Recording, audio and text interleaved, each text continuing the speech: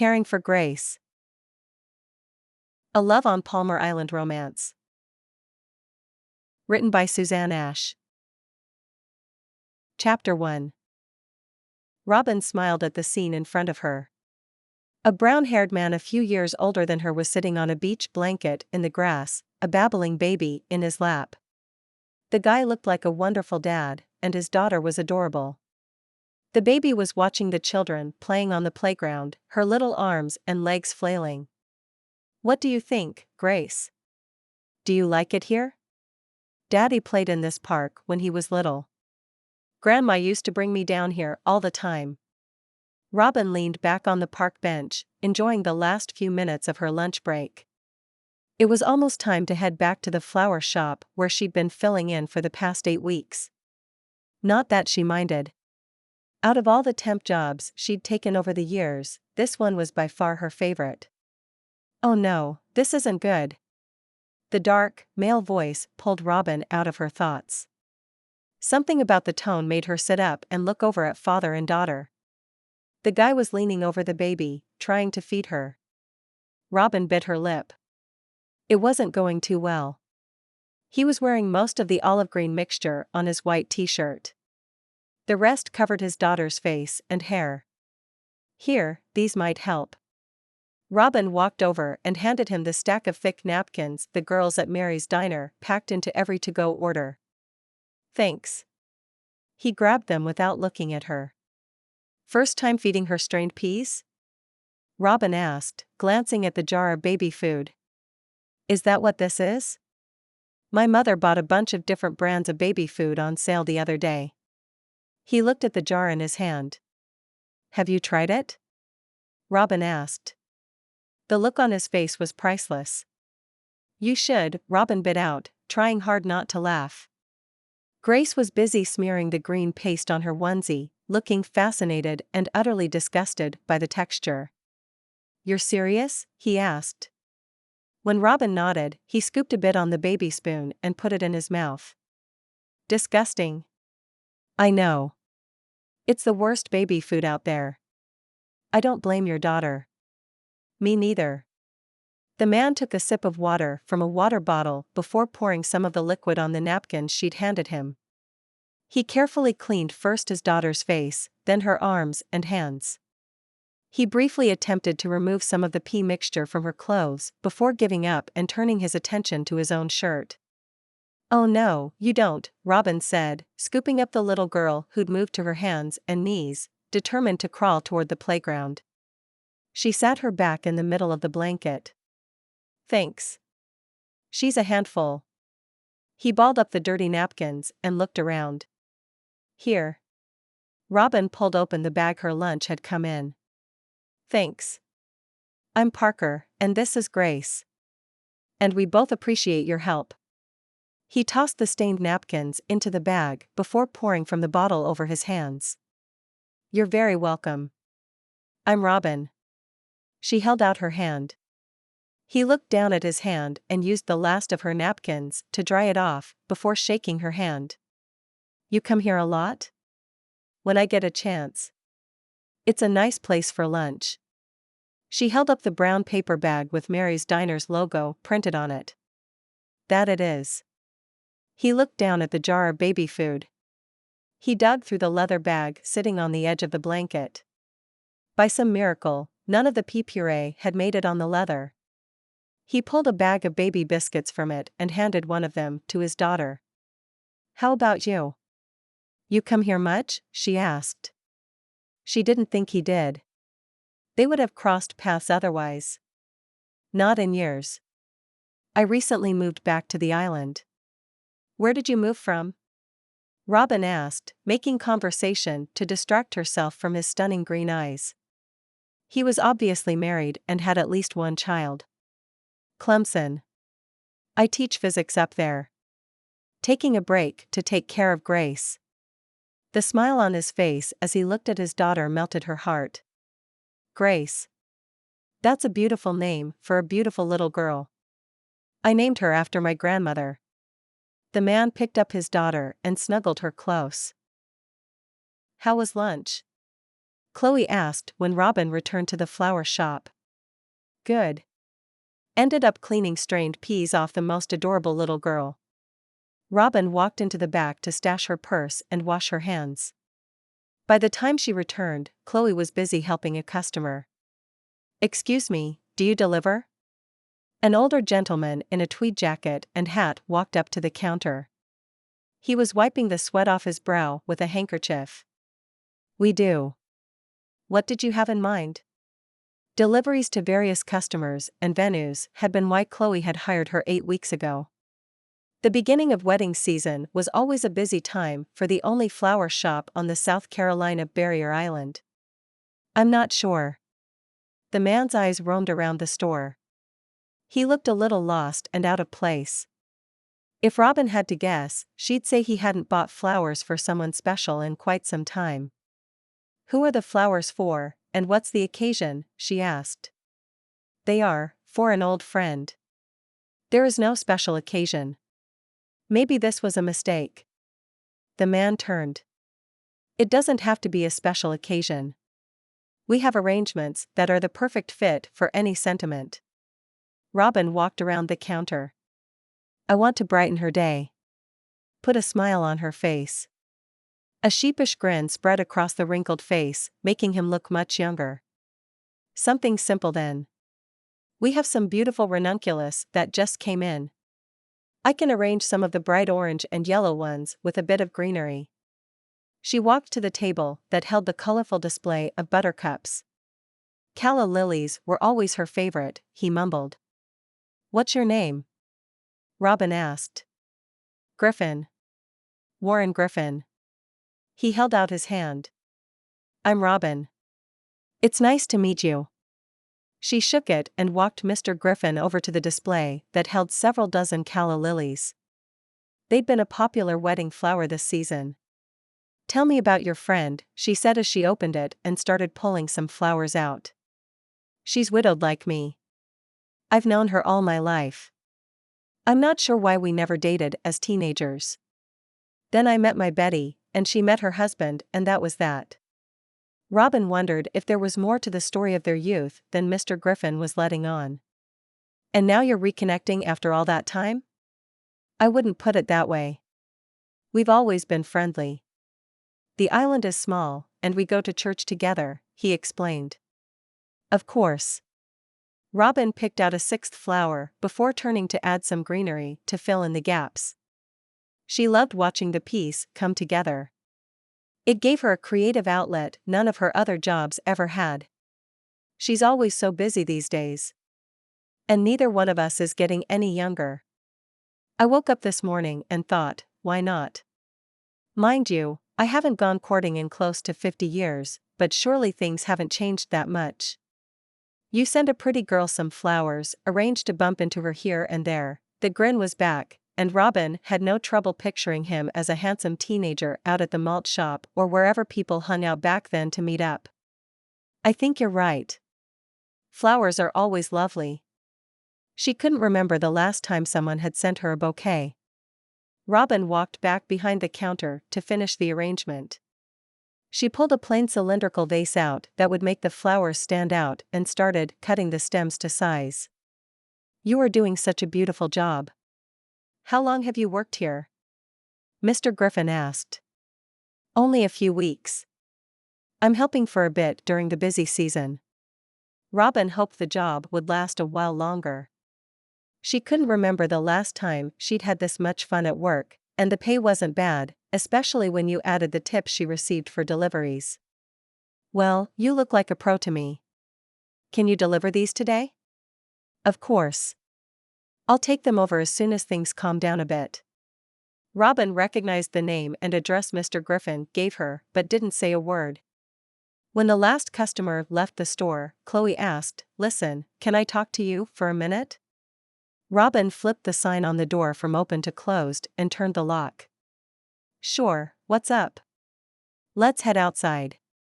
Chloe walked through the storeroom, stopping to grab a couple of cold sodas from the fridge before heading out the back door. A wooden bench overlooked the back alley where both of their cars were parked. Sit down, Chloe said before handing her the soda. Robin cracked it open and took a seat next to the flower shop manager. I talked to Amy last night. With things settling down around here and her coming back in once or twice a week, you won't need me anymore.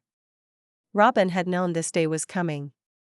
She was a temp, after all, and this assignment had already lasted longer than most. I wish I could keep you on, Chloe said. Unfortunately, the young woman who'd become a friend wasn't the owner of the shop. Amy was. Don't worry about it. I'll find something else. Robin hopped up. Do you mind if I do the flower delivery, or is this effective immediately? Of course not. And that'd be great. I'm really sorry. I wish, Chloe rose. It's fine. I knew coming in that this would be temporary. She stood up as well. You've done an amazing job and I wish the shop stayed busier. Hopefully, it's only temporary. I just need a little time convincing Amy. Chloe held the door to the shop open and waited for Robin to step in before locking it behind them. Robin swallowed the disappointment and anxiety that were rising at the thought of losing the extra income. She took Mr. Griffin's bouquet out of the fridge. She had a feeling the recipient would be more than a little surprised. Chapter 2. What did you think? Allison Cook, the assistant principal at Palmar High, was waiting for him outside the classroom. They are a bunch of bright kids, Parker said, not hiding the grin on his face. I can't tell you how much I appreciate you filling in for Mr. Kibler. I talked to his wife this morning. He'll be out for a while, but he should make a full recovery. Parker had been surprised when Allison had called him yesterday, asking if he'd be able to fill in for a few weeks to keep the AP Physics students on track. It was a small class of 8, all of them attentive and curious about his PhD dissertation and Clemson College. And they'd been good at trying to get him off track. Halfway through the class, he'd found his rhythm, and they'd made progress on the introductory lesson on torque and rotational motion. Nothing too difficult? I know this is toward the end of the semester and completely new material for you. Allison walked down the hall next to him. Not at all. The book is pretty similar to the one I use at Clemson to teach introductory physics. It's no problem at all. If he could get remote access to his files, he'd be able to tweak his lesson plans and prep from Clemson to teach a couple more classes this week. Any chance you can finish out the week and maybe hang around next week, too? That would buy me some time to find out how long Mr. Kibler will be out and maybe arrange for a replacement. She held the door open for him, waiting for an answer. I can. My mom was able to change her schedule at work. She can watch Grace in the middle of the day for a couple of weeks. Parker had a spring in his step as he made his way back to his car. The rest of the week flew by. Parker was getting to know his students by name and even set aside some time after class to help them go over previous topics they felt a little shaky on. He felt sorry for the kids. Their AP exam was coming up in less than 2 months. This wasn't a great time to change teachers, even though he had his doubts about Mr. Kibler's teaching abilities. Dr. Flagg? George Reese, the student who'd struggled the most, walked up to him in the hallway. What's up? Parker noticed the concern on the kid's face. I was wondering if you had some time to go over this dynamics question with me. I've been doing the practice exams you told us about, and for the life of me, I can't figure this one out. Parker opened the door to his classroom. They had a few minutes before the other students would arrive. Sure, let's see what we can do. The kid was bright and picked up on Parker's directions quickly. By the time the remaining students trickled into the classroom, George felt like he had a good grasp of the problem. Good morning, everyone, Parker said, mulling an idea over in his head as he moved through the next lesson on calculating torque. By the time the bell rang, he was ready to take action. Can I talk to you for a minute? Parker asked. He was standing in the door to Allison's office. Sure, come in. Allison closed her laptop and pointed to the chair in front of her desk. The last time I sat in this chair, I was in trouble for playing baseball in the hallway, Parker said. He ran a hand through his hair, thinking back to his junior year here at Palmar High. He and his friend Braden had been playing catch when one of them bounced and hit the trophy case, shattering the glass. I remember that. You guys got detention for a week. Allison smiled. We did. My mom made me get a job to pay for the replacement case. He'd painted houses for months to make enough. It's a good case. It's still there. What did you want to talk about? AP exams are coming up in a little over a month, and a few of the kids are fuzzy on some of the concepts and calculations. I'm doing what I can in class, but they are so far behind pace already. Parker shook his head. He didn't want to speak ill of a sick guy, but Mr. Kibler didn't seem like the most competent physics teacher. I see. What did you have in mind? Allison grabbed a pen and notepad. I was wondering if the students could eat their lunch in my room while we go over some of this. Or maybe start some sort of after-school study group. Only for a couple of days until you find them a new teacher. He wasn't sure how late he'd be able to stick around, but these kids needed all the help they could get to pass the exam. Lunch is right after their class with you. I don't see why they couldn't eat in your room. It would be entirely voluntary. Up to each student. Parker nodded. Of course. I don't want them there if they don't want to be there. We'll all work better if everyone is motivated. Give them 10 minutes to get their food, then have them meet you in your classroom. And Parker, you're responsible for keeping your room clean. Allison grinned. Yes, ma'am. Parker shook his head and returned the grin. He knew she was teasing him. He'd had a reputation for being messy in high school. Thankfully, that was something he'd outgrown. He could handle a few teenagers eating lunch in his classroom. How much worse than college kids could they be? Parker, hold up. Parker turned and saw Allison run across the school parking lot to catch up with him. What's up? He asked when she reached him, her cheeks flushed, her breath coming quickly. She held up a hand. Take your time. He leaned against his car, setting his briefcase on the ground. I wanted to talk to you about teaching the class through the end of the school year. I heard from Mr. Kibler's wife this morning. He won't be back until next year. That bad? Parker saw the concern on Allison's face, and he got the feeling it wasn't because she had to find a long-term replacement. Allison nodded. It's not looking good. Can you do it? I'd hate to have the kids get used to a third teacher this close to the end of the year. Besides, I don't know where I would find someone AP qualified. A white Oldsmobile pulled up in the parking spot next to his, and Miss Doris climbed out. Allison, just the person I was looking for. I made a few cookies for the school board meeting. She opened the back door and pulled out a large tray of homemade cookies. A few? Parker teased. It's a long meeting. You wouldn't mind carrying these in for me, young man, would you? She held the tray out to him. I'd be glad to. Let me throw this in my car. He put his briefcase in the passenger seat of his car before accepting the metal tray from Miss Doris, and the three of them headed back toward the main entrance of the high school. I hear you've been taking over the smart kids physics class. How's that going? Miss Doris asked. I'm enjoying myself. I'm not so sure my students are. Parker grinned across the cookie tray. They're not supposed to, Allison said. He's doing so well. I'm trying to talk him into finishing out the year. And you're good with that? Or you're ready for a break?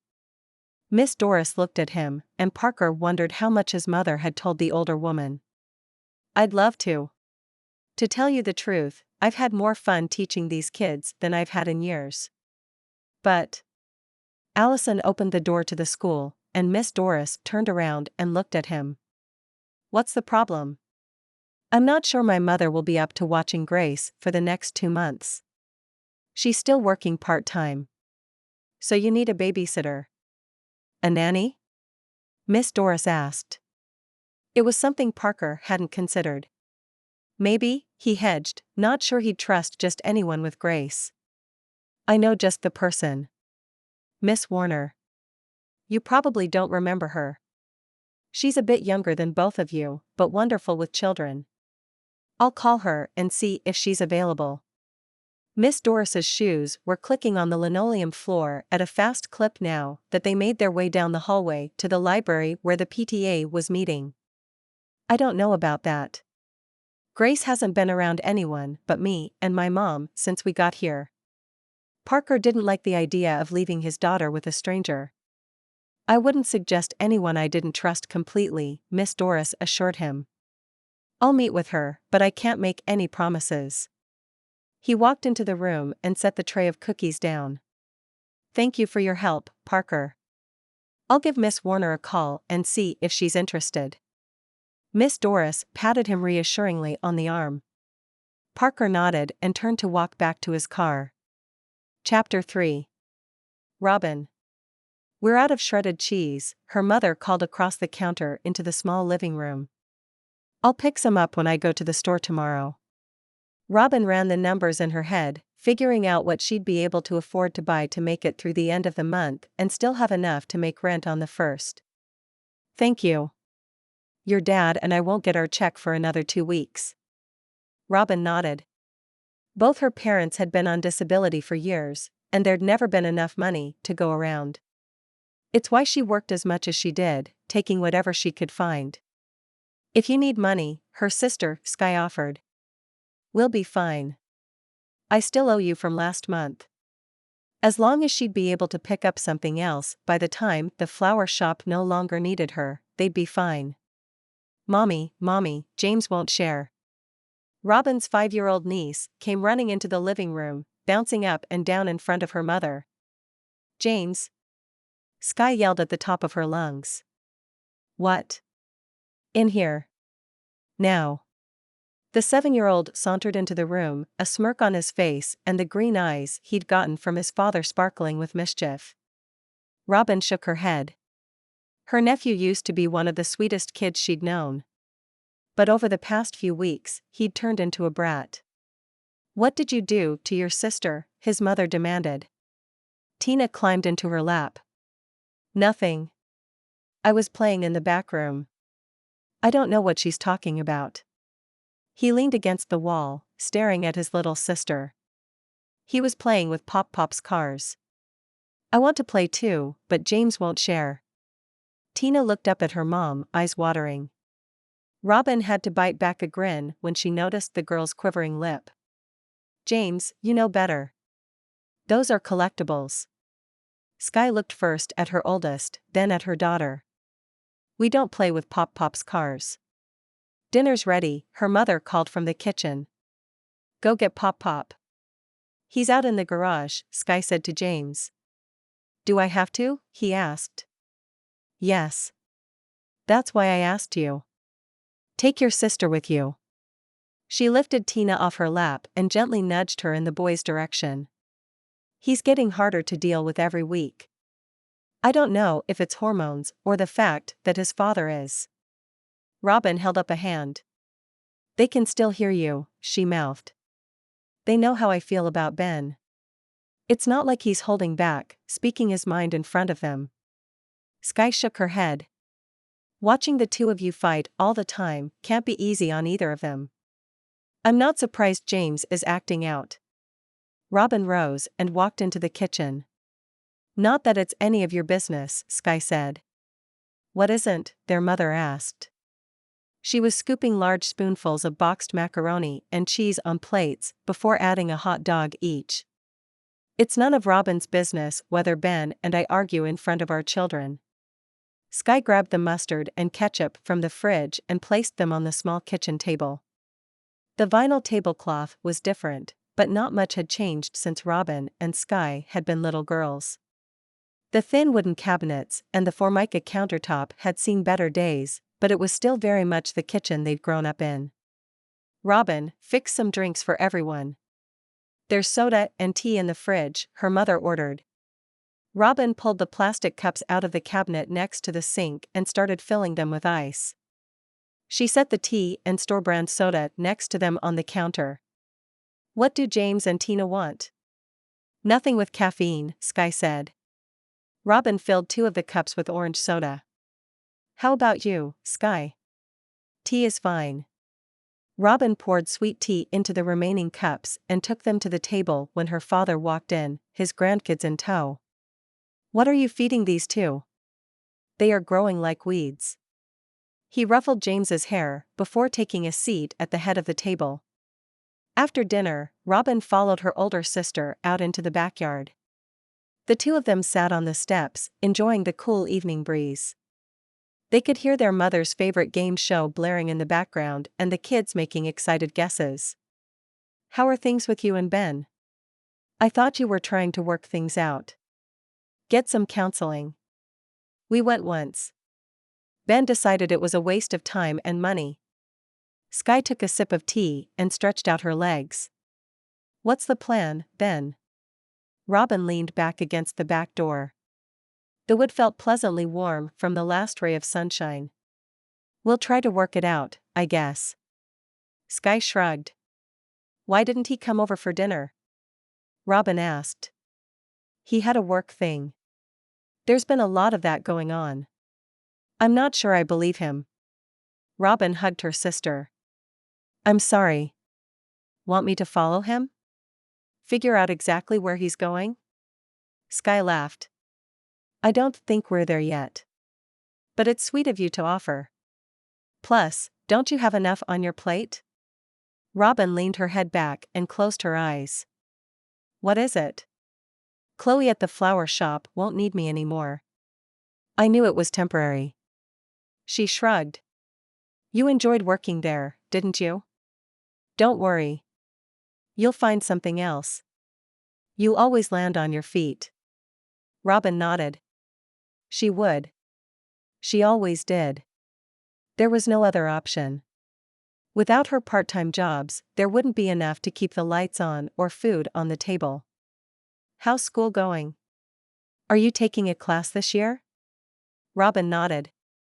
I'm taking business statistics this year. It's a lot easier than I expected. Better than the taxation class I took last semester. Are you able to take it online again? Flexible schedule? No such luck this time. It's a night class up in Myrtle Beach. The good thing is that I can work a shift at the Drunken Goat right after. It made for long days, and she didn't make as much during weeknights as on Friday or Saturday evening, but Robin took every shift she could to help pay the bills. You're still working in that joint? I figured you gave that up when they hired you at the flower shop, Skye said. I wish. The money is too good to give up. And the shop was a temporary thing. Without the weekend tips at the Drunken Goat, she would never stay on top of the bills. Skye shook her head. I don't know why you're sticking around. Those 2 spend any money they have faster than the government sends it. You need to get out of here and take care of yourself. And then what? Robin couldn't imagine her parents functioning without her. As long as she could remember, it had been her and her sister who made sure there was food in the house and the power stayed on. Before they'd been old enough to get part-time jobs, you never knew when either would be gone. School breakfasts and lunches had often been their only meals for the day. Let them fend for themselves. They managed somehow before you started working 2 jobs in high school. You helped before I did. You know it wouldn't end well if someone didn't stock the fridge and went to pick up their medication. Not that Robin minded. They were her family. Think about how long you could have finished your accounting degree if you didn't have to work 10 to 12 hours a day to support all 3 of you. You'd be making bank by now. That's true. It was something Robin struggled with each semester.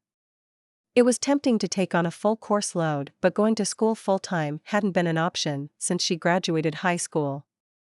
Neither was paying the tuition for more than 1 or 2 classes each semester.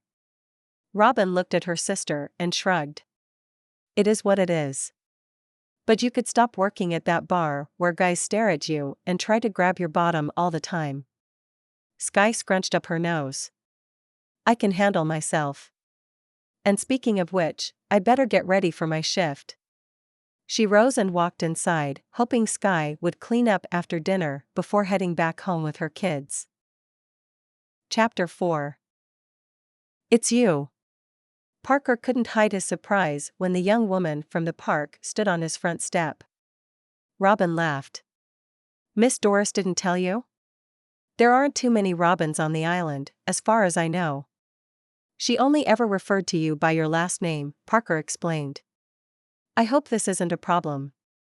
Robin took a step back, shoulders dropping. Not at all. Come in. Grace and my mother are in the living room. He stepped back and motioned for her to come inside. A soft scent of lavender and some earthy herbal spice was in the air as she walked past him. Parker closed the door and caught up with Robin to lead the way. Robin, this is my mother, Lynn Flagg. And you know Grace. It's nice to meet you, Mrs. Flagg. Robin's smile was warm when she held out her hand. His mother shook it, her eyes hooded and the smile more reserved than he expected. How do you know my granddaughter? Lynn asked. We met at the park, Robin said.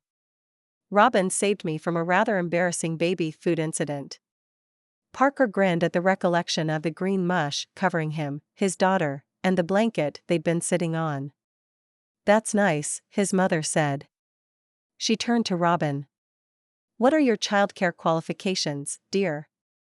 Miss Doris recommended her, Parker interjected before Robin could respond. His mother nodded and looked back at the young woman. Why don't you take a seat? Can I get you something to drink? Parker motioned to the love seat across from the couch his mother perched on. Grace was sitting on a small quilt on the floor, playing with toys. Some water would be nice. Robin smiled at him.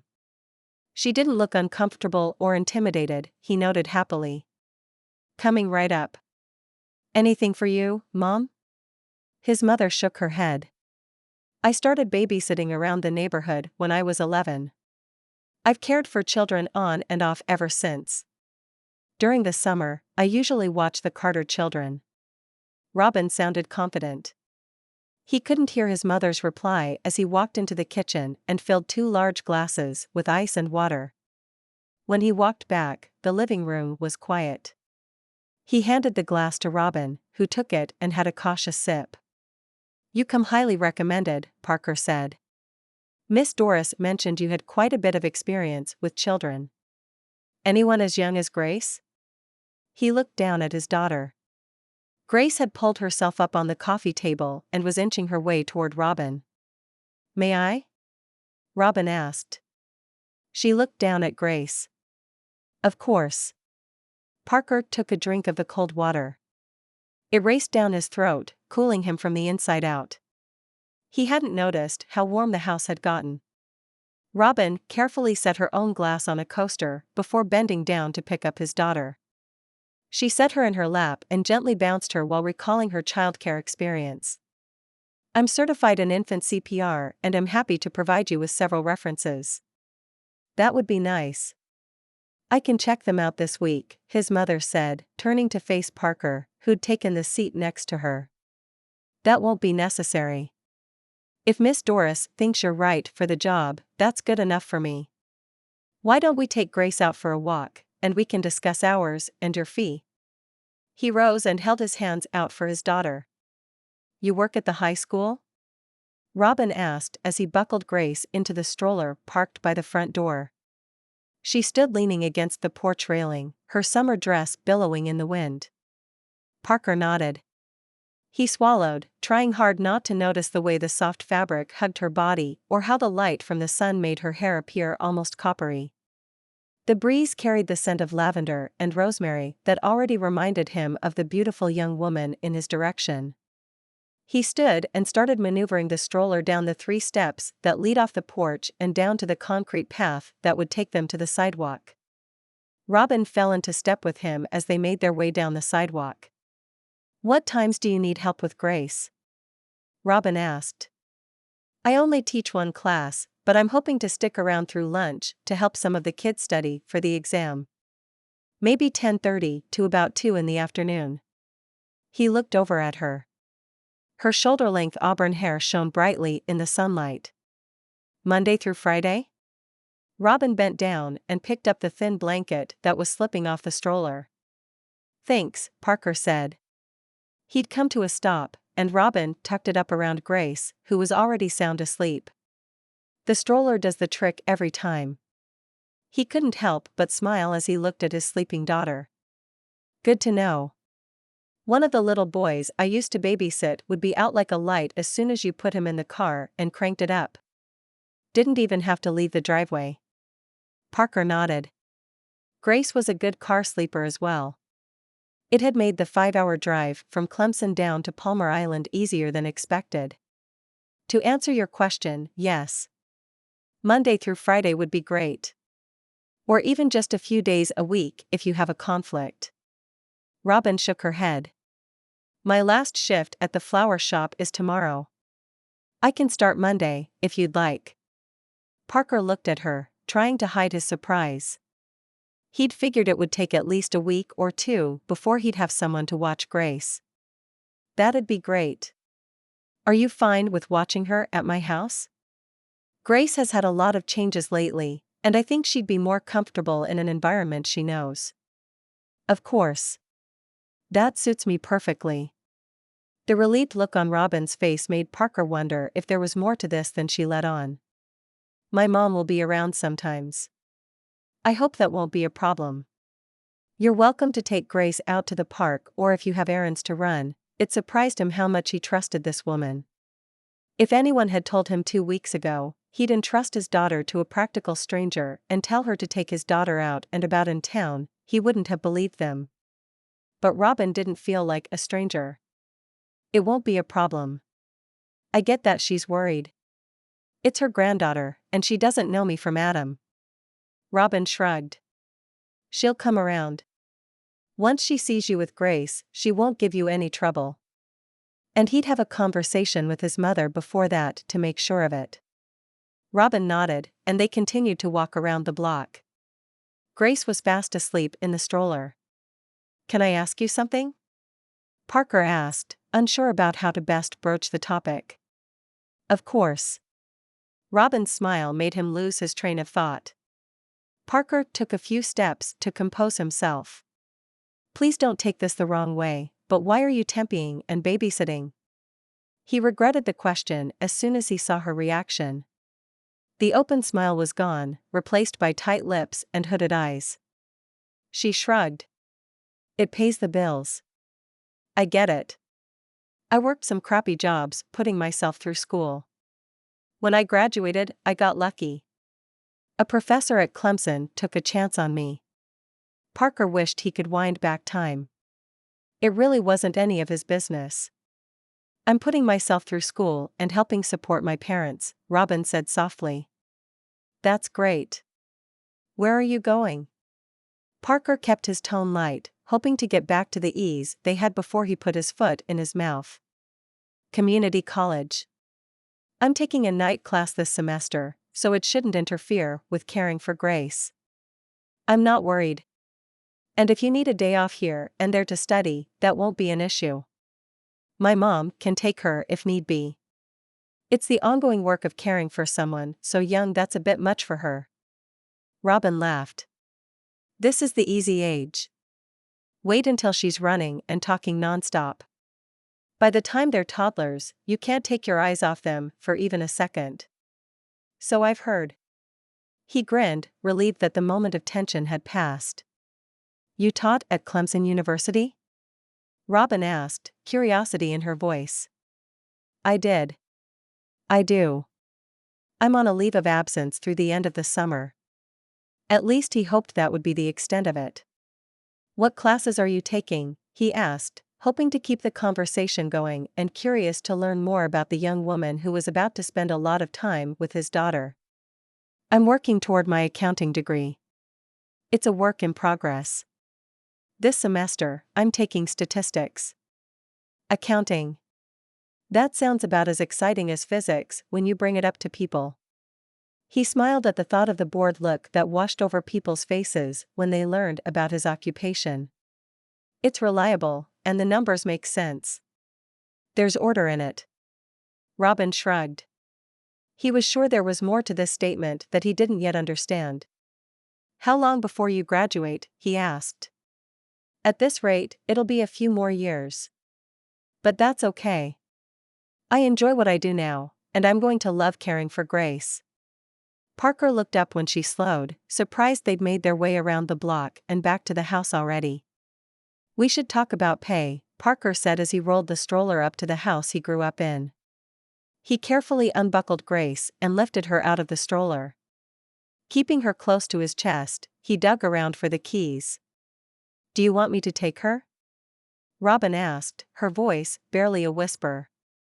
Parker nodded and waited for his daughter's new babysitter to take a step to close the distance between them. He could smell the scent of lavender he'd noticed earlier that he was associating with the beautiful young woman. He handed her the baby, their hands touching. Robin's were soft, their warmth racing up his arm and straight to his chest.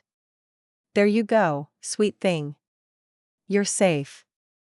I've got you, Robin murmured while stroking Grace's back when she stirred.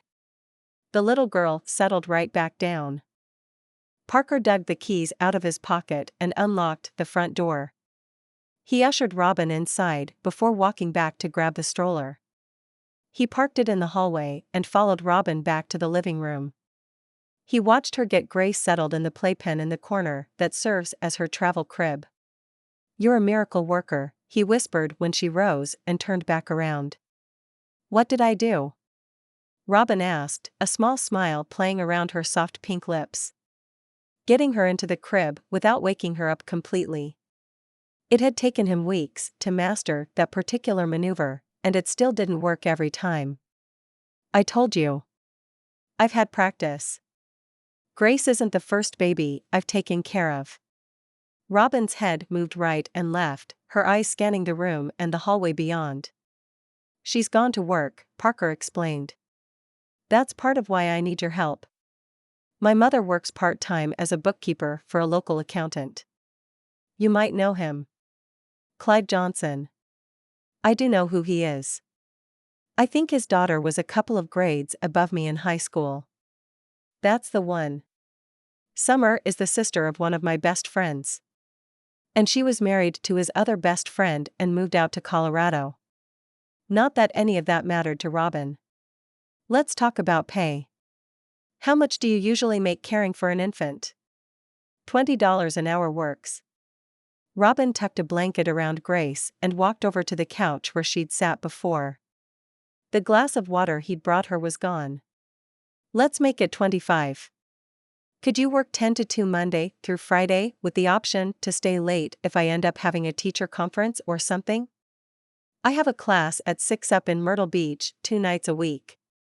As long as I can make it up there in time, I don't mind staying late. Parker nodded. Shouldn't be an issue, and hopefully I can give you a few days' notice if I need you past 2. He took the seat across from her.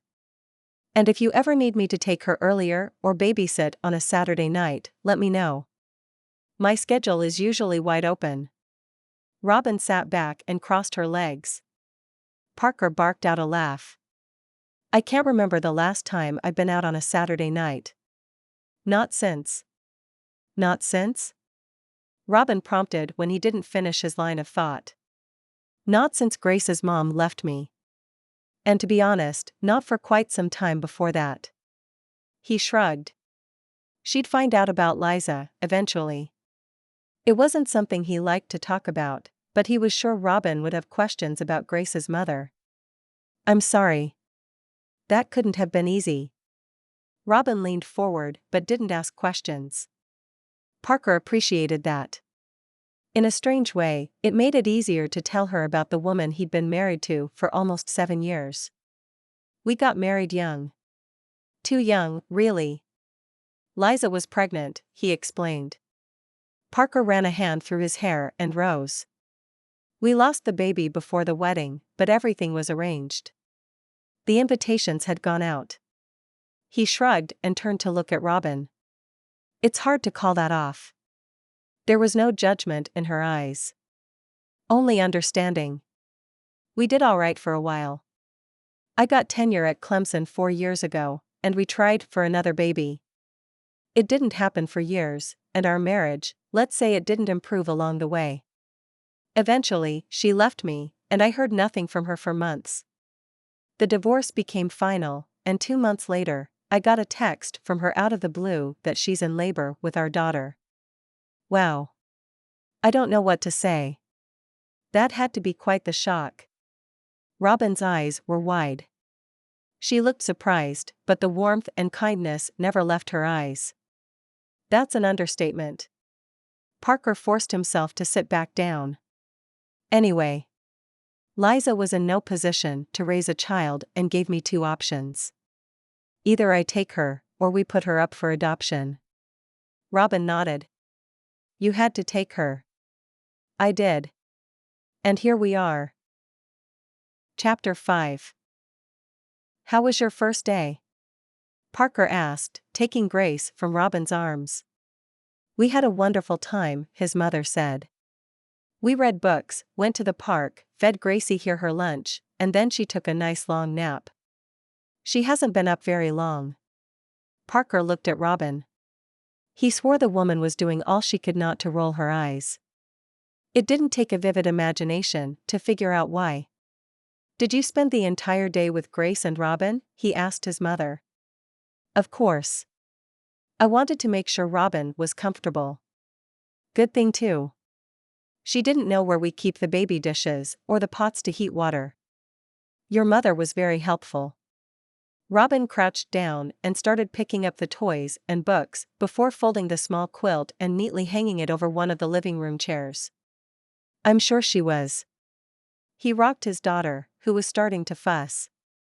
Between the barrage of texts he'd sent her to check in on them, the phone calls between classes, and having his mother around, he was surprised Robin was still here, let alone pleasant company. She's probably wet. I'll go change her before I head out. Robin held her arms out for the baby, and he handed her over. I thought you had a garden club meeting this afternoon. Parker looked at his mother and raised an eyebrow. Lynn Flagg waved him off. They will be fine without me. You didn't expect me to leave that woman here with my granddaughter? Unsupervised? She shook her head. That's exactly what I expected. It's why I hired Robin. And checked up on her himself. And if his mother kept this up, she'd be ready to quit within a matter of days. That's right. You hired her out of the blue. Somebody had to be here to make sure Gracie would be fine. And to tell you the truth, I'm not so sure about this girl. His mother rose and started pacing the living room, stopping only to pick up the quilt and refolding it. Miss Doris recommended her, and I checked her references. And you've seen her with Grace. The words were as much to tame his own anxieties as that of his mother. Doris isn't right about everything, no matter what you boys think. His mother replaced the quilt. References can be falsified. Mom. Parker was losing his patience with his mother. It's her family that worries me. You know what kind of people the Warrens are. He hasn't done an honest day's work in decades, and her mother is a nutcase. His mother sat down on the couch, her hands clenched together. You don't even know them, Parker said. Robin's family and their reputation were the least of his worries. Not well. But you hear things, you know. At church, at the garden club. Didn't you teach me not to believe in wild rumors? I did. But this is different. You're bringing this person into my house and are having her take care of my granddaughter. I trust Robin, and so should you. Parker worked hard to keep his voice down. At least promise me you won't let her take my sweet granddaughter over to their house, his mother said. Parker heard Grace's sweet coo and turned. Robin was standing in the hallway, and from the look of her pale face, she'd heard enough of their conversation. He rose and took his daughter. I'm sorry you had to hear that. It was inappropriate, and I am sure my mother will apologize to you. He turned to look at the woman who'd caused the look of anguish on Robin's face. I'm sorry, Robin. I didn't mean for you to hear any of that. Thank you. Robin nodded in Lynn's direction. I better get going. Parker followed her out into the hallway. He watched her duck into the kitchen, returning a moment later with her purse. Wait. We should talk about this. Maybe we can go get some coffee or dinner. He stopped when Robin turned and stared at him. I don't think that's a good idea. Besides, I should check on my parents. I'll see you tomorrow at 10. The front door opened and shut, and she was gone. Thank you for meeting me, Parker said, as she slid into the booth at Mary's diner that evening. Robin smiled. You didn't give me much of a choice. Parker had insisted on taking her out to talk from the time she'd set foot in the door of his house this morning, his mother's house, she reminded herself. How was your day with Grace? He asked before opening the menu to peruse it. Aside from having my mother hover over you the entire time. We had a good time. I took her out into the garden for a while. She's not sure what to think of the grass. Robin grinned at the memory of the little girl's scrunched up face. She'd lifted her little legs, avoiding any contact with the soft, green blades. You should see her in the tub. She loves it once she's all the way in, but until then, that girl can do pull-ups like you wouldn't believe. Robin laughed. I can see that. Parker's grin did something to her that she'd rather not think about. Parker, where is that little girl of yours? Mary, the owner of the diner, stopped by their table. At home, with my mom. Do you know Robin? She's watching Grace for me for a few hours each day. You couldn't have picked a better person. Robin used to babysit Sandy's kids during the summer. Mary put a hand on Robin's shoulder and squeezed it. I'll send her over to take your order. Do you still like fries and gravy? Yes. Robin and Parker said at the same time. An order of fries and gravy coming right up. On the house. Mary walked off toward the kitchen, stopping to talk to a waitress with long, blonde hair pulled up in a high ponytail. Sandy, he presumed. So, you're a gravy and fries guy? Robin looked up at him across her menu, her lips twitching. I am. My dad would take us here whenever we won a baseball game. He always ordered Mary's biscuits and gravy, no matter what time of the day it was. And he'd steal some of my fries and dip them in gravy. Parker hadn't thought about those days in years. And you figured you'd try it yourself? I did. I was sold on it. My friends thought it was weird, but Mary was always happy to serve it to me. If you ask me, she should put it on the menu. The blonde waitress walked up to their table, a plate of fries covered in sausage gravy in each hand. Here you go. Mary sent these out for you. What else can I get you? Parker looked at Robin. Her eyes were scanning the menu. I'll take the double stack burger with bacon and cheddar, no sides. And a Coke with lots of ice. You've got it, Sandy said, scribbling in her notepad. What about you, Robin? I'll have the turkey melt. And some ice water to go with that. What turned you into a fry and gravy aficionado? Parker asked when Sandy left with their order. We had this German exchange student when I was in high school. Catherine and I would come here after school.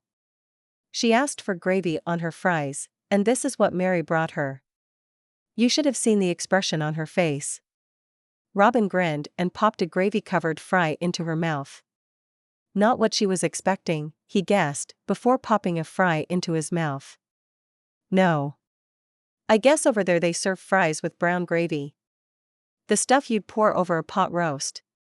She didn't know what to make of sausage gravy at first.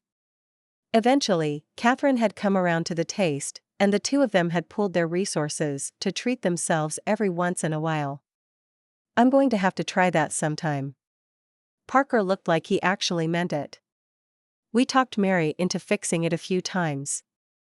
It's pretty good, but not as good as this. Robin used her fork to pick up a couple of fries and a big chunk of sausage, regretting the size of the bite almost immediately. Tell me more of your day with my little girl. You wouldn't believe how much I missed her, Parker said when their main meals arrived. He dug into his burger like he was starving. Despite the fact that he'd finished his fries and quite a few of hers.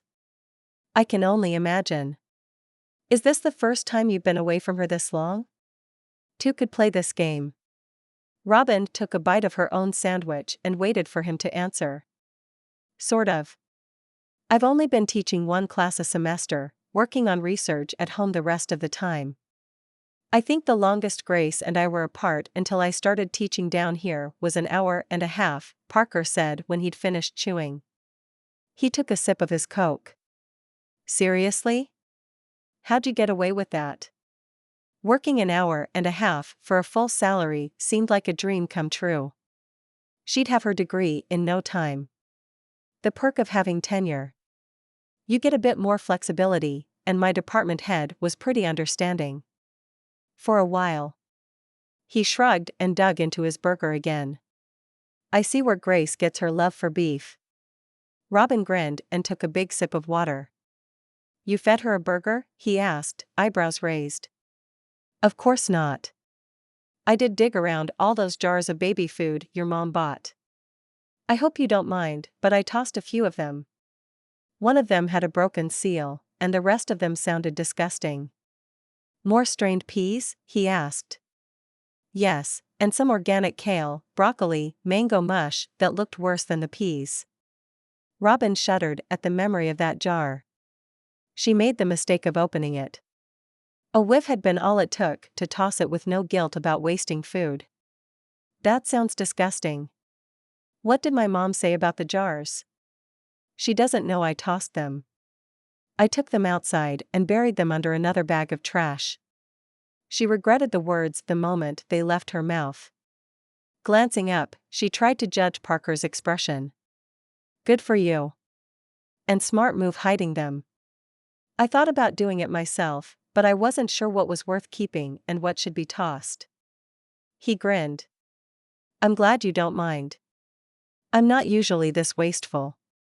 To prove her point, she took another bite of her sandwich. Don't worry about it. I'm not making the big bucks at Clemson, but a few extra jars of baby food won't break the bank.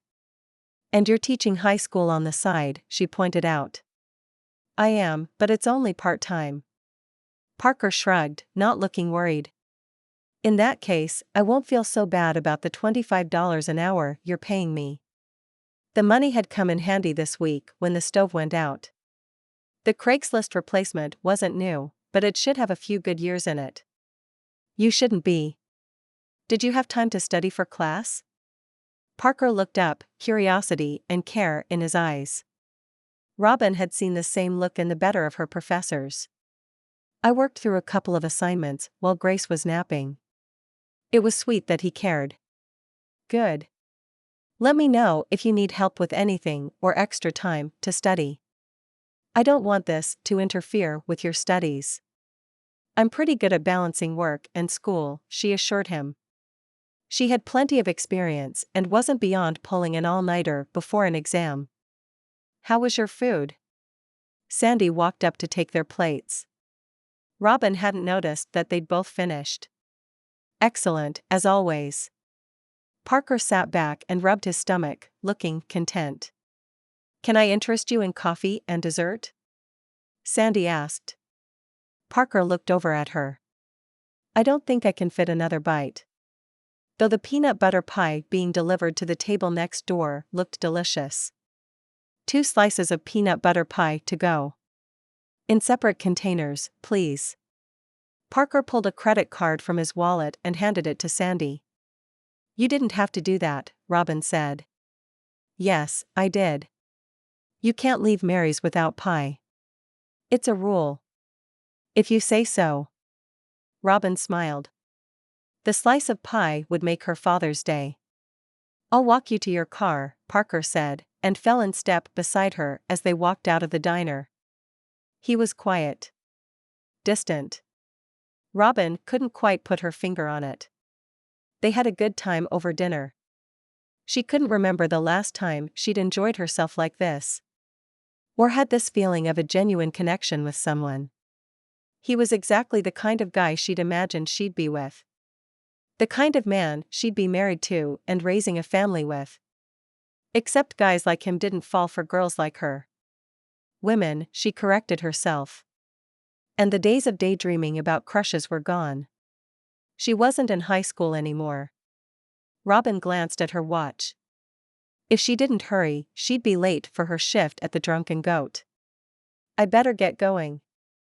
He nodded and walked off. Chapter 6. What do you think, Grace? Are you ready for story time? Robin had Grace in her lap. She looked around the children's area of the library.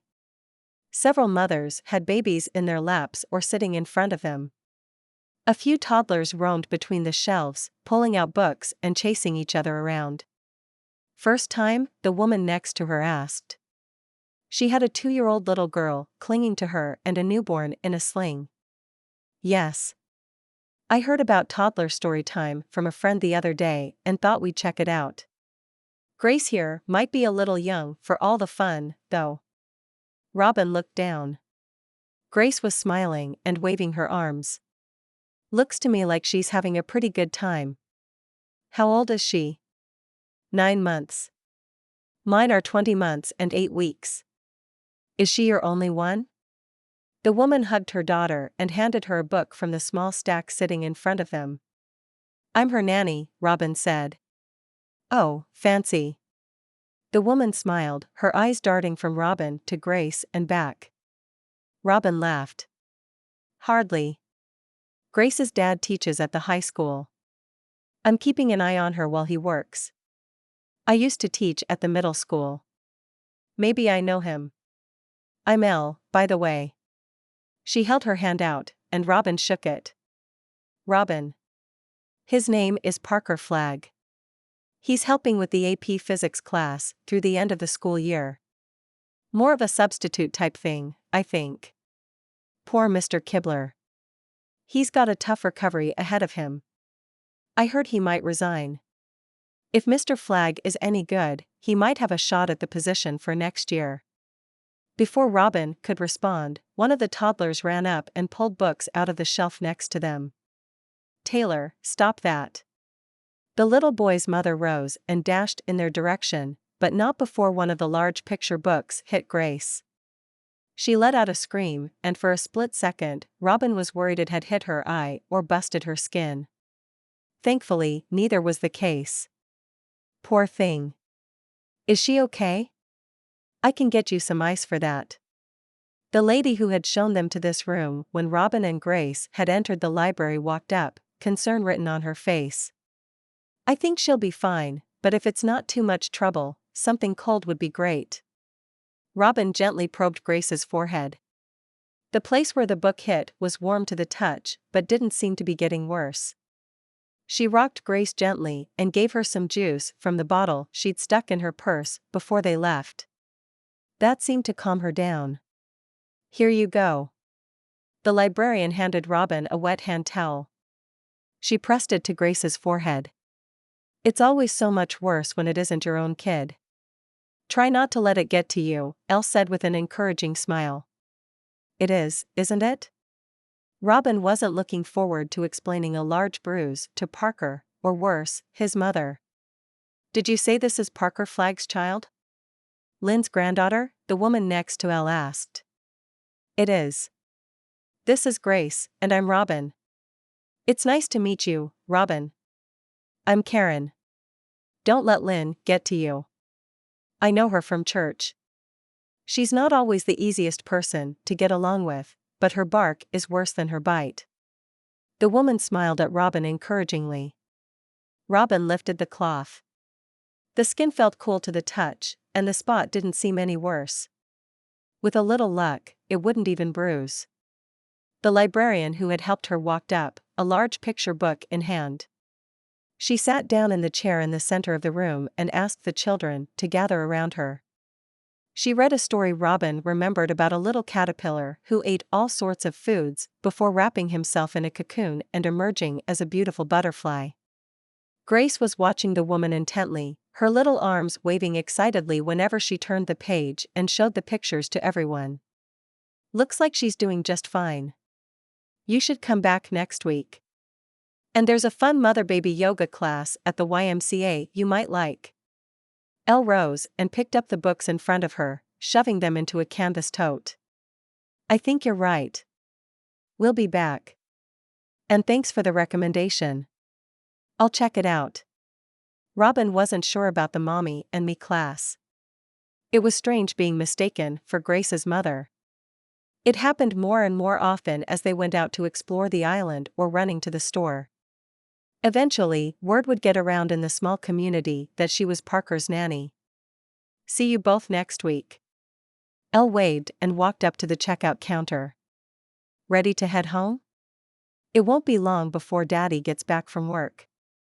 Robin picked Grace up, and they made their way back to her car.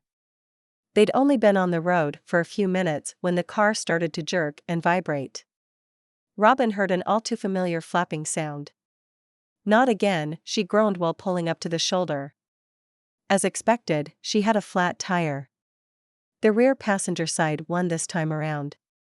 At least they were on one of the quieter roads on the island. Robin took the car seat out with Grace in it and set it up against a fence pole on the side of the road. She popped the trunk and dug around for the tire iron and the spare. 10 minutes later, with the sun beating down on her, she threw the iron to the ground. The lug nuts wouldn't budge, no matter how hard she tried. Robin wiped the sweat off her forehead. At least Grace was sitting in the shade under a large oak tree, keeping herself entertained with a set of plastic toy keys.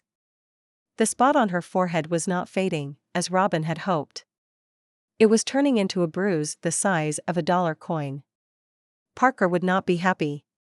Robin gave it one more try, without success. Sighing, she climbed into the car to grab her purse. She'd have to call someone to help. She dug around the large canvas bag she carried when she was out with Grace. She found the extra diapers, the small container of wipes, snacks for Grace, her wallet, her chapstick, a pack of gum, and a small notebook. Everything except her phone. "It's got to be here somewhere," she mumbled under her breath before appending the bag in the passenger seat. "Are you sure she didn't say anything about where they were going?" Parker asked his mother again. "Her car was gone when I came home from the store.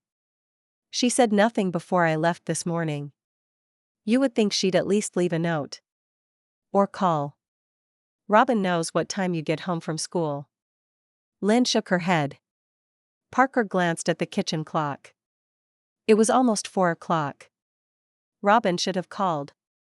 Better yet, she should have stayed here at the house with Grace. There was plenty of formula and baby food in the kitchen, and the changing table was full of diapers and wipes. They shouldn't be on an errand to the store. He pulled out his phone. No missed calls, no voicemail, and no response to the string of text messages he'd left her. "I told you it was a bad idea to hire her. The Warrens have always been nothing but trouble. You can't rely on any of them." His mother huffed and sat down in a kitchen chair. "Let's not jump to conclusions. Maybe she lost track of time, or they're out on the beach." There were a couple of places on the north end of the island with spotty cell reception. Parker walked over to the kitchen window and looked out on the street, hoping to spot Robin and his daughter. Parker was almost ready to call the police, or at least get in his truck to search for them, when he saw Robin's car drive up the road toward the house. By the time the car had come to a stop by the side of the road, he was there, pulling open the door to the back seat. He unbuckled Grace and picked her up. "Where have you been?" he said, forcing himself to stay calm for his daughter's sake. "I took Grace to the library. We had a flat on the way home." Robin got out and followed him into the house. "You should have called." "We were worried sick," he spit out. His mother was waiting for them by the door, taking Grace the moment they were all inside. Parker slammed the door shut and turned on her. "I'm sorry. I couldn't find my phone. I must have left it here." Robin looked around the kitchen. He followed her gaze and noticed it on the counter, plugged into the outlet. We had no idea where you were. You should have left a note. Lynn stood in the door, Grace in her arms. I took her to story time. We should have been home long before either of you came back home. Robin's shoulders were slumped. She looked like a mess, her hair pulled up, grease marks on her shirt and face. Why does Grace have a bruise on her head? Lynn asked. He walked over to examine his daughter. His mother was right. The blue and purple spot on his daughter's forehead looked painful. What happened?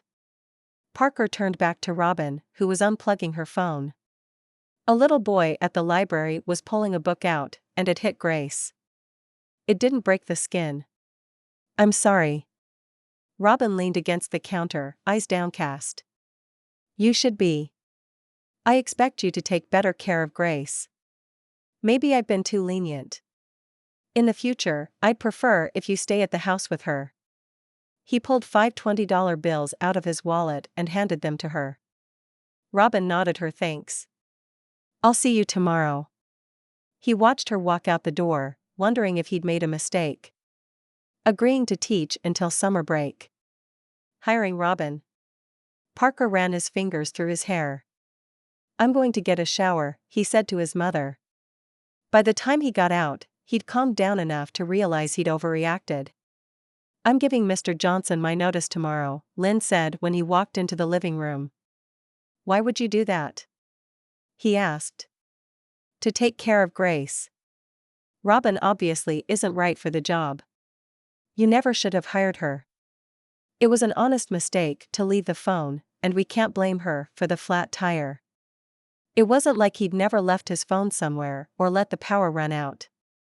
It had driven his department head mad. And what about this? His mother touched Grace's forehead, gently caressing the bruise on her head. Parker shrugged. It hurt him to see the bruise, but it wasn't the first. Nor the last. She got scratched the other day in the bath. Things happen, and Grace is a tough cookie. His mother cast her eyes down to the floor. It had been her artificial nails that had scratched Grace's leg, but there was no need to call her out. Things happened.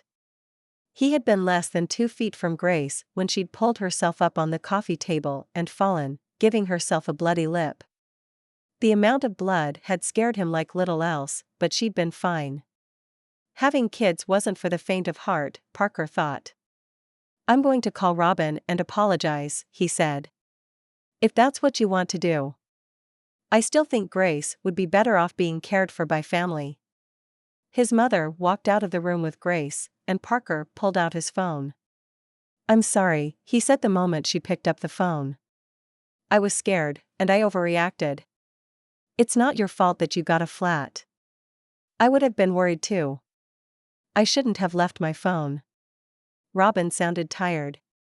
Kids were screaming in the background, and if he wasn't mistaken, she was washing dishes. Don't worry about it.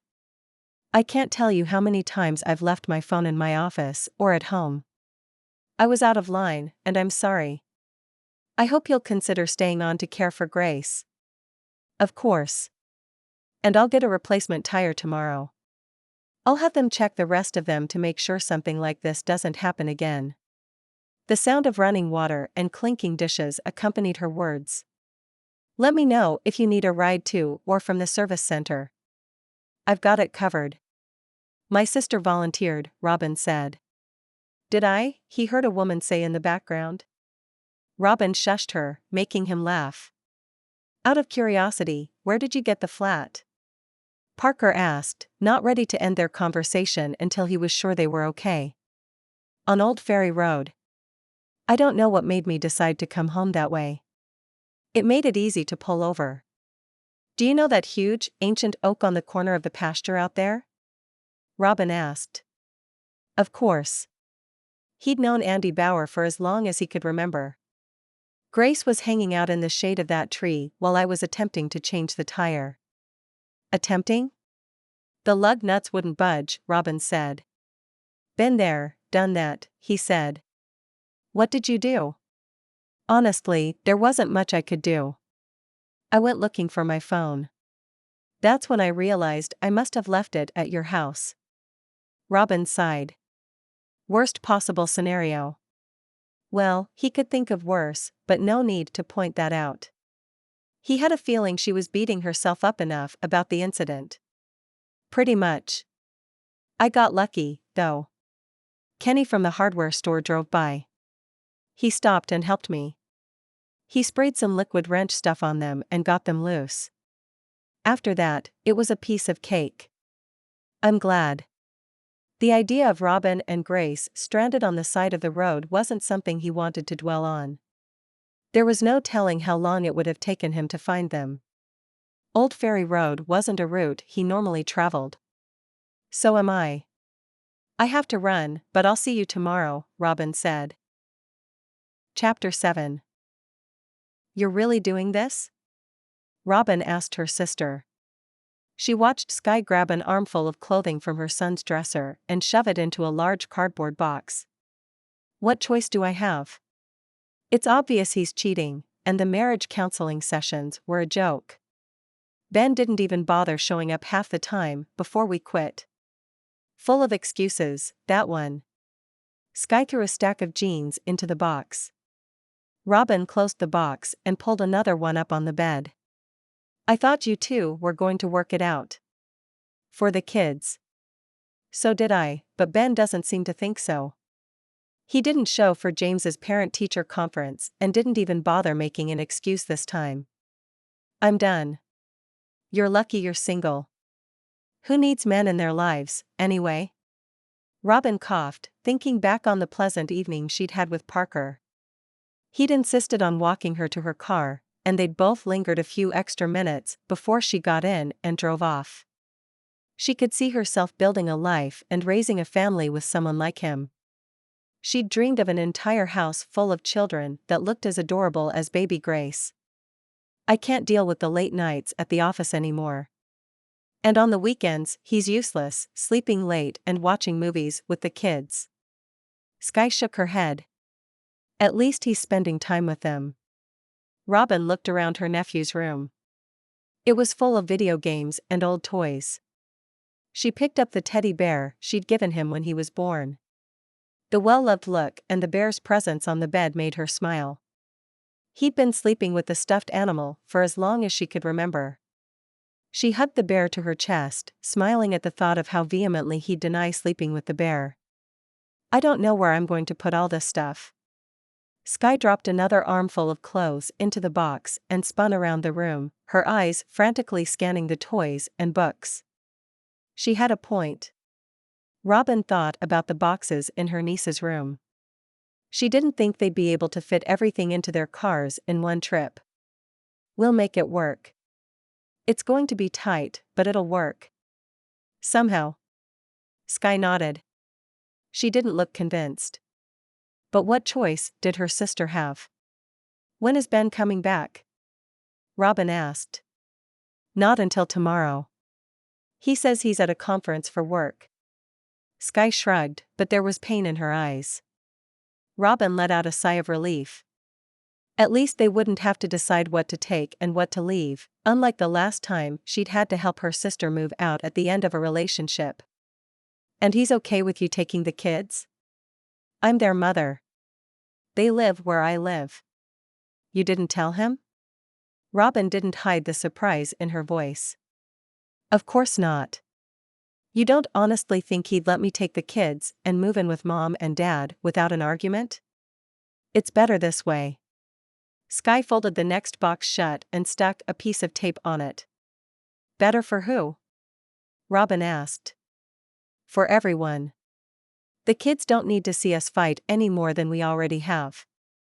He'll come home and realize how serious I am about this separation. I told you. He's cheating on me, and that's not something I can live with. And you're sure about that? Ben never struck her as the cheatin' kind, but then who did? Of course. Why else would he be gone days at a time and forget to even bother checking in to say goodnight to his kids? I don't need to hire a private investigator to know what's up. Besides, things haven't been the same between us for a while. Skye's eyes wouldn't meet hers. If you're sure this is what you want, Robin said.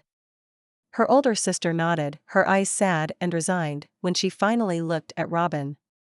Okay then, let's do this. We can have you and the kids moved in by dinner time. I'm glad you could make it. We haven't had a chance to hang out since I moved back. Parker walked back into the living room, 2 bottles of ice-cold beer in his hand, handing one to Simon. It's good to have you back, man. I haven't had someone to watch the game with since Braden moved out to Colorado. Simon was sprawled out on the couch, his feet propped up on the coffee table. Who's pitching? Parker asked, glancing at the TV and getting comfortable himself. Rayburn. His stats are off this week. Not sure what's going on with him. Simon took a sip and sighed contently. Is this what the two of you are going to do all day? Lynn walked into the room, lips tight. Yes, ma'am. That's the plan. Simon sat up and put his feet on the floor. In that case, I'm going to spend the afternoon at Miss Doris's house. She invited a group of us over to help bake cookies for the elementary school kids. All 234 of them. Lynn shook her head. That sounds like a lot of work. It's nice of you to help. Parker smiled and watched the expression on his mother's face soften at the compliment. Turn the TV down and keep an ear out for Grace. She should be done with her nap in half an hour. I've got it covered. Parker held up his phone. The baby monitor app showed his daughter moving around in her sleep in her crib. Maybe half an hour was a little optimistic. There's stuff for sandwiches in the fridge if you boys get hungry. Lynn turned and walked down the hall. 2 minutes later, Parker heard the front door close and lock. Why do I suddenly feel like I'm 12 again? Simon said after she was gone. Tell me about it. I live here. Parker looked at the video on his phone and breathed a sigh of relief. His daughter was settling back down. How is that working out, by the way? Can't be easy to move back home after all these years. Simon would know. He'd done the same a little over a year ago and then moved in with his grandmother to care for her. About like you'd expect. Having help with Grace has been great, though. I'm actually getting some sleep. Parker hadn't realized how hard being a single dad had been until he'd moved back and gotten help. With both his mom and Robin caring for his daughter some of the time, he felt like he could finally hear himself think again. I hear that's a problem once the kids arrive. Simon looked worried. The first 2 months are the worst. Don't plan on getting any work done, Parker cautioned the expectant father. Noted. Not like I'm getting that much sleep now. Sophie's up all hours of the night with heartburn. I don't see where she gets the energy to make it into the store every day. Simon shook his head. How is the store doing? I've been meaning to stop in the book nook since I moved back. Parker's eyes flashed to the screen, watching the next pitcher take the mount. They are staying busy. For an independent bookstore, it's doing well. In large part thanks to Simon's help. Since meeting and falling in love with Sophie, the owner, he'd been running their online advertising campaign. You might need to hire someone to help with the kid. Eventually. Parker sipped on his beer, the image of a certain dark-haired nanny popping into his head. I think we'll have it covered for a while. Sophie plans to take a lot of time off. And I'll be there when she needs to run to the store to check on stuff.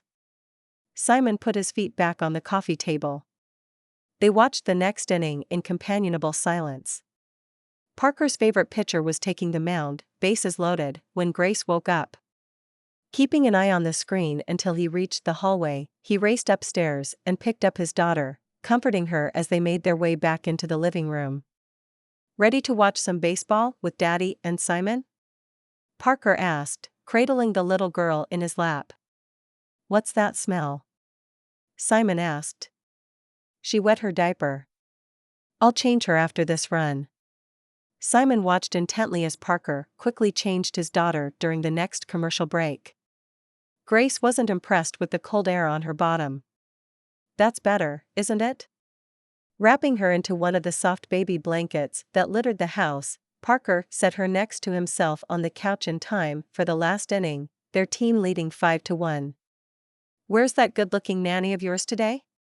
Simon asked. His eyes didn't leave the TV screen. "Robin? I think she's studying for her stats exam." "Seriously? She's a nanny and a college student? You lucky dog."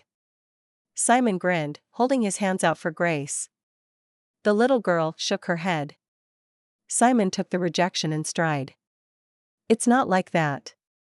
Parker almost had himself convinced that there was no attraction between him and Robin. "Right. That's why the two of you had dinner at Mary's last week." Parker groaned. "You can't do anything in this town without people wagging their tongues, can you? It's a small town." Mary mentioned something to Miss Doris. "You know how much she's been coming into the store lately." And so the rumor made its way around town. It was the last thing he or Robin needed. "It's not like that. I took her out to get a chance to talk. My mom hasn't exactly warmed up to Robin. I promise you there's nothing going on between the two of us. Wouldn't be the worst thing if there was. You're both single, and it isn't like you're still holding out hope Liza is coming back. At least I hope you aren't." Simon looked over, his eyebrows almost touching his hairline. Parker shook his head. He and Liza were through. For good. That ship had sailed the day she gave up their daughter. Chapter 8. "You're back early." Robin looked up, surprised to see Parker walk out into the backyard. The text message check-ins had calmed down as well. He might trust her with his daughter. "Grace and I have swimming lessons in 30 minutes. He sat down next to them on the blanket in the grass and picked up his daughter. "You don't sound very excited about it." She picked up the toy elephant Grace was reaching for and handed it to her. The girl was all smiles and held her arms out. Parker handed his daughter back. "I'm not. Honestly, it's a pain. Not playing in the water with Gracie here, but dealing with the moms." At his words, Grace reached out her arms and tried to get to her father. Robin put her on the ground, and she crawled into Parker's lap. "How so?" Robin asked. "There are two types of moms in the group. The married ones and the divorced ones." He sifted Grace from one leg to the other, handing her the elephant she'd dropped. "Which one's the problem?" Robin asked. Gauging by the set of his shoulders, something about swimming class was definitely bothering him. And she couldn't begin to guess what it was. Splashing around in warm water with Grace sounded like a lot of fun. "Both. I'm the only guy in the group and I swear, every single one of the moms spends half the class flirting with me. Even the instructor." "And the divorced ones?" "They are the worst. I can't tell you how many times I get hit on. Their favorite line is that we can share a babysitter. I'm seriously considering wearing a wedding band to get them off my back." "I'm sure you're imagining things." "This is good for Grace," Lynn said. Neither one of them had noticed that she'd stepped out into the garden. "I promise you, I'm not. Do you mind if I borrow Dad's wedding band?" Parker asked. "We're your own," his mother shot back. Robin raised an eyebrow and glanced at his hands. No band, and no mark left from one. He knew Grace's mom had left him, but she had no idea how long they'd been divorced. "I tossed it in the ocean after Liza abandoned our daughter." His voice was harsh, and Grace started to cry, reaching for Robin. "What do you think, Grace? Do you want to skip the pool today?" Parker bounced her on his knee. Grace stopped crying, but still reached for Robin. Parker handed her back. "I read an article that taking infant swimming lessons will improve their balance for years to come, and it's good for brain development."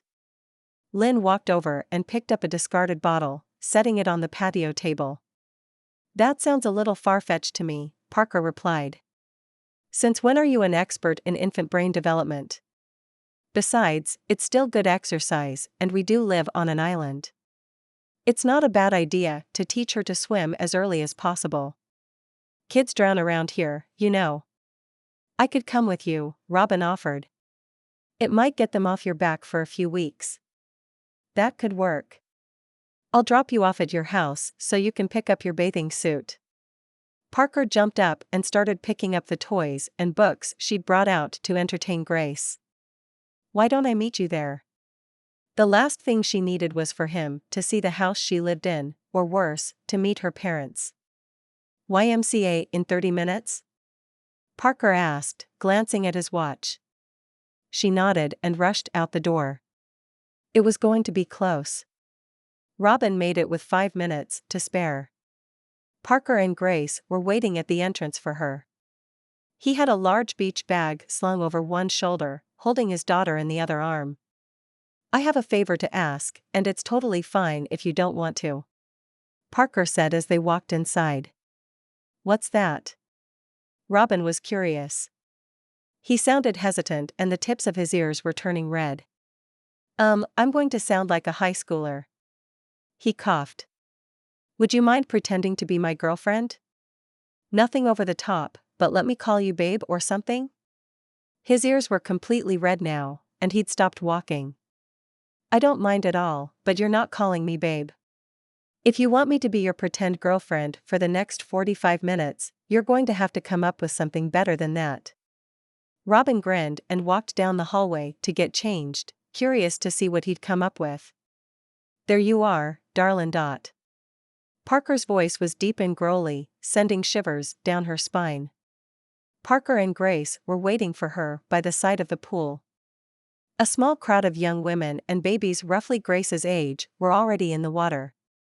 Good job. Why don't I take Grace? It'll look more convincing, Robin whispered before jumping into the water and holding her arms out for Grace. She could feel the eyes of every single female over the age of 2 on her.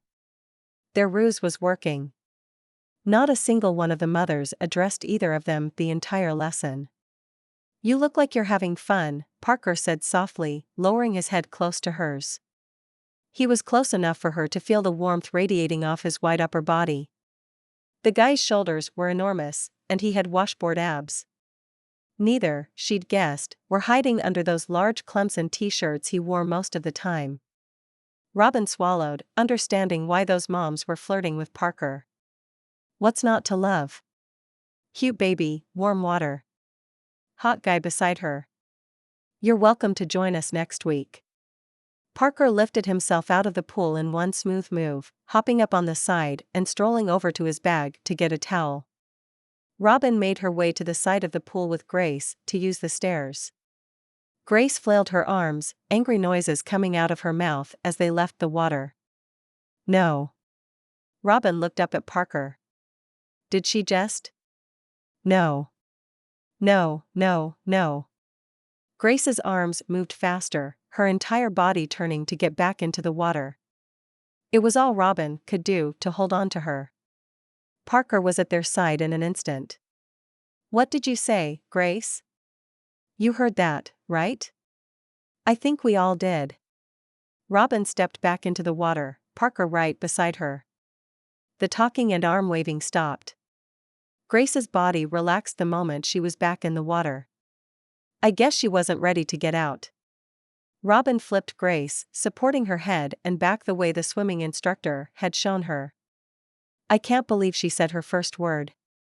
Parker beamed, broadcasting proud dad to everyone around.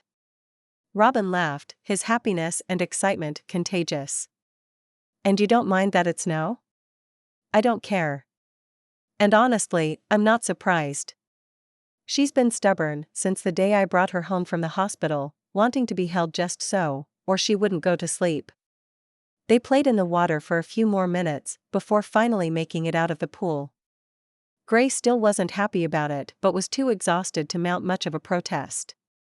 She didn't repeat her first words either, only grumbling wordlessly while Parker wrapped her in a soft towel covered in panda bears holding bright green shoots of bamboo. Dr. Flagg. Are you ready to get started? George Reese stood in front of him, his brown bag lunch balanced on his physics textbook. Parker looked up, surprised to see the room full of students. His entire class had shown up for today's lunch break review session. Word must be getting around that they were making good progress. Parker shook his head to clear it of the images of Robin in her bathing suit, playing with Grace in the water. The last thing he needed to do was daydream about his daughter's nanny during class. Alright, folks. Let's review Chapter 4 today. He walked them through dimensional analysis, before splitting them into 3 different groups, assigning each of them simple position and vector problems. Parker's thoughts drifted back home. He wondered what Robin and Grace were up to today. He thought he remembered Robin telling him she'd take Grace to the library for story time this morning. They were probably back by now. How is this? George brought his group's project up. Parker looked over the calculations and graphs. Excellent work. You're getting the hang of this. Thanks. George grinned and walked back to his desk. Parker noticed that the nondescript paper bag was sitting under his chair, still untouched. He was surprised. At George's age, he'd been eating constantly, raiding not only the fridge at his own house, but that of friends as well. Listen up, everyone. If you are up for a challenge, I have printed out AP exams from the past few years. Give them a try over the weekend and turn them in to me on Monday. I'll grade them and give you feedback where you want to focus your time and energy. Final exams are less than 6 weeks away. Let's finish strong. Parker pulled the stack of papers from his bag. It would mean grading for a few nights next week, but this should give his students the advantage they needed to do well. Coach Erickson poked his head into the classroom as the students were filling out. Got a minute? Of course. What can I do for you, Coach? Parker tried hard not to fanboy all over the former NFL player who'd returned to Palmar Island last year to teach and to coach the football team. Call me Mike. He waved at George, who, as usual, was the last one out of the classroom. What the boy was lacking in talent for physics, he was more than making up for in hard work and dedication. George was the reason Parker had stayed up half the night scouring the database for past exams. That and the fact that Grace was teething, and he was up anyway. What's on your mind? Parker leaned up against his desk and looked at Mike. The guy was in as good a shape as he did when he played every Sunday. George told me you played football in high school and college. I was wondering if you'd be interested in helping me coach these kids. We are mostly doing weight training and conditioning until summer break, and I could use someone who's willing to take these guys out for a run. One of my assistant coaches had a baby last week, and let's say the guy needs a break for a while. I remember those days. Had me seeing little white mice. And that was no joke either. He'd been beyond sleep deprived the first month, to the point where his department head insisted he take 2 weeks off. You have kids? Mike looked surprised. A daughter. She's 9 months old now and mostly sleeping through the night. Unless she was teething. You're probably going to want to spend your afternoons with your wife, then. Mike turned to leave. I'm not married. Divorced. When would you need me? Monday and Wednesday for an hour or 2 after school and the occasional Friday? Mike asked. Let me talk to my nanny and see what I can work out. One thing he'd kept up over the years was running. He'd gotten a little out of shape since having Grace, but it wouldn't take much to get back up to speed. Coaching had been something he'd planned on doing since he stopped playing, but Clemson University had a top-notch coaching team that didn't take volunteers. Nanny, eh? If you have a few minutes, you could come out and meet the team. Mike pushed off the cabinet he'd been leaning on and looked at Parker. Sure, I have a few minutes. The few minutes turned into hanging out for a good 2 hours with the football team. George was excited to see him, and Parker had a blast getting to know everyone and familiarizing himself with some drills the defense ran. It was close to dark by the time he finally made it back to the house. To his surprise, Robin's car was still parked out on the street. Sorry, I'm late. Where's my mom? Parker asked when he walked into the house. Robin raised her head. She was sitting at the kitchen table, surrounded by textbooks, notebooks, and index cards, holding Grace in her lap. I haven't seen Lynn since about noon. I think she was going to some flower arranging class. What time is it? 4:15, Parker said, taking Grace from her. The little girl was drooling up a storm and felt warm to the touch. She's been fussy all day. I'm pretty sure she has a new tooth coming in. Robin sat back and stretched her neck. Parker wiped Grace's chin with the bib she was wearing and took a seat. I think you're right. What are you working on? A project for my stats class. I polled students about their web browsing habits. I'm trying to figure out the best way to present the data. My professor thought it would be fun to make us do this round old school. No computer, no spreadsheets. He wants a typed report with hand-drawn graphs. You're kidding. Parker hadn't heard of a stupider idea for an assignment. Afraid not. Mr. Morton is a bit of an eccentric, but he's the only one teaching stats at night. Robin smiled, looking adorable and tired. A strand of her hair was falling into her face. Without thinking, Parker reached over and brushed it out of the way. Her breath stopped. He leaned forward and kissed her. It was soft and quick. And he regretted it the instant their lips parted. Chapter 9. Parker. It's good to see you. And this must be Grace. Miss Doris walked up as Parker stepped out of the doctor's office. It sure is. I've been meaning to stop by so you could meet her. Time's getting away from me a little these days. Parker put the hat back on Grace's head. She was pressed against him in the baby carrier he'd bought when she was a few days old. They'd lectured at Clemson in that thing, and he'd taken her to weight and conditioning practice in it. I heard you've been helping Coach Michael with the team. Why don't you come over to the house now? I have a cherry pie cooling. Miss Doris fell into step with him as they walked toward Main Street, where he'd parked his Volvo station wagon. I won't be able to stay long. Grace had her shots, and if it's anything like last time, she's going to get fussy here in a little while. It's why he'd taken the day off, only stopping by the school to drop off assignments and practice exams for his class. That's fine. My house is on your way home, anyway. That's me over here. Miss Doris stopped to unlock the Oldsmobile she'd been driving since before he left for college. He was surprised it still ran. 10 minutes later, he and Grace were settled in Miss Doris's cozy kitchen. A cup of coffee and a thick slice of cherry pie topped with whipped cream were sitting in front of him. An equally large slice was gracing Miss Doris's plate. Dig in and tell me what you think. Is it as good as Mary's? Miss Doris asked. It was an unspoken secret around town that there was a bit of a friendly competition going on between Mary, the owner of the local diner, and Miss Doris, the town's most prolific home baker. Parker took a bite. The crust was buttery and flaky, the filling sweet, with just the right amount of tartness. The cream softened the flavors bursting in his mouth. This is good. Really good. But is it as good as Mary's cherry pie? Don't answer that.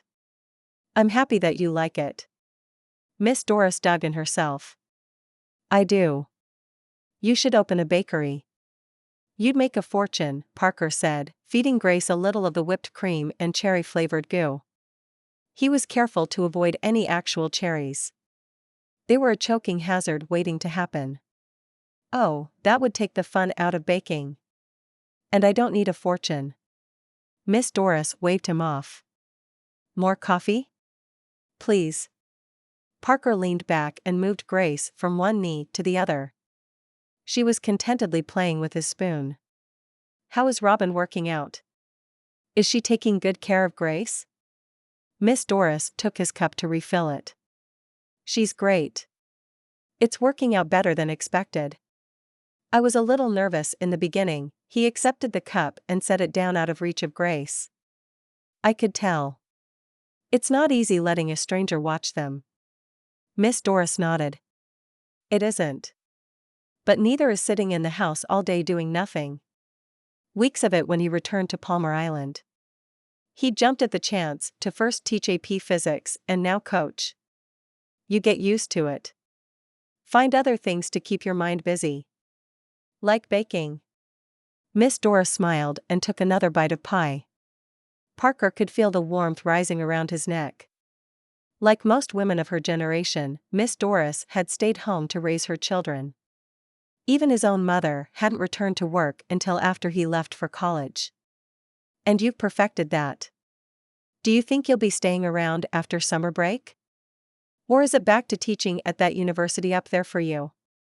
Honestly, I'm not sure. I'm taking it day by day for now. He'd have to decide soon, though, to give the department time to hire a replacement if he didn't plan to teach in the fall. It would be nice for Robin if she could keep working for you. Maybe take a few extra classes next semester and get her degree. Mr. Johnson is ready to hire her as soon as she does. Parker was surprised by that bit of news. He knew she was pursuing an accounting degree, of course, but had imagined she'd leave the island and build a life elsewhere. You know her well? I do. I took her and her sister under my wing a little. Those two girls work harder than anyone else I know. Especially Robin. Graduated third of her class. I had no idea. It was impressive. He thought he'd done well, and he'd barely eked into the top 10. I'm pretty sure she would have been valedictorian if the poor thing hadn't been working so much at the convenience store after school. She's been putting food on the table since she started high school.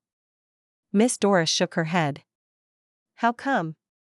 It felt rude to pry. His mother had made comments about the family, but he'd shrugged it off as idle gossip. Her mom and dad have been on Social Security for as long as I can remember. James hurt his back as a young man, and Ruth has mental health issues, poor thing. They do what they can, but neither one of them is good with money, if you know what I mean. Parker could imagine. And she's still taking care of them? Of course. She had her chance to get out when Francis Marion University offered her a scholarship. Her mother had one of her episodes right before Robin was moving to the dorms. She dropped out and took care of her mama. Miss Doris sighed. They didn't extend it? The scholarship? Miss Doris wasn't sure. All I know is she never went back. Been working 2 or 3 jobs ever since. At least she's finally taking classes at the community college. I was hoping she'd be able to work with you and maybe pick up a couple of extra classes this summer. Miss Doris ate the last bit of her pie. I'm sure that could be arranged. Robin's story touched his heart. He made it to Clemson thanks to a partial scholarship and still ended up with plenty of student loans. There had to be something he could do to help her out, no matter where he'd end up after the summer. Hey, pretty girl, are you feeling better today? Robin asked when she walked into Parker's house. She is. No fever, and she's in a much better mood this morning. We finished breakfast a couple of minutes ago. Grace loved her cereal and mashed banana. Parker was standing in the kitchen, Grace sitting in her high chair. I can see that. Robin smiled at Grace, who was wearing a good portion of the meal on her hands and face. She grabbed a washcloth and cleaned Grace, who was reaching up her arms. Thanks. I need to head out. Will you text me later and let me know how she's doing? I think the worst of the shot reaction is over, but. Of course. We'll take it easy and stay around the house today. Parker poured coffee in his travel mug, grabbed his leather bag, and headed out the door. The kitchen was a mess. Robin could hear Lynn moving around upstairs. Let's get this cleaned up, and then we'll go outside for a bit before it gets hot. She hummed while loading the dishwasher, grateful that Grace was happily entertaining herself with a plastic bowl and spoon. Robin was out in the garden, reading a picture book with Grace, when her phone rang. She didn't recognize the number. Robin Warren. How can I help you? Robin. I don't know what to do. The pharmacy won't give me my medicine. I don't want to get all muddled in the head again. Her mother's voice had a desperate tone. Are you at the pharmacy now? Let me talk to the pharmacist. Robin switched Grace from one arm to the other, rocking her to keep her quiet long enough to have a brief conversation. Miss Warner. The insurance is declining your mother's prescription for Saffris. I'm happy to fill it, but as I explained to your mother, you're going to have to pay cash for now. I suggest you take it up with Medicare after and get your money back. I don't have that kind of money. Robin heard her mother say in the background. Is there anything you can do? Retry maybe? Robin's mind was racing with the implications. Her mother had been diagnosed with schizophrenia several years ago. The diagnosis had been a relief and a challenge. Relief because some of her mother's erratic behavior over the years finally made sense. Challenging because it wasn't an easy fix. It took months of trial and error to find a treatment that worked. And now insurance suddenly decided to stop paying. Like they could afford to pay for it out of pocket. I'm sorry, ma'am. There isn't. The pharmacist handed the phone back to Ruth. They want $200, Robin. Can you believe that? It's highway robbery. I don't have that kind of money. I know, Mom. How many pills do you have left? Robin asked, calculating how long it would take her to come up with the extra money.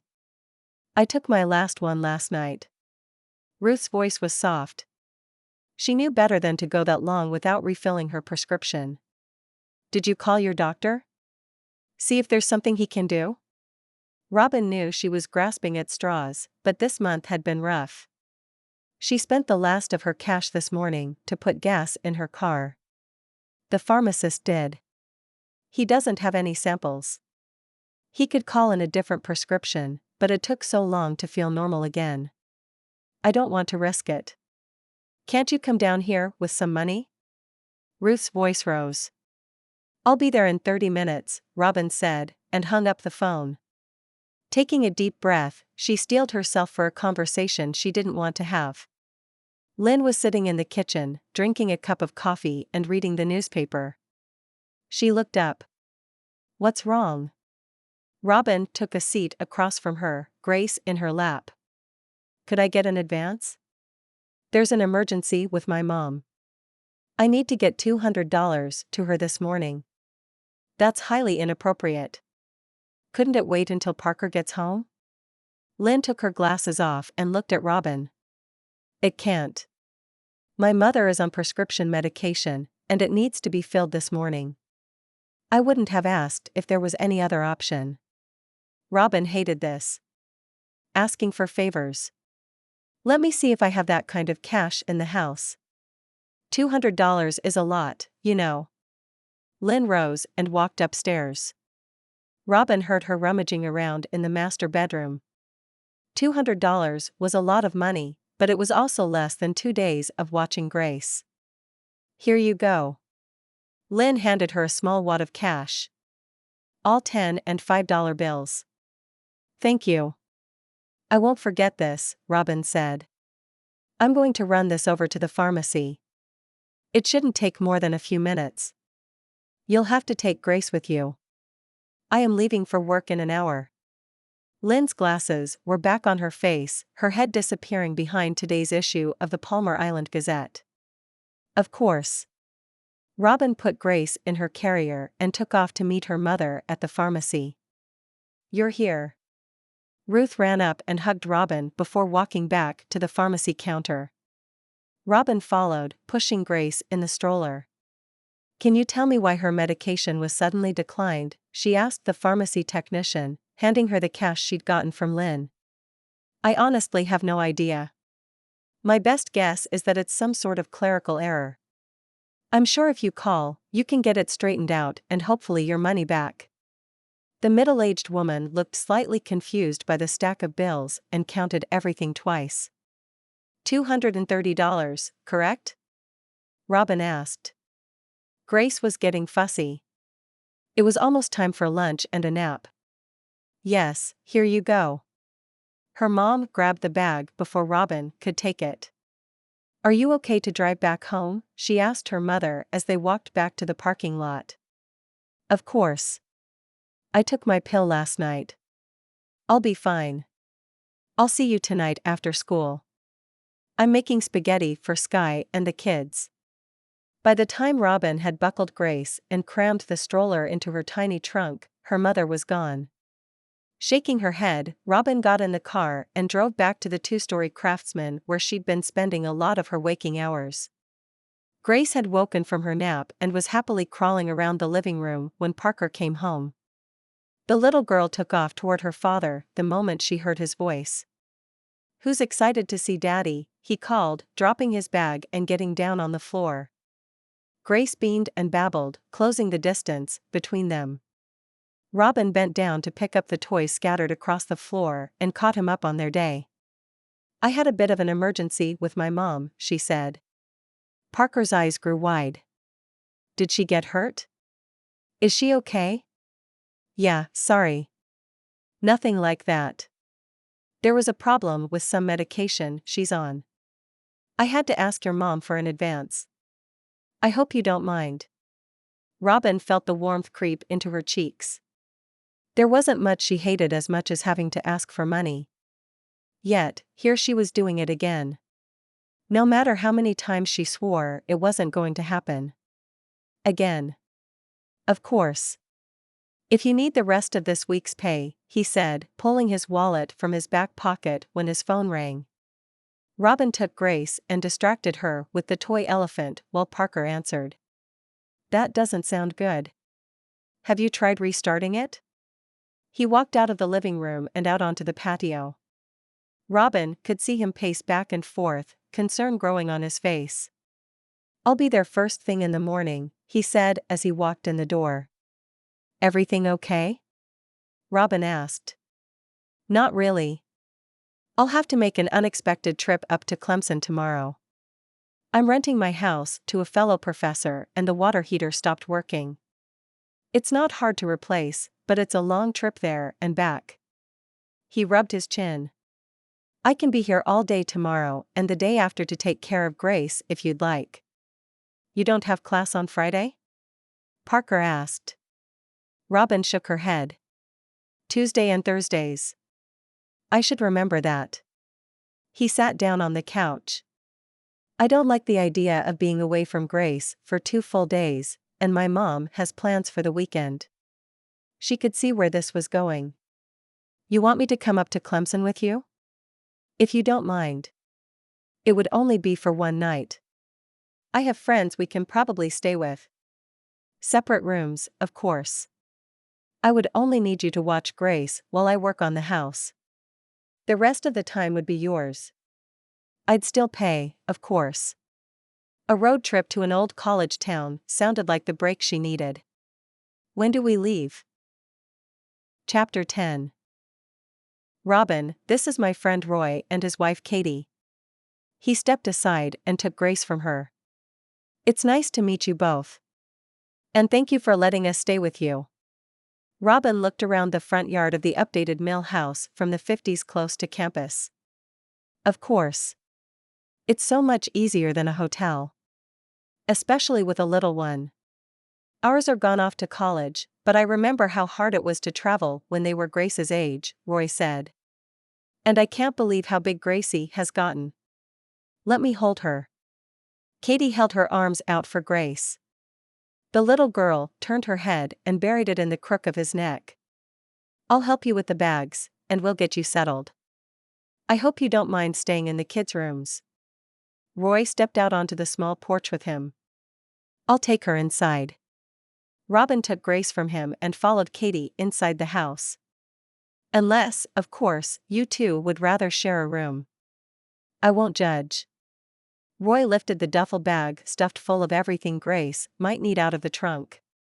Parker ducked into the trunk to retrieve the pack-and-play that had slid all the way to the back. It also hid the shocked expression on his face. "2 rooms works," he said when he came back out. Slinging his bag across his shoulder and grabbing Robin's small suitcase, he followed Roy into the house. "What do you have in this?" Bricks? The math professor asked. Worse. Baby gear and baby food. It took a huge amount of stuff to go anywhere with his daughter. She had more luggage than his mother for an overnight trip. Let's put you in Chase's room, then. It's a little bigger than Matt's. Roy walked down the hall. Parker could hear Katie and Robin chatting in the kitchen while they made their way to the back of the house. This works. The room wasn't huge, but there was enough space between the twin bed and the black IKEA desk to set up Grace's pack-and-play. It should work as a crib for one night. There's something wrong with the water heater at your place? We can head on over and take a look once the three of you are settled in. Roy put the bag on the bed. That'd be great. Roy was incredibly handy and had done most of the work of restoring this house. Not only was he one of Parker's best friends here in Clemson, he was also the guy he went to for advice when things went wrong. Or broke. Or exploded, like the light fixture over the kitchen table a week after he'd brought Grace home from the hospital. The two men drove to the house, and as Parker expected, the water heater had to be replaced. A trip to the hardware store down the road resulted in a new model. Do you have time to help me replace this? Parker asked Roy, not wanting to make assumptions or monopolize his friend's time. Why do you think I'm here? To look pretty? Roy asked. Well, I appreciate it. Parker got to work, draining the water from the tank. Don't take this the wrong way, but what happened to Liza? I always thought the two of you would get back together. Roy was crouched beside the old water heater, wrench in hand, trying to get the water intake pipe removed. She left. I didn't hear from her for 9 months until she texted me that she's in labor. Asked me if I wanted the kid or if she should put her up for adoption. There's no coming back from that. Parker swallowed the bile that was creeping up his throat. If he never saw Liza again, he'd die a happy man. I can understand that. What I can't understand is how she could leave her daughter. When my boys were born, I fell in love with them the instant I laid eyes on them. Roy shook his head. I don't either, and to be honest, I don't care anymore. You'd think she'd check in to see how Grace is doing. Not a phone call or text from her in 9 months. I guess she doesn't care. Well, you're doing a great job raising Grace. And you found yourself some help. Very easy on the eyes, that one. Roy got the pipe loose and got to work on the last one. What's with everyone making comments about my nanny? Parker mumbled under his breath.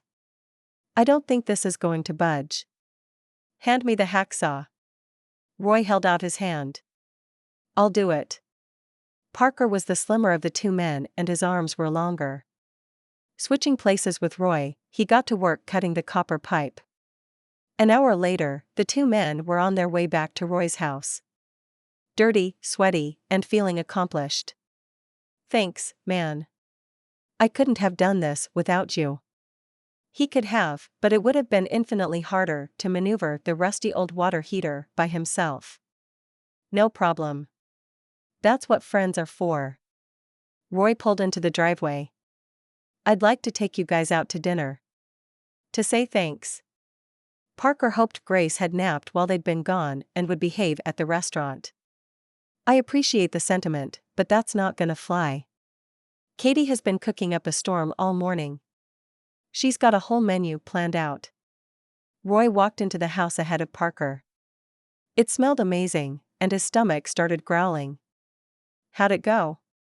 Katie asked, walking out of the kitchen wearing an apron covered in flour. She had a rolling pin in her hand. Got the job done. And we're starving. Parker here offered to treat us to dinner out. Roy walked over and kissed his wife. That's not going to happen. I've been in the kitchen all day. Hope you're in the mood for meatloaf, homemade mashed potatoes, green bean casserole, and apple pie for dessert. That sounds perfect. Parker grinned. Katie's meatloaf was the best in town and right up there with Mary's burgers. Go get cleaned up. We'll eat in 30 minutes. Katie shushed them both down the hall. Parker walked into the living room, where Robin was playing with Grace on the floor. "How was your day?" "We had a great time. Katie took us out to the botanical garden." Gracie slept through most of it, but it was a nice walk. Robin looked like her face had gotten some sun. It brought out her freckles. "That sounds a lot more fun than replacing a hot water heater." Parker was glad it was done, though. It had been strange to be back in his old house. The house he'd shared with Liza. Robin laughed. "I sure hope so. Otherwise, I'm getting into the plumbing business." "Or would that be electrical?" "A little of both." Parker waved and went down the hall to grab a shower. By the time he was out and dressed in jeans and the only dress shirt he'd brought, dinner was ready. It was as delicious as he'd remembered, and Robin seemed to enjoy herself as much as he did. "I'm going to go put Grace down before she falls into her mashed potatoes." Robin rose and took the infant out of the high chair Katie had borrowed from the neighbors. His eyes followed her as she left the room with his daughter. "The two of you make a cute couple," Katie said. "It's not like that. She takes care of Grace for me." Parker returned his gaze to his friends. Both of them were looking at him. "Fool yourself if you want, but you ain't fooling me." Roy shook his head and rose to clear the plates. "Would you like a tour of campus?" Parker asked as they pulled out of Roy and Katie's driveway the next morning. "You don't have to be back?" Robin was surprised by the offer. She'd hoped to sneak a glance while they were up here and had enjoyed the quick drive-by on their way to his friend's house yesterday. The old brick buildings, the tall columns, and the clock tower were things she'd only seen in pictures. "Not really. I won't feel like doing much of anything once we get back to Palmar. Might as well make the best of today." Parker pulled a parking pass out of the center console and hung it on the back mirror before driving toward campus. "This place is amazing." Robin didn't know where to look first as they strolled through campus, Parker wearing Grace in the baby carrier. The day was beautiful, a light breeze keeping it from feeling too hot. The mature trees that dotted the place gave plenty of shade. The large green space off to the side was littered with students playing frisbee or sunbathing. "It is, isn't it? It's easy to take it for granted when you rush through to get to class." Parker looked around, an easy smile on his face. "Any chance I could peek into the library? Or one of the lecture halls?" Robin had to keep herself from running ahead to see what building was around the next corner. "Sure. Let's go get you a visitor pass." Parker led the way around a beautiful fountain and across the street to the university's visitors center. The badge around Robin's neck made her stand out as a visitor, but she could care less. It gave her access to the buildings and made her feel like she was a small part of one of the oldest and most prestigious universities in South Carolina. And then there was the football team. "Do you think we could see the stadium?" Her dad would be so impressed. "Shouldn't be a problem. There's a women's soccer game around lunchtime we could catch if you're interested." Parker pulled out his phone and sent off a text message. "How long do you want to stay in town?" Robin asked, surprised. She'd love to stay and spend as much time as possible on campus to soak it all in. The whole vibe was so different from her community college. "As long as we leave by 3 this afternoon, we'll be fine." "Unless you have somewhere to be this afternoon?" Parker looked over Grace at her. "It should take them about 5 hours to get back. 6 if they needed a lot of breaks for Grace. That would still get her home in time for her shift at the bar." 3 works for me." "Ready to go check out the library, then?" Parker started walking toward the tall white building. A large reflection pond with several fountains was visible behind the building. "This place is amazing," Robin said when they walked out of one of the physics lecture halls. Everything here was bigger and brighter than the rooms she took her classes in. And the library. She could spend hours each day walking through the stacks or finding a quiet corner to study. "Let's grab lunch at one of the dining halls, and then we'll head to the stadium. I have to warn you, it's not always the greatest, but it'll be quick." Parker led the way and held the door open for her. The dining room was busy, students chatting or studying while eating your typical cafeteria fare. Robin played it safe with a plain chicken sandwich and fries.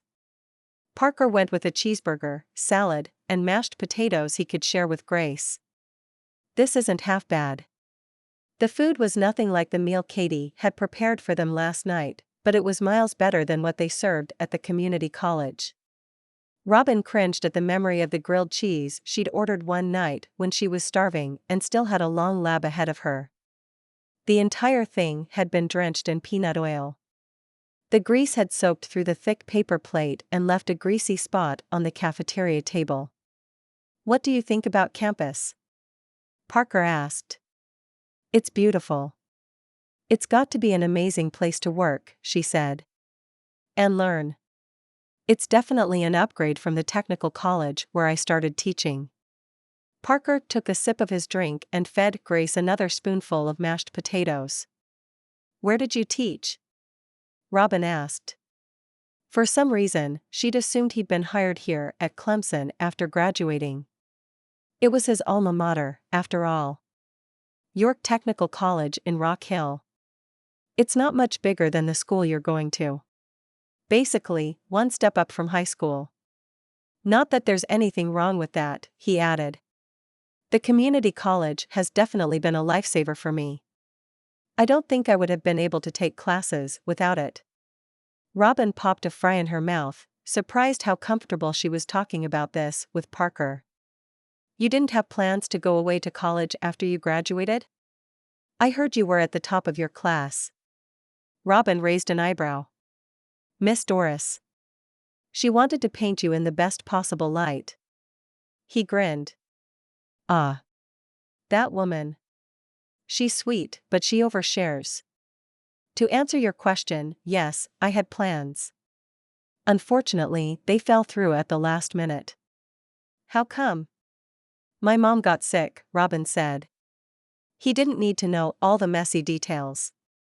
"You had a scholarship?" he asked. Miss Doris must have been more talkative than he'd let on. "I did. To Frances Marion. It had been a dream come true. Her ticket out of Palmar Island. Out of her parents' house. Then her mother had gone off her meds." "You couldn't defer?" he asked. "Honestly, I didn't even look into it. It was a couple of years before I was in a place where I could take classes. Community college seemed like an easy place to start. And a cheap one." Parker's phone beeped. He pulled it from his pocket and looked at the message he'd gotten. "Ready to take a tour of Death Valley?" Robin's mood lifted instantly. Seeing the inside of the famous football stadium was a once-in-a-lifetime opportunity for her. And her dad would be green with envy. She hoped Parker wouldn't mind snapping a few pictures.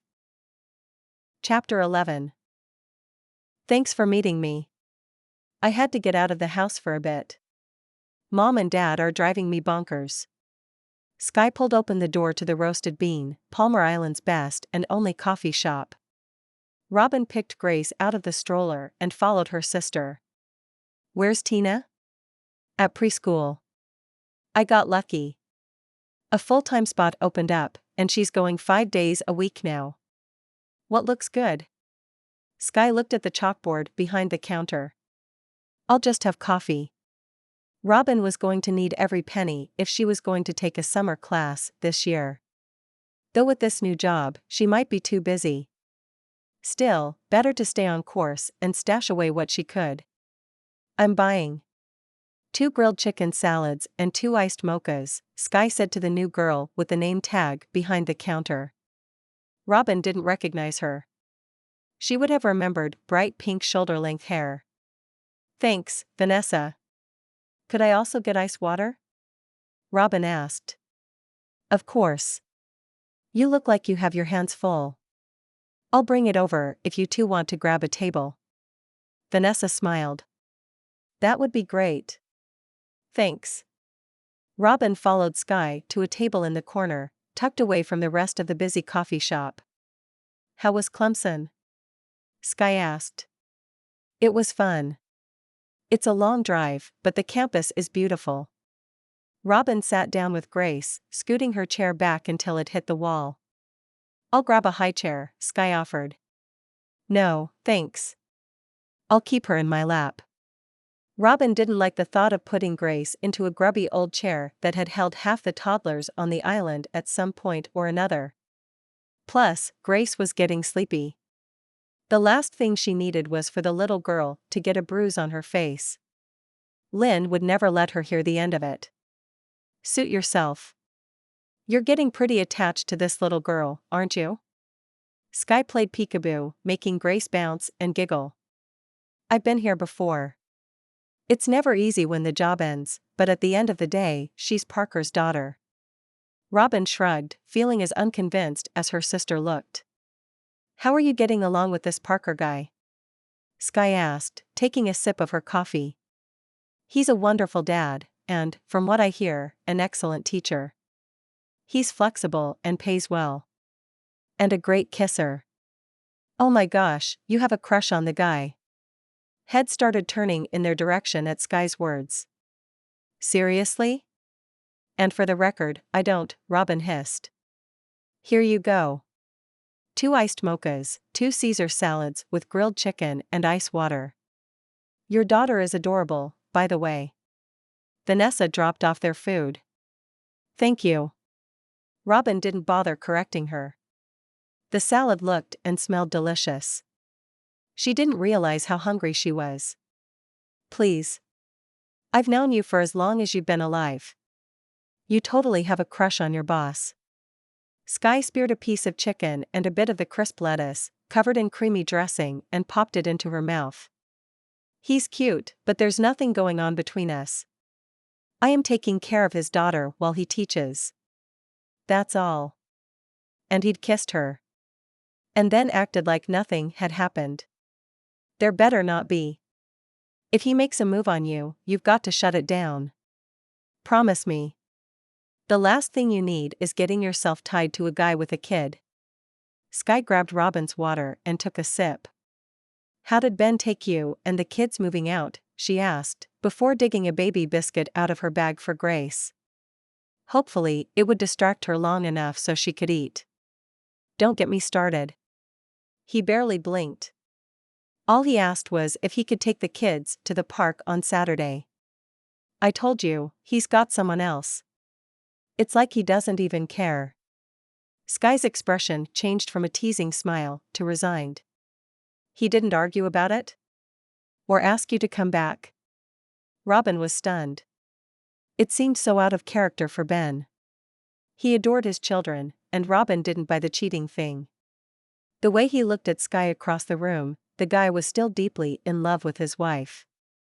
Skye just wasn't the easiest person to live with. Maybe Ben needed a break. Nothing. I'm telling you, he has someone else. Why else would he be staying at the office until late in the evening and meeting with friends on the weekend? It's all a cover story for whatever affair he's having. I am so done with him. Skye shoved a large bite of salad into her mouth. What about the kids? James and Tina would be the ones hurt most if their parents couldn't work this out. They'll adjust. They love living with mom and dad. Skye shook her head. Her sister didn't share her children's sentiment. That'll wear off. They'll miss their house and their friends. And it was getting way too tight with 6 of them living in the small house. I'm meeting with Ben tomorrow night to talk. Skye sat back and held her arms out for Grace. Good luck with that. Robin handed the baby over, grateful to get a few bites in without Grace trying to grab at the shrimp. Thanks. How much did your professor pay you for going on this road trip with him? Her sister asked. $200. Parker had tried to give her more, but considering she'd only watched Grace for a total of 4 hours, it had felt like too much. For 2 days? He's definitely taking advantage of you. Skye's concern grew. I barely did anything. I watched Grace while he and his friend worked at his house for a couple of hours. The rest of the time, we hung out. It's the closest thing I've had to a vacation in, ever. She'd felt bad about getting paid at all. You were available 24/7. That's what counts. Do you think I work every minute I'm at the salon? Sky shook her head and laughed. All I'm saying is that it's much easier than tending bar or helping at the flower shop. I'm having fun, and most days, there's plenty of time to study and do homework. It was the ideal job for a college student. I'm serious about you and the professor, though. Be smart, take the money and run. You don't need to get involved with someone with a baby. He's only in it for the free child care. Sky's words were still ringing in Robin's ears when she and Grace got back to the house an hour later. She put the little girl who hadn't fallen asleep at lunch down for a nap and took out the pen and paper stats assignment. By the time Parker walked in, she'd made good progress. The project was almost ready to be turned in. How was your day? He asked, dropping a large stack of papers on the dining room table where she'd been working. Productive. Looks like you brought some work home with you today. She collected her papers into a neat stack. Practice exams. I handed them out before we left for Clemson and told them I'd grade them tonight. I'm going to make some coffee. Would you like a cup before you head out? He asked. That would be nice. Robin looked through the first of the exams while Parker was in the kitchen. The questions were challenging, but familiar. She'd taken a physics class last year that covered the concepts in these tests. The first two answers are correct, the third one isn't, she said when Parker returned with the coffee. You sure? Parker handed her a cup of coffee and picked up the free response portion of the test. You're right. Thank you. Would you like some help with these? I don't have anywhere I need to be this afternoon. Grading physics tests seemed a lot more fun than dealing with the chaos at her house. Actually, yes. If you're sure you wouldn't mind. I'll pay you for your time, of course. Parker sat down and took a large sip of his coffee and burned his mouth. I don't mind at all. And you don't need to pay me. This looks like fun. You could order us some pizza, though. Robin grinned, drinking more of her own coffee to keep her stomach from growling. I can do that. What do you like? He divided the papers into two stacks, scooting one over to her. Anything but pepperoni is good. Parker raised an eyebrow. What's wrong with pepperoni? It gives me heartburn. One slice of pepperoni pizza, and she'd be up half the night chewing Tums. Got it. How about ham, onion, and green peppers? He asked. That works. By the time the pizza arrived, they'd made a pretty good dent in the stack of papers. Impressive, Parker said, before taking another bite of his pizza. It's pretty good, but I don't know that I would call it impressive. The pies he'd ordered from the Brick Oven restaurant down the road were good, but impressive seemed like a stretch. Robin wondered if all he'd had in Clemson was chain restaurant pizza. Not the pizza, you. You're barely glancing at the answer key. Robin shrugged. It's faster to work it out by myself. And at least one of the answers in the key was wrong. She pointed it out to Parker. You're right. The surprise on his face almost made her laugh. I took Physics 101 last year, she explained. The vast majority of my students from last semester couldn't do this.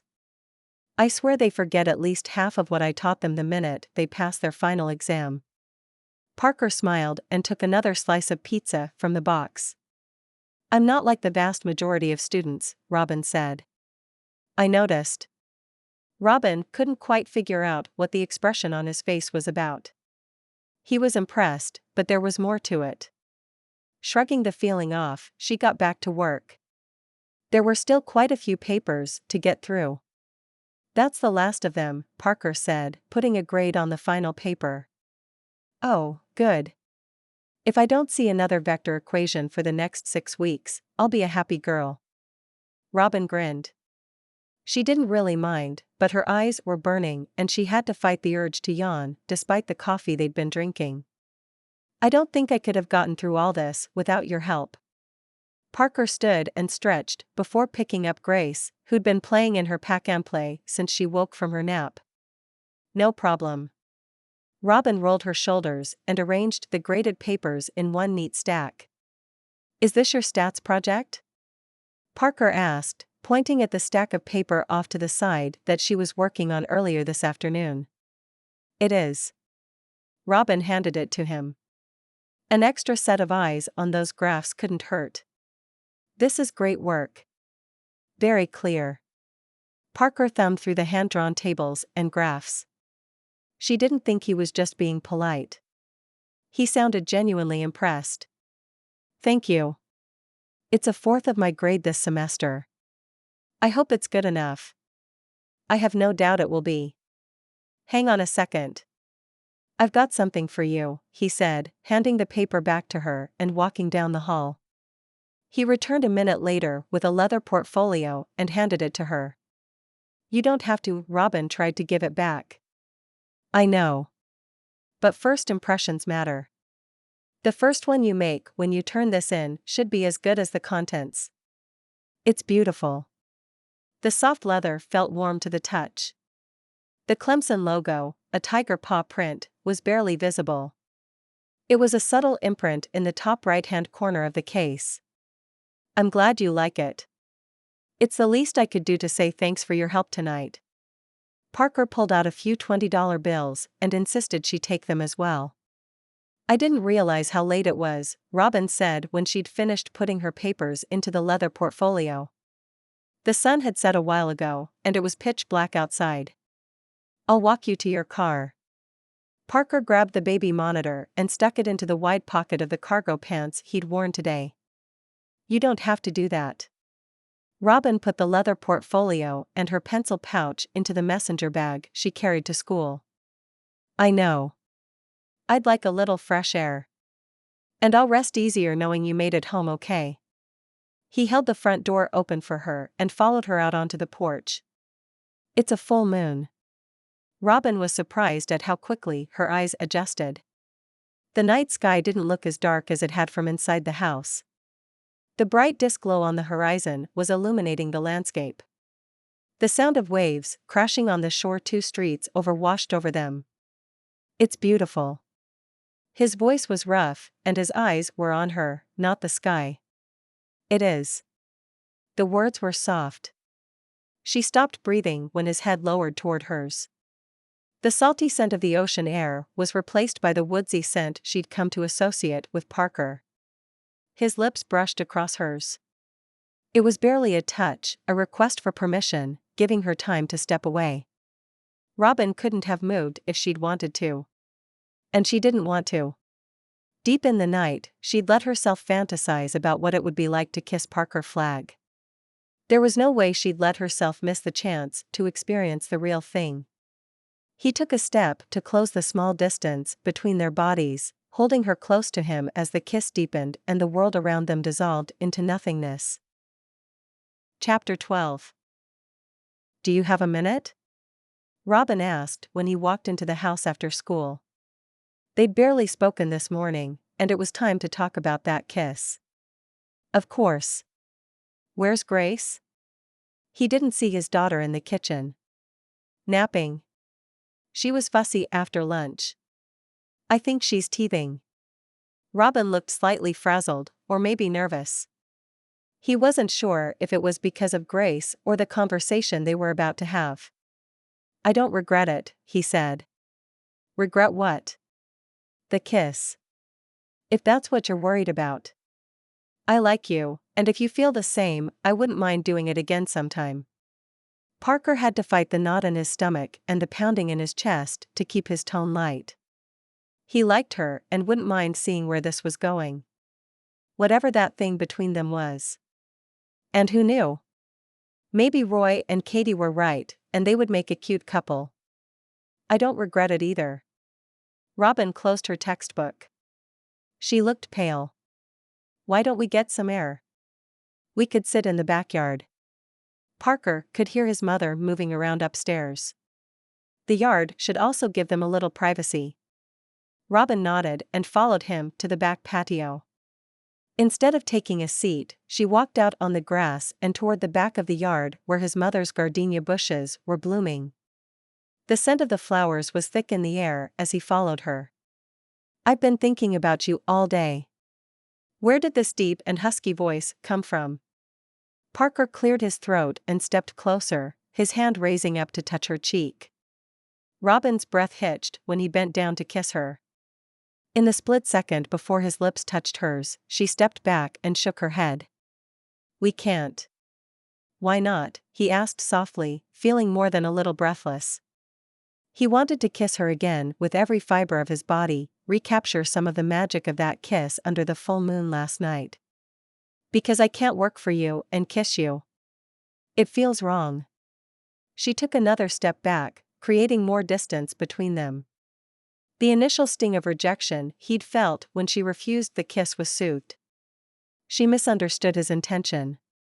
He was still a little fuzzy about exactly what those were, but this was more than a physical attraction. "Would it help if I asked you on a date? Dinner Friday night at Shea Hall? Maybe?" She wrapped her arms around herself. "I would like to have dinner with you, but if we are doing this, seeing where this goes, I can't work for you anymore." "Why not?" "It won't bother me, and if people talk, so what?" Parker was sure the gossip would start, but it would quiet down quickly. "Because it would feel like you're paying me to go out with you. I'll still watch Grace, but I won't take your money." Robin put her hand on his chest, her eyes locked with his. She was dead serious. "I can't let you do that." Which meant he'd have to stop teaching or find someone else to watch Grace. Neither one sounded good. "And I can't date you and let you pay me. You need to choose." "What about tomorrow? Will you be here?" "Of course." Robin turned and walked into the house. A couple of minutes later, he heard her car drive off. His mind was railing, sorting through his options when he walked inside. "I saw the two of you out there. I think it's highly inappropriate for the two of you to, what do you young people call it? Hook up. She works for you, Parker." His mother stood in the living room, her arms on her hips. "It's not what you think." "Poor baby." Robin picked Grace up. The little girl was whimpering, still groggy from her mid-morning nap. She kissed the sweaty forehead. "You're burning up." Robin changed Grace and took her temperature before cradling the baby to her chest. She took out her phone to text Parker. "Grace is spiking a fever. Think you should come home." It took less than a minute for his reply to come in. Robin glanced at the phone display. "Oh, MW." He was on his way. Robin kept repeating the words as she paced the house, rocking Grace and holding a cool cloth to her forehead. "How is she?" Parker asked, rushing into the house, dropping his bag and taking his daughter from her. "Burning up. I think you should call the pediatrician." Robin followed him as he paced around the living room. "Did you give her Tylenol?" Parker asked, before touching his lips to the baby's forehead.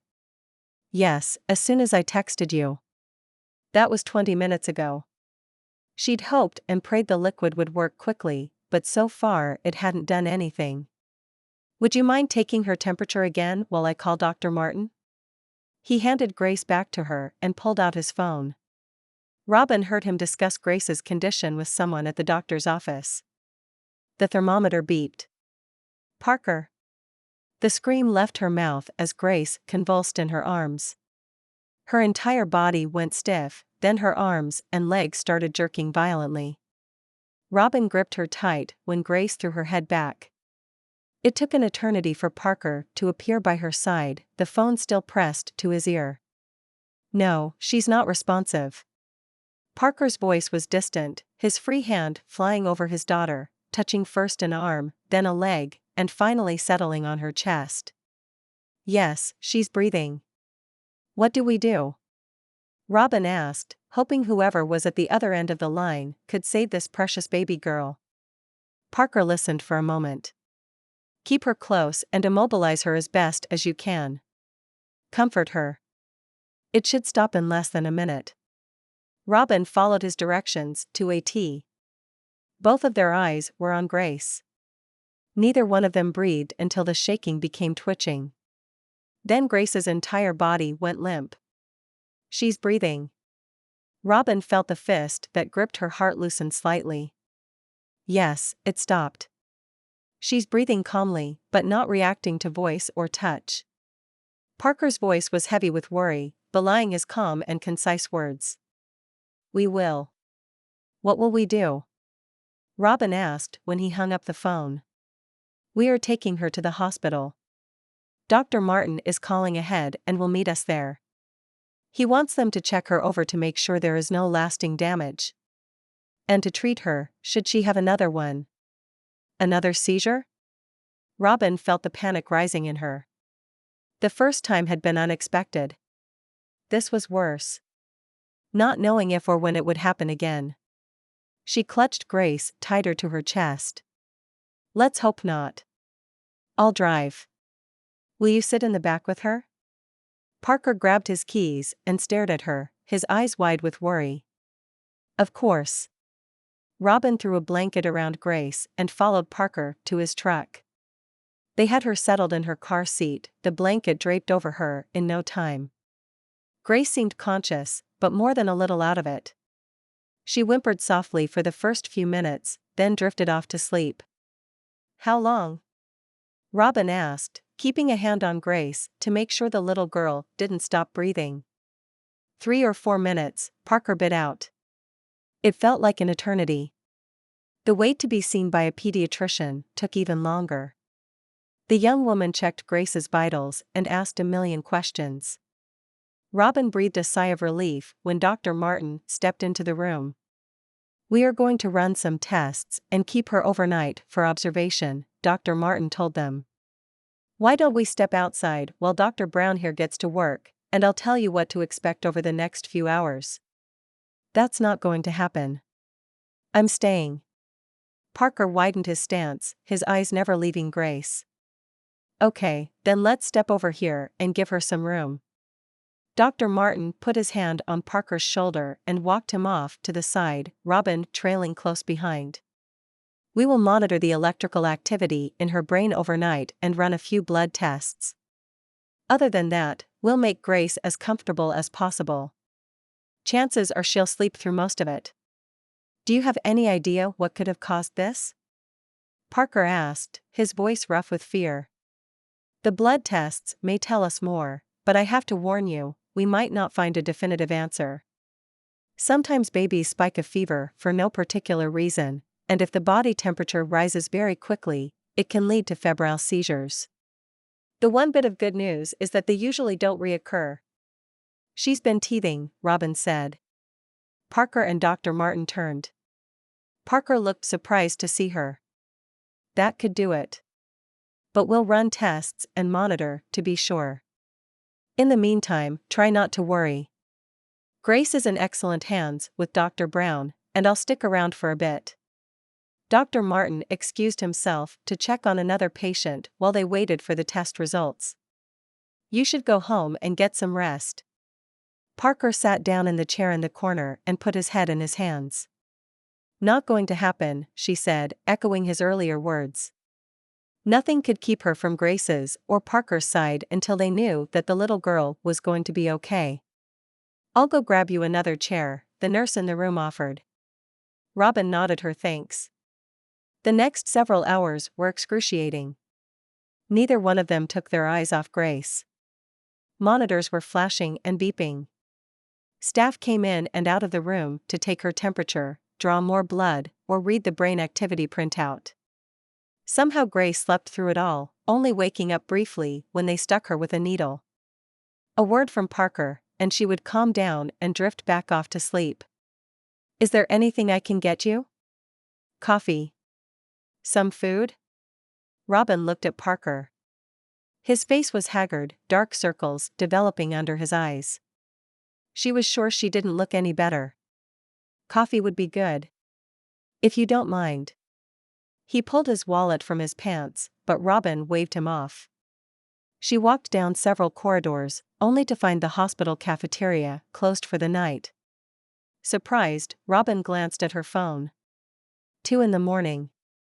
No wonder the hospital was quiet. At least as far as hospitals went. She'd spent more time than she cared to remember here watching doctors tend to her mother when she was having one of her episodes, or her father when he'd suffered a heart attack 2 years ago. Those times had been bad, but this was worse. Grace was so tiny and helpless. She sighed and pushed the tears forming in the corner of her eye away. This was no time to fall apart. A nurse rushed past Robin and stopped. "There's a coffee and snack machine at the end of that hallway," she said, pointing to one of the long corridors opposite from the way Robin had come. "Thanks." Robin took off in the direction the nurse had indicated and found the machines. By the time she made it back to their room, it was empty, aside from Grace and Parker. Both of them were asleep. Grace in the crib in the center of the room and Parker slumped into the chair. Robin set the 2 coffee cups and the bag of cookies she'd snagged from the snack machine down and looked around the room, her eyes landing on the quilt she'd wrapped Grace in that had been tossed on the counter. She shook it out and draped it over Parker's lap. He snorted and twitched but didn't wake up. Curling up in the second chair, her hands wrapped around the paper cup, Robin kept watch over the 2 people who had come to mean so much to her in such a short amount of time. She loved Grace as much as Tina and James, if not more. There was something about the smell of a baby and their helpless innocence. You couldn't help but love them. And then there was Parker. Her gaze wandered over to the man who had shared meals with her, never questioned when she needed to ask for money, and who had kissed her in the moonlight. Robin couldn't imagine losing either of them. Her life would be poorer without them in it. She sent up a prayer for strength for both of them before sipping her coffee, determined to continue her watch as long as it would take. Chapter 13. "Do you think that's a good idea?" Robin asked Parker when he called. She was sitting across from her mother in the small kitchen of their house. Dr. Martin gave her the all clear. He said there was nothing to worry about. The combination of her tooth coming in and some virus that's been going around spiked her fever and caused the seizure. It was a freak coincidence, but nothing to worry about now that Grace is back to feeling like herself. It had been 3 days since their night in the hospital, and Parker finally sounded like himself. Confident and happy. "And you don't have to go back to teach?" She was surprised he hadn't gone back. It was Monday, after all, and a school day. "Allison forbade me to come in today. She's having them watch some AP Physics YouTube videos put together by the National College Board." "When can you be ready?" he asked. If you are sure that's what you want, Robin calculated how long it would take her to shower and get dressed. 15 minutes should do it if she didn't have to fight anyone for the one bathroom in the house. "We need this. All 3 of us. And you and I need to talk away from prying eyes. Or ears." His voice was serious, his tone low. "We do," Robin said. Her mother raised an eyebrow before getting back to her crossword puzzle. "When do you want me to pick you up?" "We can be ready in 30 minutes, Parker said. 30 minutes works. I'll meet you at your place." Robin rose and was in the bathroom before her mother could ask questions. 28 minutes later, she was outside, wearing her favorite summer dress and a pair of white sandals she'd bought last week. It had been a splurge before their trip to Clemson. Before she'd refused to let Parker pay her if they were going to see where this was going. He hadn't brought the topic up since. She guessed today was the day. Robin pulled out of her drive and down the road toward Parker's place. "Hey. You look pretty." Parker was waiting in the driveway by the time she pulled up. He opened the door to his truck for her, helping her up. She hadn't considered how much harder it would be to step up into the cab in a skirt. "Thanks."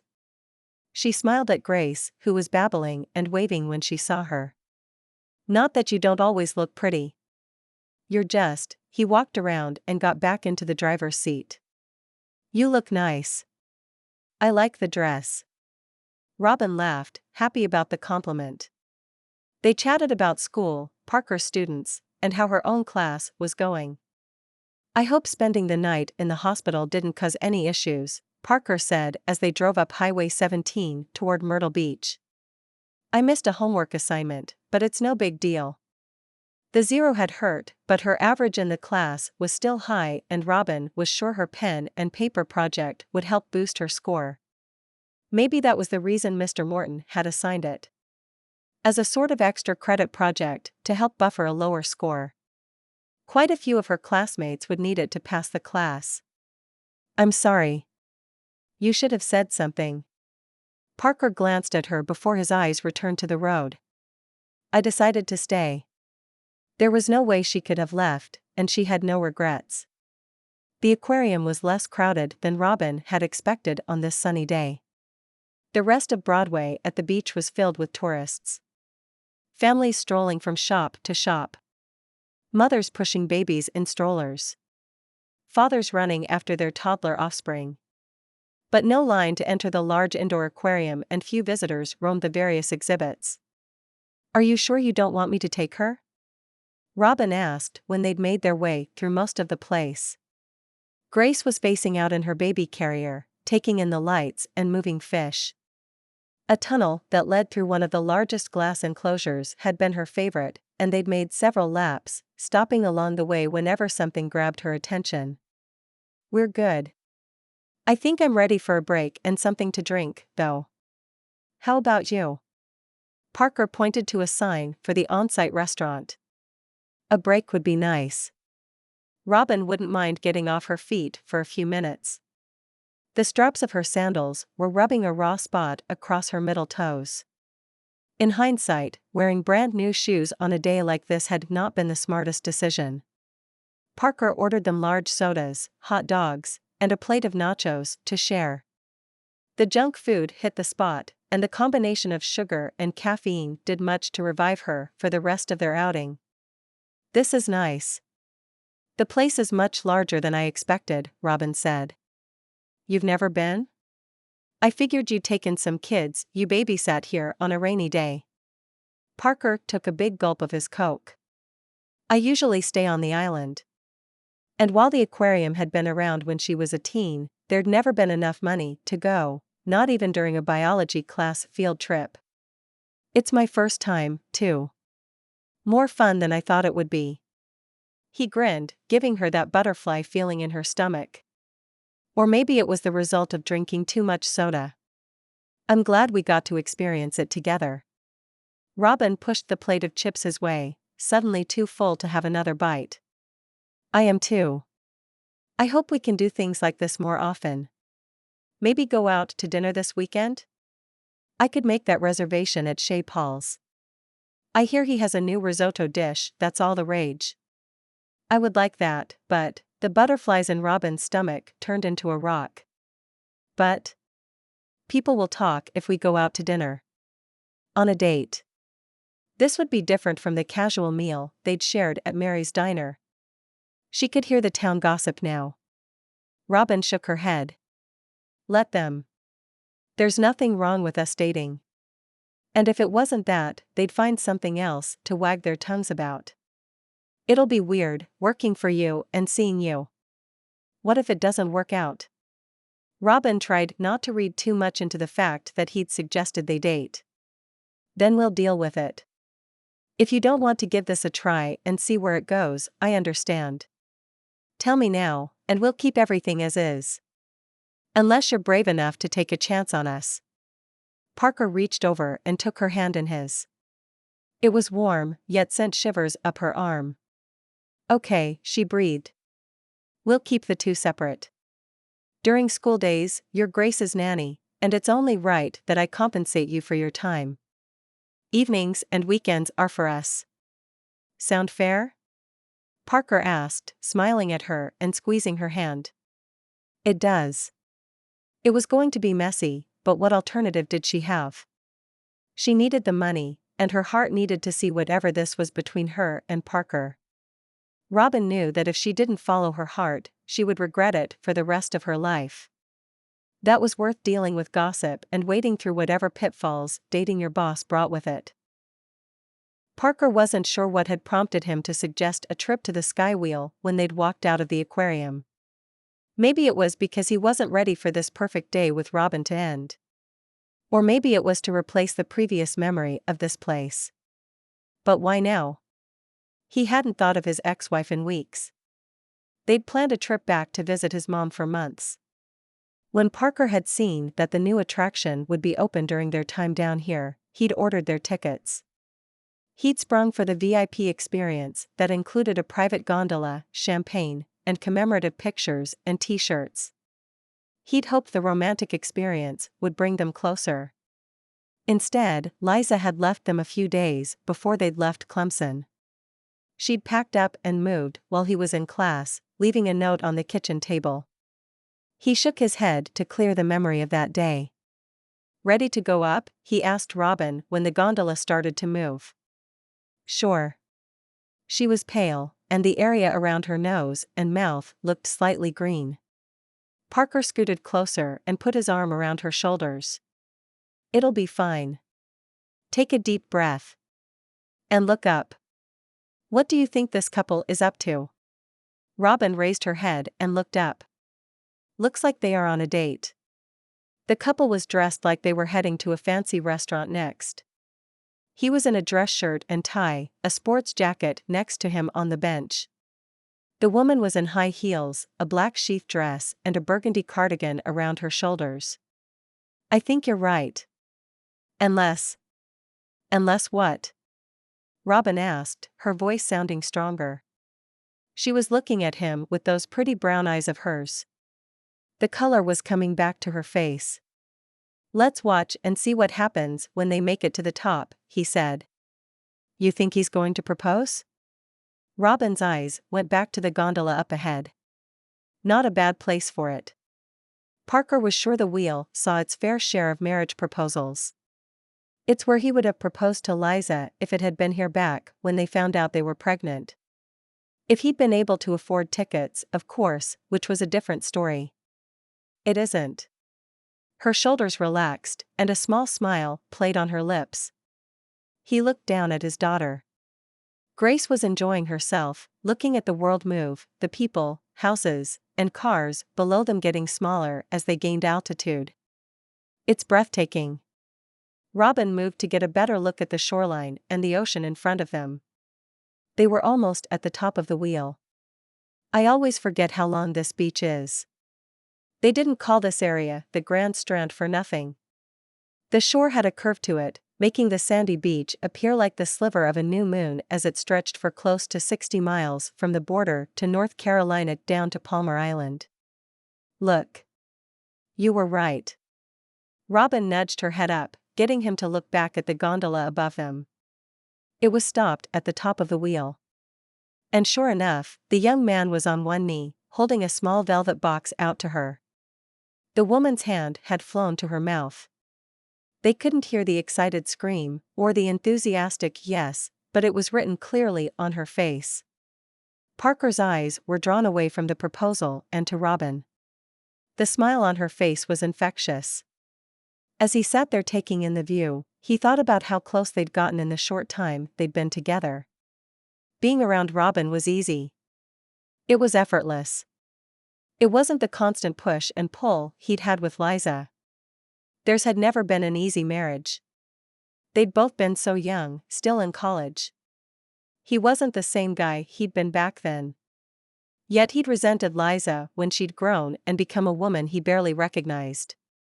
He'd still loved her, but part of him had held out hope to get the young, innocent girl back that he'd fallen in love with. Liza hadn't been happy in their marriage for a long time. And neither had he. Trying for a baby had become a crutch. But in the end, having her walk away had been the best decision for both of them. He could forgive her for that. He had forgiven her for that. But leaving Grace, that was another story. "Hey, are those cruise ships?" Robin craned her neck, looking out over the ocean. They'd made it to the top of the wheel. It was their turn to pause and take in the view in all its glory. You could see all the way down to Palmar Island. I think you're right. They must be on their way to Charleston. Two of the large ships were barely visible miles out in the ocean and invisible from the shore. What a beautiful little family, the photographer said when they exited the gondola and snapped their picture. Thank you. Parker took her hand and held on to her as they made their way back to his truck. I'm glad we did this, Robin said when they pulled up to the house. Her car was parked along the street, along with a second one he didn't recognize. So am I. I hope we can do this more often. He got out of the car and got Grace out of her car seat. Robin grabbed the diaper bag and followed him up the path. A woman stepped out of the shadows of the crepe myrtle trees next to the house, and Parker stopped dead in his tracks. What was she doing here? Hi, Parker. This must be Grace. I can't believe how big my baby has gotten. Liza walked over and reached up to touch his daughter. What are you doing here? His voice was rough, strangled with anger and surprise. Parker took a step back, bumping into Robin. This is Grace's mother? Robin asked. Parker nodded, then shook his head. She'd lost that title when she signed the paperwork relinquishing her parental rights. This is my ex-wife, Liza, who is leaving. Liza shook her head. I need to talk to you, Parker. Robin handed him the diaper bag. I need to get home. I'll call you about my schedule for the rest of the week. Parker watched Robin get in her car and drive off. How had their perfect date derailed so fast? He didn't even get a chance to kiss her goodbye. Who is she? Liza asked. None of your business. And neither was Grace. You need to leave. Chapter 14. What are you doing here? Parker asked, staring at his ex-wife when they met for coffee at the Roasted Bean the next day. I came to check on Grace. Brianna called me. She said they admitted Grace for seizures? Liza was surprisingly calm and pleasant after he'd kicked her out yesterday. When she called him late last night, he'd felt bad about how harsh he'd been. He didn't bite a concern in her voice for a minute. Grace is fine. We both are. Parker took a sip of his coffee and leaned back in his chair. He glanced at his watch. In 15 minutes, he was heading to the high school to teach. Good. So they think it was a one-time thing? Liza's eyes were glued to his. If he didn't know better, he'd think she was actually worried. That's what they think, yes. Why are you really here? He asked. She had no ties to Palmar Island. Getting that call from Brianna was a huge wake-up call. It made me realize how much I miss my baby girl. How much I miss both of you. She reached across the table to grab his hand. He pulled away, resting it in his lap. It's too late for that. You walked out of both of our lives the day you gave birth to her. How could his best and worst memories be so tangled up in a single day? And I've regretted it every day since. I know I've hurt you, and for that, I'm sorry. But I'm here now. Her smile was sad, the remorse seeming genuine. Except he didn't buy it. If she'd regretted it, she would have checked on them months ago. 8, 9 months ago. I've moved on. I'm building a life for Grace and me, Parker said. And there was no room in it for her. I can see that. I'd forgotten how lovely it is down here. Palmar Island is a wonderful place to raise our daughter. Liza's hands wrapped around her coffee cup. My daughter, he corrected. Yes, that's what I wanted to talk to you about. I think I'm ready to come back. To take care of Grace, to work on rebuilding our marriage. Her voice was confident, her eyes locked with his. She didn't blink. Liza, that's not going to happen. We are divorced. I'm raising Grace here on the island. And you need to go back to wherever you've spent the last 9 months. He poured the last of the coffee down his throat and rose. Wait. Liza pushed her chair back and put a hand on his arm. He turned to look at her. At least let me see her, spend some time with her. Don't I have the right to get to know my daughter? Her voice grew desperate. They were drawing the attention of everyone at the roasted bean. No. You left. You signed your parental rights away and gave me full custody. End of story.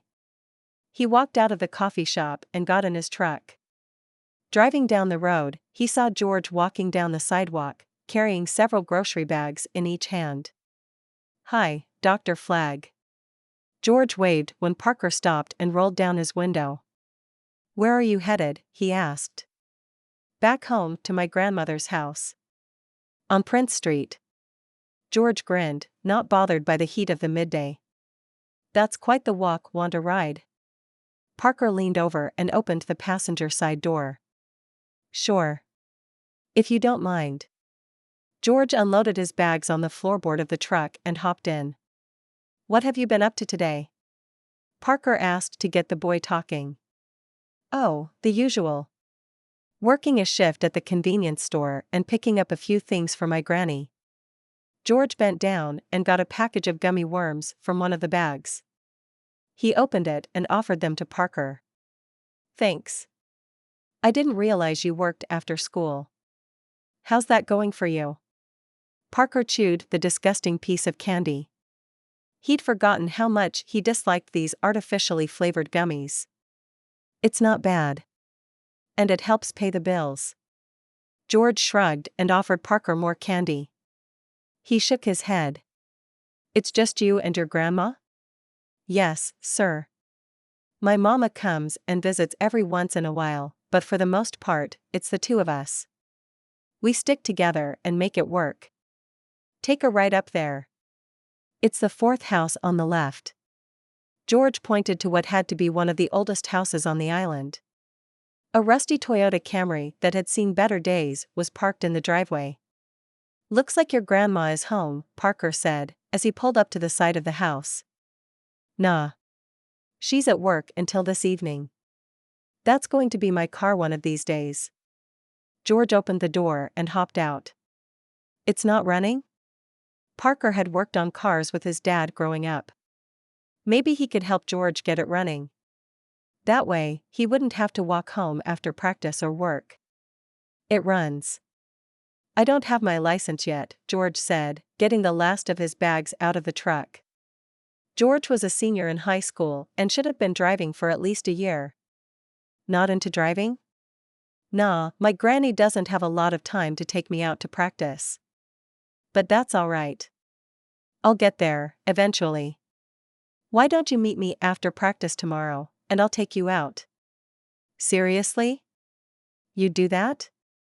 George stood there, eyes wide, his bags hanging in his hands. I wouldn't have offered if I wasn't serious. We'll get you your driver's license before summer break. Let me know if you need any help getting that old Camry ready. Parker cranked the truck back up and pulled away, feeling better than he had all day. Miss Warner, I was surprised that you missed one of last week's assignments, Mr. Morton said at the end of Thursday night's class. I had a family emergency and didn't get home from the hospital until after the submission deadline had passed. Robin shoved her notebook and laptop into her bag. Why didn't you say something? Mr. Morton walked over to her desk as the rest of the students filed out of the room. Because she knew better than to ask someone like him for a favor. He'd tried to strike up conversations after class too many times for her not to get the hint that he was interested in her. Which was weird, him being her professor and all. I'll be fine. It'll bring down your average. I'm sure the two of us could come to some sort of agreement. Why don't you have dinner with me, and I'll see what I can do about extending the deadline or coming up with a makeup project for you. He sat down at the corner of her desk. The scent of his aftershave hit her like a brick wall, sharp and strong. She could feel the beginnings of a headache. I'm sorry, I can't. I'm heading straight to work from here. For the first time in a while, she was grateful for her late-night shift. How about tomorrow? There's a new burger joint on the boardwalk. We could give it a try. It's close to the Skywheel. He smiled confidently. I'm busy all weekend. I'm fine with the 0. It's really no big deal. Robin stood and slung her bag over her shoulder. Suit yourself. Mr. Morton's tone had gone from friendly to ice cold. He rose and returned to his own desk. She could feel his stare as she walked out of the classroom. Robin couldn't shake a feeling of dread all night as she worked her shift at the Drunken Goat. Everything okay with you? You seem off tonight. Claire, one of the servers in the bar, stepped up beside her to drop off a tray of dirty glasses. I'm fine. Just a little distracted. My stats professor hit on me pretty hard tonight. I didn't turn an assignment in on time, and he's offering me an extension if I have dinner with him. Out loud, it sounded even worse than in her head. That's creepy. You should report him. Claire took the drink she'd poured and strode off into the crowd. Robin nodded. She should. Pulling her phone out of her pocket, she shot off an email to the vice dean of the community college. Chapter 15. Robin sat at the kitchen table, her head in her hands. She reread the email from Mr. Morton. Dear Miss Warren. The reason for the 0 on your real-world stats project is because it was never turned in. The deadline for submission has passed by several days, and should you be able to produce said work, I am sad to say that I will have to decline acceptance as it would not be fair to the rest of the class who did turn their work in on time. I understand you are dealing with private issues that resulted in not only this missed assignment, but a previous homework one as well. Despite these misses, I believe you are still capable of passing the class with a strong performance during the final. Unfortunately, I am unable to meet in person to discuss. Feel free to contact Vice Dean Dr. Christensen if you have any other questions or concerns. Mr. Morton. No matter how often she read it, the words didn't change and the prospects of passing her stats class didn't improve. Come here, sweet girl. I could use a hug, she said, snuggling Grace and curling up on the couch with her. It's how Parker found them when he walked in the door half an hour later. What's wrong? Is she running a fever again? Why didn't you call me? He rushed to their side, his hand flying to his daughter's forehead. No, nothing like that. She's fine. Grace was sound asleep in her arms, her body warm from sleep and the blanket she'd wrapped around them, but there was no fever. What is it then? You look like you're about to cry. He sat down next to her and put his arm around her, pulling Robin and his daughter close. It's silly, really. Robin sat up and handed Grace to Parker. Why don't you tell me about it anyway? Parker rocked Grace gently, and she drifted back off to sleep. Do you remember the stats project I showed you? She asked. The pen and paper one? Of course. How'd you do on it? Parker was smiling, expecting good news. My professor claims he never got it. I turned it in earlier this week, the day after we went to the aquarium with Grace.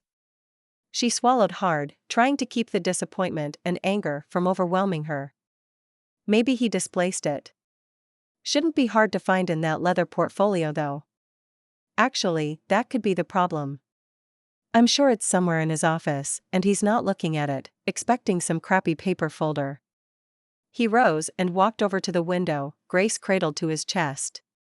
Robin smiled at the sight, despite the despair of failing this class and losing an entire semester's worth of work.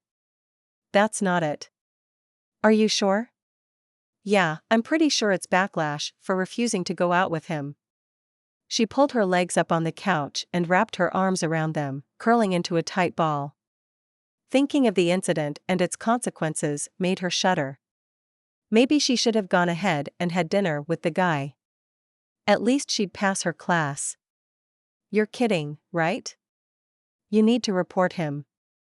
That's a serious breach of code of conduct. Parker turned and looked at her. His eyes were drawn together and his hold on Grace tightened. I did. That's the problem.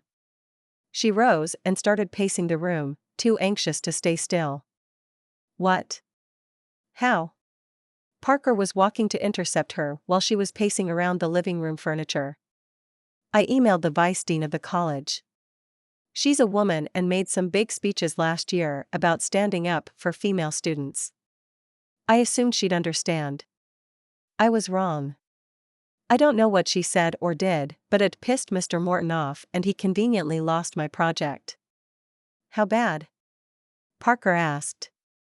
I'll fail unless I ace the final. Which wasn't likely to happen. Her grades were good, but not stellar. That's ridiculous. We are not going to let him get away with this. Parker patted Grace on the back. All the talking and walking had woken her. There isn't much I can do. If he wants to fail me, that's not exactly hard to do. Especially now. And with the missed homework assignment, not having the major project wasn't that big of a stretch. And it wasn't like she had any proof. Do you have a backup of your project? A copy? Parker asked. Robin shook her head. How about notes, drafts? Anything? I have a few things in a notebook at home, but nothing definitive. Besides, it still doesn't prove that I turned the project in on time. Robin felt the desperation was over her again. There was no way for either of them to fix this. She'd made this mess by emailing the vice dean. Now she'd have to deal with the consequences. We need to take this directly to the dean. Or the president if we have to. He can't get away with this. Parker handed Grace to her and pulled out his phone. No way. Don't. It'll make it worse. Her voice was shaking. She could be kicked out and then what was she supposed to do? If we don't stand up to that bully, he'll do it to another student next year. Parker's voice was kind, but firm. And she knew there was truth to what he said. I know. But we can't. Promise me you won't say anything. Parker shook his head. Promise me, she said, staring him down. I promise. Parker had no intention of keeping that promise. She couldn't really expect him to. As an academic and a teacher, he had a responsibility to protect future students of the guy. But maybe he could handle this without getting the administration involved any further. He hoped Mr. Morton was in his office when he pulled into the community college parking lot the following day. Mr. Morton? I'm Dr. Parker Flagg. I teach at Clemson. I wondered if I could have a few minutes of your time. The office was tiny and stuffed with clutter. There was barely enough room for the chair in front of the desk. And it was covered in folders and papers. Of course, Dr. Flagg. Come on in. Have a seat. The little man rushed around the cheap desk and cleared the chair, throwing the papers onto another pile on his desk. Maybe the leather portfolio was simply lost. Parker scanned the surfaces, spotting it under a stack of papers on the steel file cabinet next to the desk. Thank you. I'll come straight to the point. My daughter's nanny is in your class. Robin Warren. To his credit, Mr. Morton kept a straight face. Yes, of course. She's one of my older students. I didn't realize she worked for you. She mentioned working in a bar. She does. She also cares for my daughter for a few hours per day. She's practically family. Or would be soon if things progressed the way he hoped they would. I see. I'm sorry to have to say this, but Miss Warren made her bed, and now she must lay in it. I can't grade something I did not receive. As I told her in my email, she can still pass the class if she does well on the final. There's nothing else I can do. Parker knew he was lying. There was plenty he could do if he wanted to. Looking for the project was the least of them. He got the feeling the guy was going to do everything he could to fail her, and he wasn't about to let that happen. That's it, over there, if I'm not mistaken. I gave Miss Warren the portfolio myself. You'll find the Clemson logo embossed on it. Parker pointed to the top of the file cabinet. This right here? Mr. Morton pulled the folder from the stack of papers, sending half of them sailing to the floor. He opened it, feigning surprise. That's the one. I am sure you will get this graded right away. Parker rose and walked out of the man's office. He walked to his car, thinking. There had to be something he could do to help Robin finish her degree. He pulled out his phone. Clemson University, financial aid.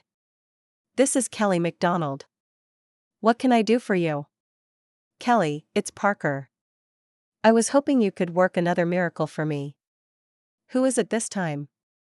Kelly's tone was resigned. This wasn't the first time he'd called in a favor for one of his students. My nanny. Don't ask. Okay then. Name and date of birth, please? Kelly started clicking away at her computer. Robin Warren, from Palmar Island. I don't know her date of birth. Let me see what I can do. More clicking on the keyboard followed. Any luck? Parker asked when the clicking stopped. I found her. Robin Marie Warren. She has a birthday coming up on Tuesday. I had no idea. He was surprised she hadn't mentioned it. He'd have to do something for her. Looks like she applied 8 years ago and got in. She has some great grades and an SAT of 1460. Her ACT score is even better. 34. Smart girl. We awarded her a partial scholarship, but she declined. Parker was impressed by her scores and surprised she didn't mention she'd been accepted when they visited campus. Do you think there's something you can do? It would have to be as close to a full ride as you can get it. It's been 8 years, but let me give it a try. Do you know her major? Kelly asked. Accounting. All right. Let me see what I can do. I'll call you in a day or two. Chapter 16. Dr. Flagg? George, come in. What's up? Parker asked, surprised to see the look of concern on his young student's face. I was wondering. George stood in front of his desk, shifting his weight from one foot to the other. Yes? Parker rose and walked around the desk to join him. I was wondering if you thought I was ready to take my driving test. George's shoulders slumped, and he was staring at the top of his worn sneakers. I think you're pretty much there. The only thing you're still struggling with is parallel parking. Once you get that down, I have every confidence you'll get your license. Okay. It wasn't the answer George had hoped for. That much was clear. What's going on? Why the sudden rush? Parker asked. It's my grandma. She took a wrong step off the stairs to the front porch yesterday and twisted her ankle. It's in a boot, and she can't drive herself to the doctor and stuff. And you having your driving license would make it easier to get her back and forth to appointments, take care of the grocery shopping. I get it. Tell you what, I have another 25 minutes before my next calls. Why don't we head to the back parking lot and practice? And if all goes well, we'll see about getting an appointment later today or tomorrow for you to take the test. Parker didn't wait for George to answer. He grabbed his keys and headed out of the classroom, the young man following close behind. Are you sure I'm not going to hit anything? George asked a few minutes later. I'm positive. You've got this. It had taken Parker less than a minute to realize George's only problem with parallel parking was confidence. He knew what to do and had a good feel for the car. He needed to commit to his maneuver, and he'd be parked in no time flat. If you're sure. George turned farther to look out of the back window. He hit the gas a little too hard, the bumper making impact with a soft thud. George's face turned ashen. It's fine. You're fine. The bumper barely touched the trash can. Ease it forward, pull out and try again. Parker kept his voice calm. I don't think that's a good idea, Dr. Flagg. Why don't we forget about this? Our neighbor can drive my grandma, and I have my bike. George's words came out fast, his hands gripping the steering wheel tight, exposing his knuckles. I'm not going to let you quit, George. Try again. Go a little easier on the gas, and you'll ease in there with no problem. Parker smiled at him encouragingly. George sat there for a few seconds, staring first at him, then out of the windshield.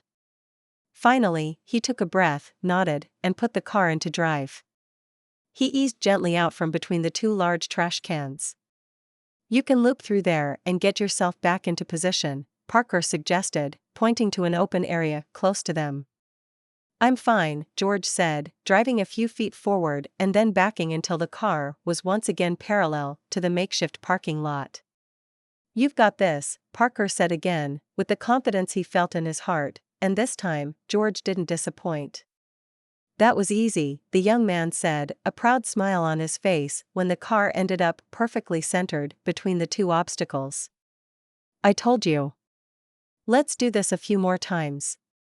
They did, varying the location of the cans slightly after a few more successful attempts. I think I'm ready to take the driving test, George said when they walked back into the building a little while later. Parker put his arm around his student's shoulder. I think so too. Let's set it up. Hey! What are you doing here? Parker asked, surprised to see his friend Simon standing on the side of the football field when they came back from their run. He was breathing hard, gassed from the 5 miles they'd done this afternoon. I heard you're helping Mike train the team, and I had to come see for myself. You're out of shape, man. Simon grinned and clapped him on the shoulder. You should have seen me last week. These guys were running circles around me. Parker looked at the group of 12 players that had shown up for today's run across the island. He's exaggerating. He gave us all a run for our money. George pulled up beside him, more out of breath than Parker was. Thanks. You guys go get showers, and we'll meet back here in 20. Weather permitting, we'll do 10 miles on Saturday, he said to the team. They look in pretty good shape. Should be an interesting season. Maybe this is the year we'll make it to state, Simon said. The closest they'd gotten was when the two of them were in school. They're good kids. He'd enjoyed training them, and Coach Mike was an easy guy to work for. He was a good coach, too. Parker wouldn't be surprised if they'd win their division this coming year. There's a Spartan race in Myrtle Beach next month, Simon said.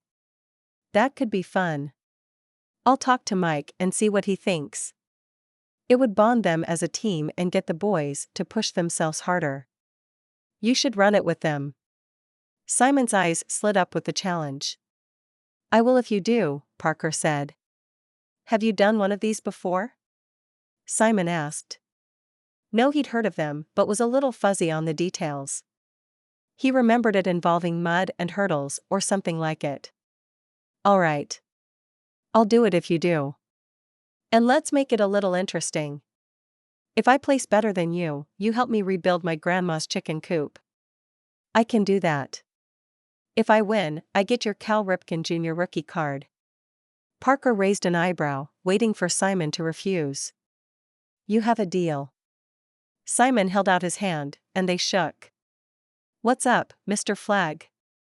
George asked, strolling toward them, his book bag slung over one shoulder, gym bag in the other hand. I'm about to take Simon's favorite baseball card from him, Parker said, not trying to hide his confident grin. One I won from Parker in a bet our senior year in high school. And it's not going to happen. I guess I should mention that I've been getting back into running. And placed 5th in the Spartan race in Charleston a few months ago.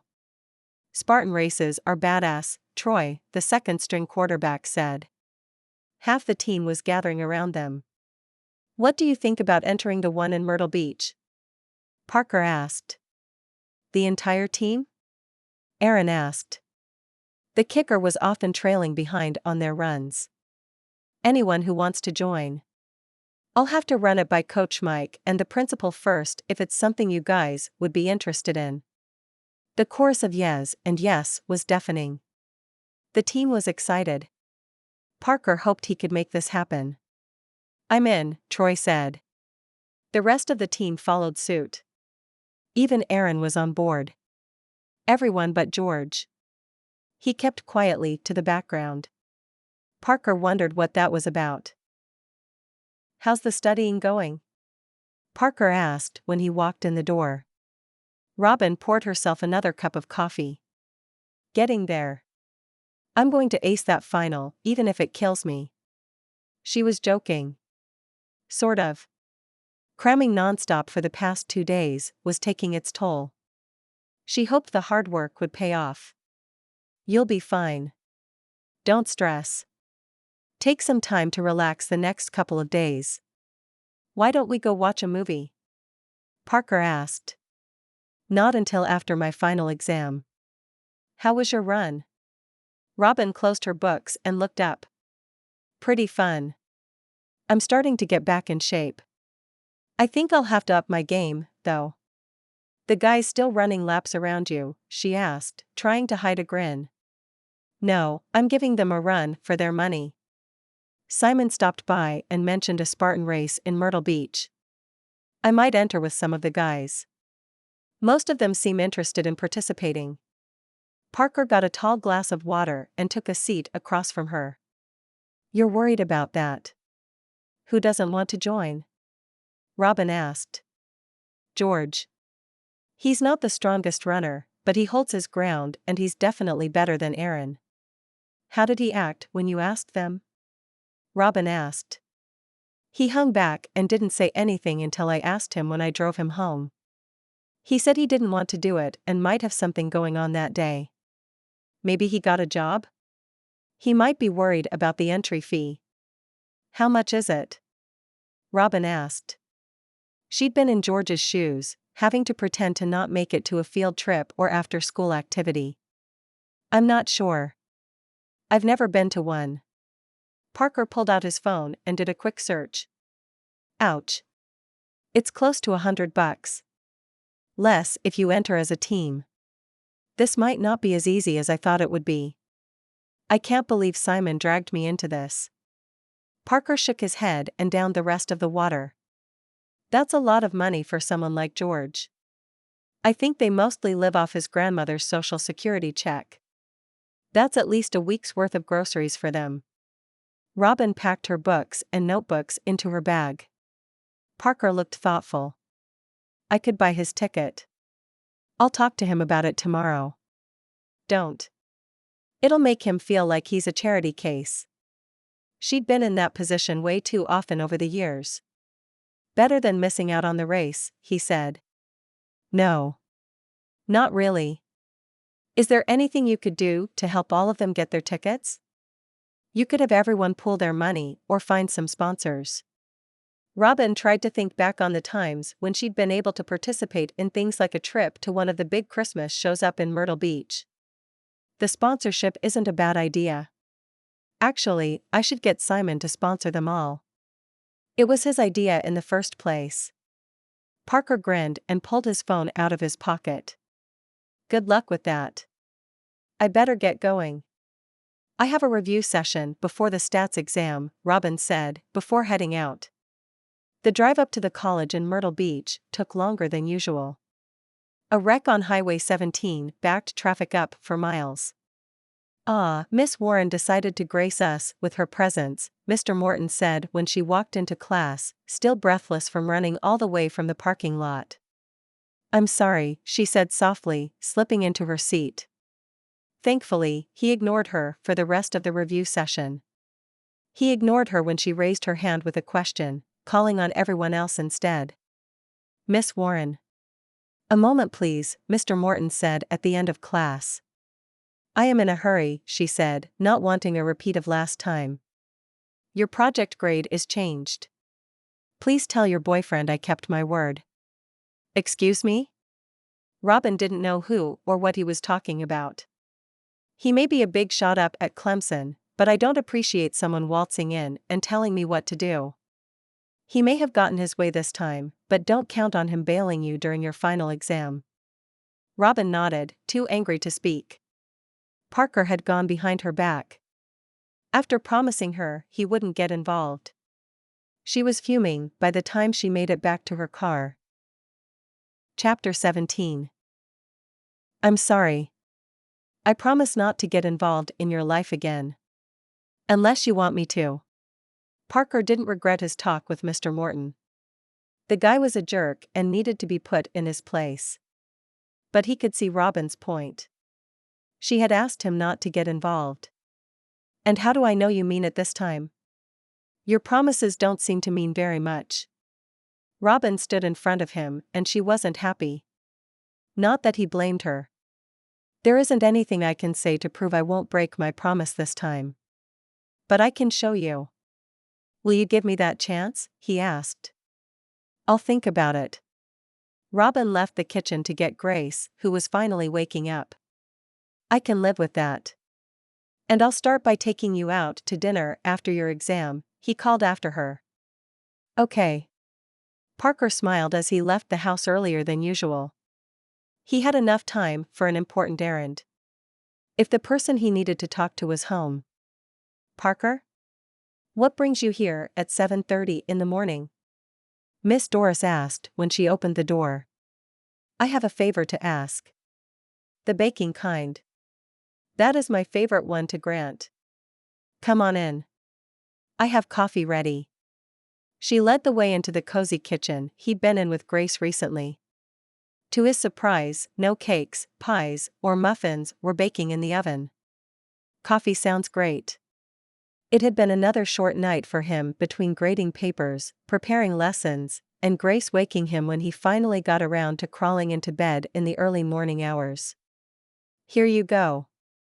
I heard you've been helping George practice for his driving test.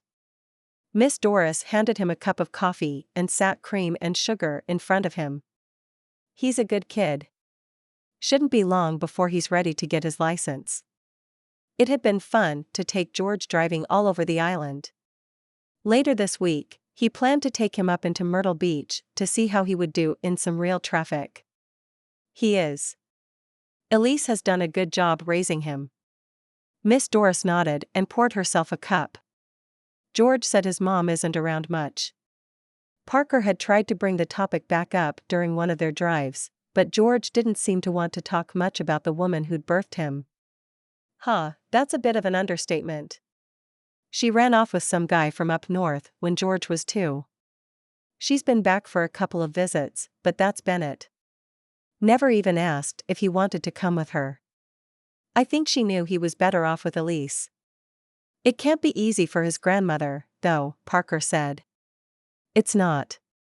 I don't know how she does it.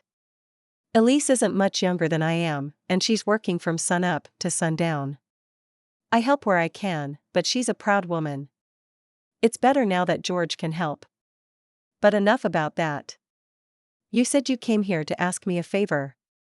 What can I do for you, Parker?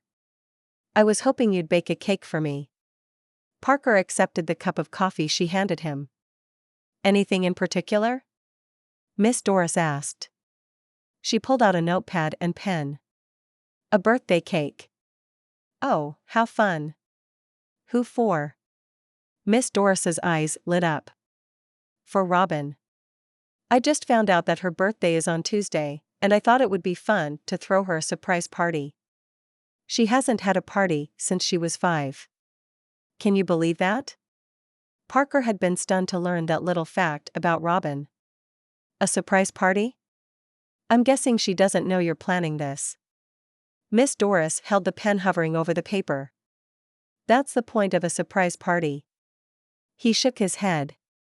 Are you sure that's a good idea? Miss Doris asked, looking concerned. Before Parker could ask what that was about, his phone rang. He rose and walked into the next room. Cooper, what's up? He was surprised to hear from his lawyer. I got a call from Hanson, and Maxwell a few minutes ago. Liza wants her parental rights back. What? Parker sat down on the flower print couch. This couldn't be right. Liza hired the firm to get shared custody of Grace. She wants to be back in her life. Cooper's voice was serious. She can't do that.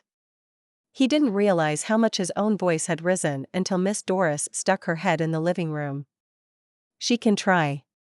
I don't think her chances are great, but she has the legal right to petition the court to reinstate her parental rights. Do you think they'll grant it? Parker felt like his heart was stopping. He could not lose his Grace. I don't know, Parker. Her chances aren't good, but I can't rule it out completely.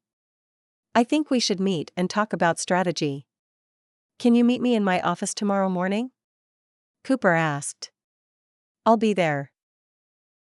Good morning, Parker said.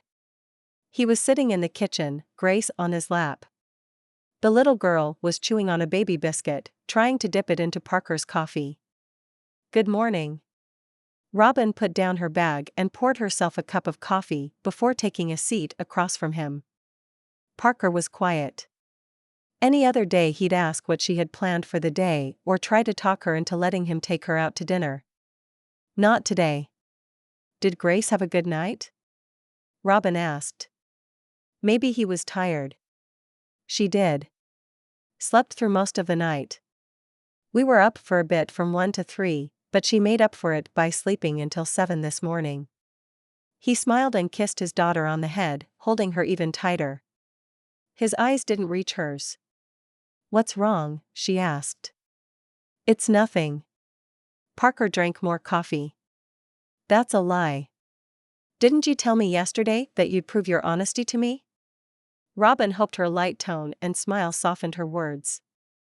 I did. And that was a lie. It's not nothing. I got a phone call from my lawyer yesterday that rattled me. I'm meeting with him this morning to figure stuff out. Parker returned the smile, but it didn't reach his eyes. You don't have to tell me, but I'm here if you need someone to listen. Robin rose and held her hands out for Grace. Parker shook his head and motioned for her to sit back down. I'm holding on to her for a couple of minutes. Liza, my ex-wife, is petitioning to get her parental rights back. I don't know what she's planning, but it sounds like she's trying to take Grace. His voice broke at those words. Robin reached over and took his hand. I'm sorry. Can she do that, though? I thought once you abandon a child, you can't get them back. It's why her mother had fought so hard to keep her and her sister when she was first diagnosed. That's what I thought. I guess I'll find out this morning how hard it is. I'm going to do whatever it takes to keep her with me. That woman can't waltz in and out of her life as she pleases. Parker's face was grim, and Robin had a feeling his ex was in for a fight. Let me know if there's anything I can do to help. Robin took both of their coffee cups and rinsed them in the sink. Out of the corner of her eye, she saw Parker whisper something in Grace's ear. I'm heading out to meet with my lawyers. I'll let you know if there is. Parker handed Grace to her and dug around the kitchen drawer until he found his keys. Good luck. I hope it's a productive meeting. Robin stepped up with Grace and gave Parker a quick peck on the cheek. He looked up, surprised. For luck. Thank you. My mom went in early this morning. She should be back home around noon. Why don't you head home early so you can study for your final? Or stay here if that's quieter. Thank you. I think I'll be okay. I studied for half the night. It was nice and quiet at my house for a change. Robin grinned. She'd need another cup of coffee, but it was worth it. In that case, catch a nap when Grace does. He kissed her on the cheek before striding out the door. Robin didn't know why, but she felt like everything was going to fall into place. She trusted Parker to keep his word. And she was going to do well on her final to pass her class. I cannot believe that woman, Lynn said when she walked into the kitchen a little before noon. She's always been trouble. I told him not to marry her. But did he listen? You heard from Parker? Robin asked. No. But when Liza gets something into that head of hers, she'll move heaven and earth to make it happen. Lynn had dark circles under her eyes, and Robin could tell she was worried. Robin put Grace in her high chair and started loading the dishwasher. Do you know her well? Not really. Her family isn't from around here. She and Parker met up at Clemson. She got herself pregnant to get him to marry her. I told him then that he could be a good father to that child, even if they weren't married. But he listened to his daddy and asked her to marry him. Lynn shook her head. Parker mentioned they lost the baby and had a hard time after. Robin sat down to feed Grace her lunch. Chicken and sweet potato were on the menu today. She handed the little girl a plastic spoon to play with while she fed her with a second one. They did. They seemed happy there for a while. He was teaching, and she had a job with an advertising agency out of Atlanta. They did everything they could to have a baby, but it wouldn't happen.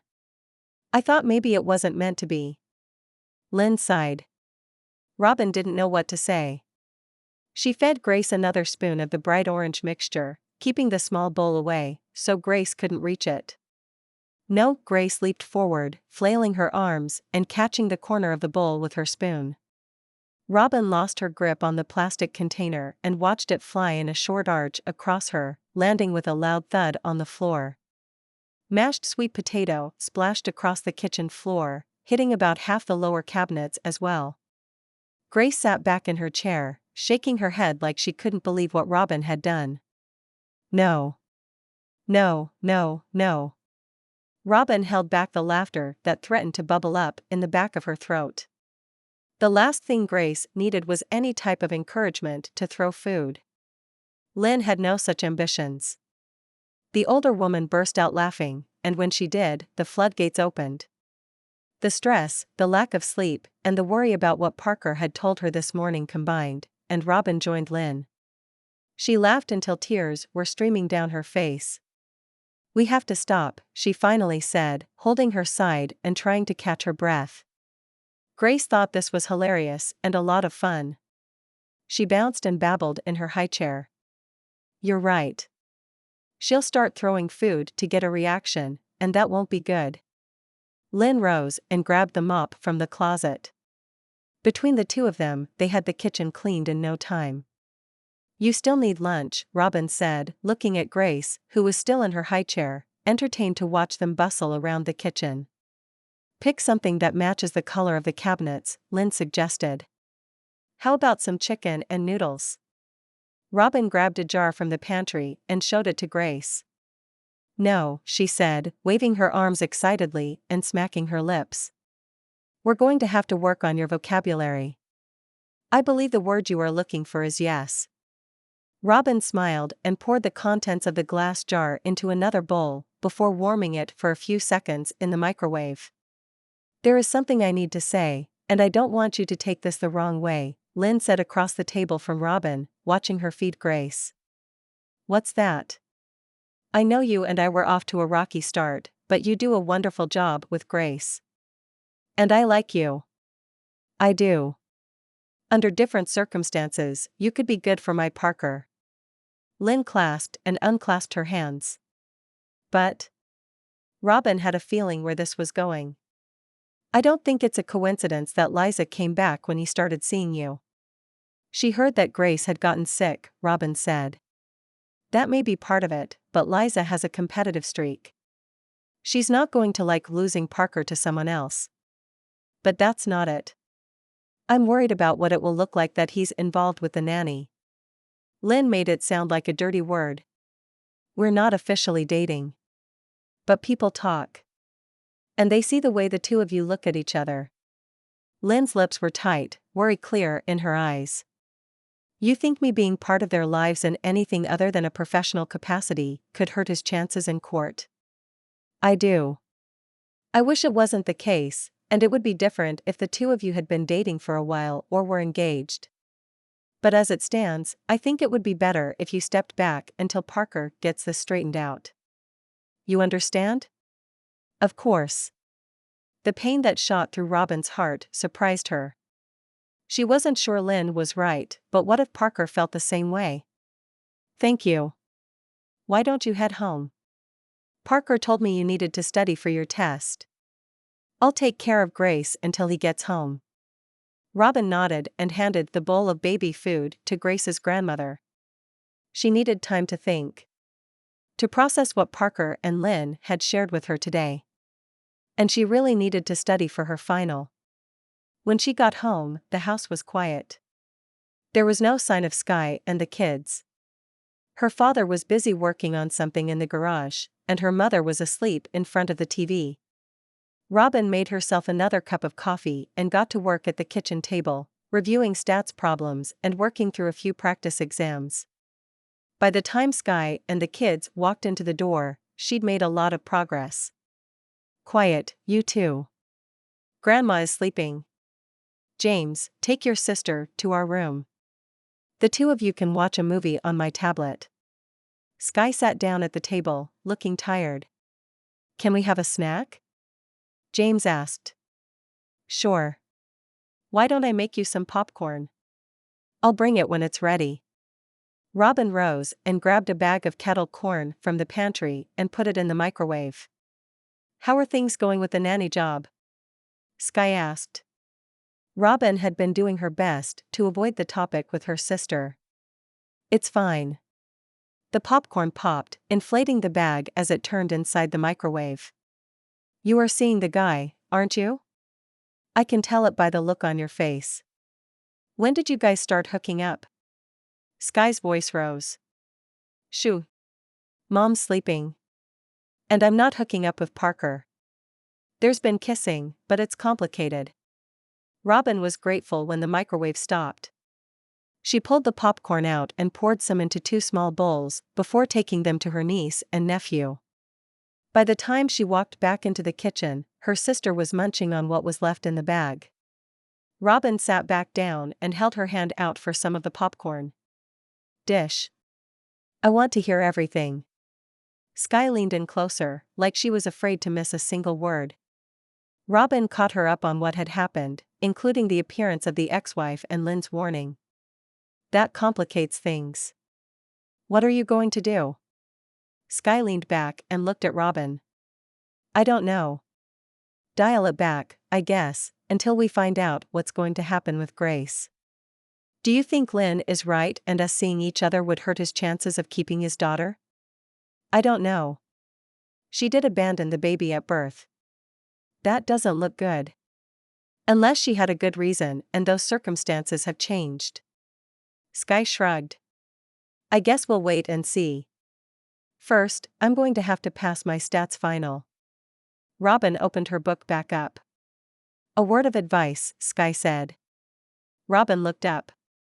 Her sister's voice was serious. What's that?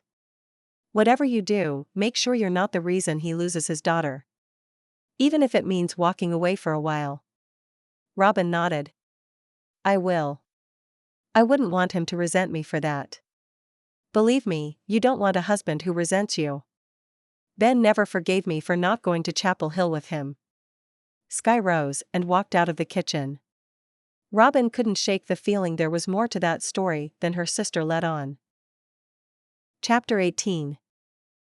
Come on in, Cooper said when Parker stepped into the building. The reception area was empty, the door to his friend's office wide open. Thanks for seeing me before class. Parker sat down in the leather chair Cooper offered him. No problem. I'm usually the first one here, anyway. Can I get you some coffee? Cooper closed the folder of documents he'd been reviewing and added it to a stack on one side of his desk. No, thanks. Do you really think Liza could take Grace from me? The thought had kept him up all night, sitting by Grace's crib, watching her sleep. Cooper looked through the stack of files and pulled a dark blue folder out. Opening it, he glanced at the documents inside. Her lawyers sent over some preliminary paperwork. Usually, I would say that you have nothing to worry about, but these guys are good. I don't have all the details, but it sounds like Liza had a good reason to relinquish her parental rights at the time Grace was born. If that situation has changed, and the judge is sympathetic, she could get them back. At that point, you'd look at shared custody. Parker slumped in his seat. Is there anything we can do to fight this? I don't think having Liza in her life is good for Grace. She left once. What if she leaves again? Grace is old enough to notice. I will do everything in my power to convince the judge that the best place for Grace is with you. but I'm going to need your help. We have to make you look like the father of the year. Parker nodded. He was ready to do whatever it took. What do you need me to do? We need to make it clear that you are providing a stable environment for Grace. What are your plans for work? I know you're taking a sabbatical through summer. Are you planning to go back to teaching at Clemson after that? Cooper asked. That's the plan. Parker wasn't as sure as he had been a few weeks ago, but it was as good a choice as any. Great. And you still have your house up there? Cooper was taking notes on a large, yellow legal pad. Yes. The current tenant was a short-term arrangement with a fellow professor who needed a place to stay until her house was ready to move in. He'd received an email a few days ago that the woman expected to move the second week of July. Good. Don't take this the wrong way, but are you seeing anyone? Cooper looked up, his eyes observing Parker. I am. Is that a problem? He hoped it wasn't, but if it took taking a break from Robin to ensure he kept full custody of Grace, then that was something he was willing to do. He hoped she'd understand. Not at all. Quite the opposite. That is, if the new woman in your life gets along well with Grace. Cooper smiled. That she does. She's Grace's nanny. Parker thought of the two of them curled up on the couch reading a picture book when he'd left this morning.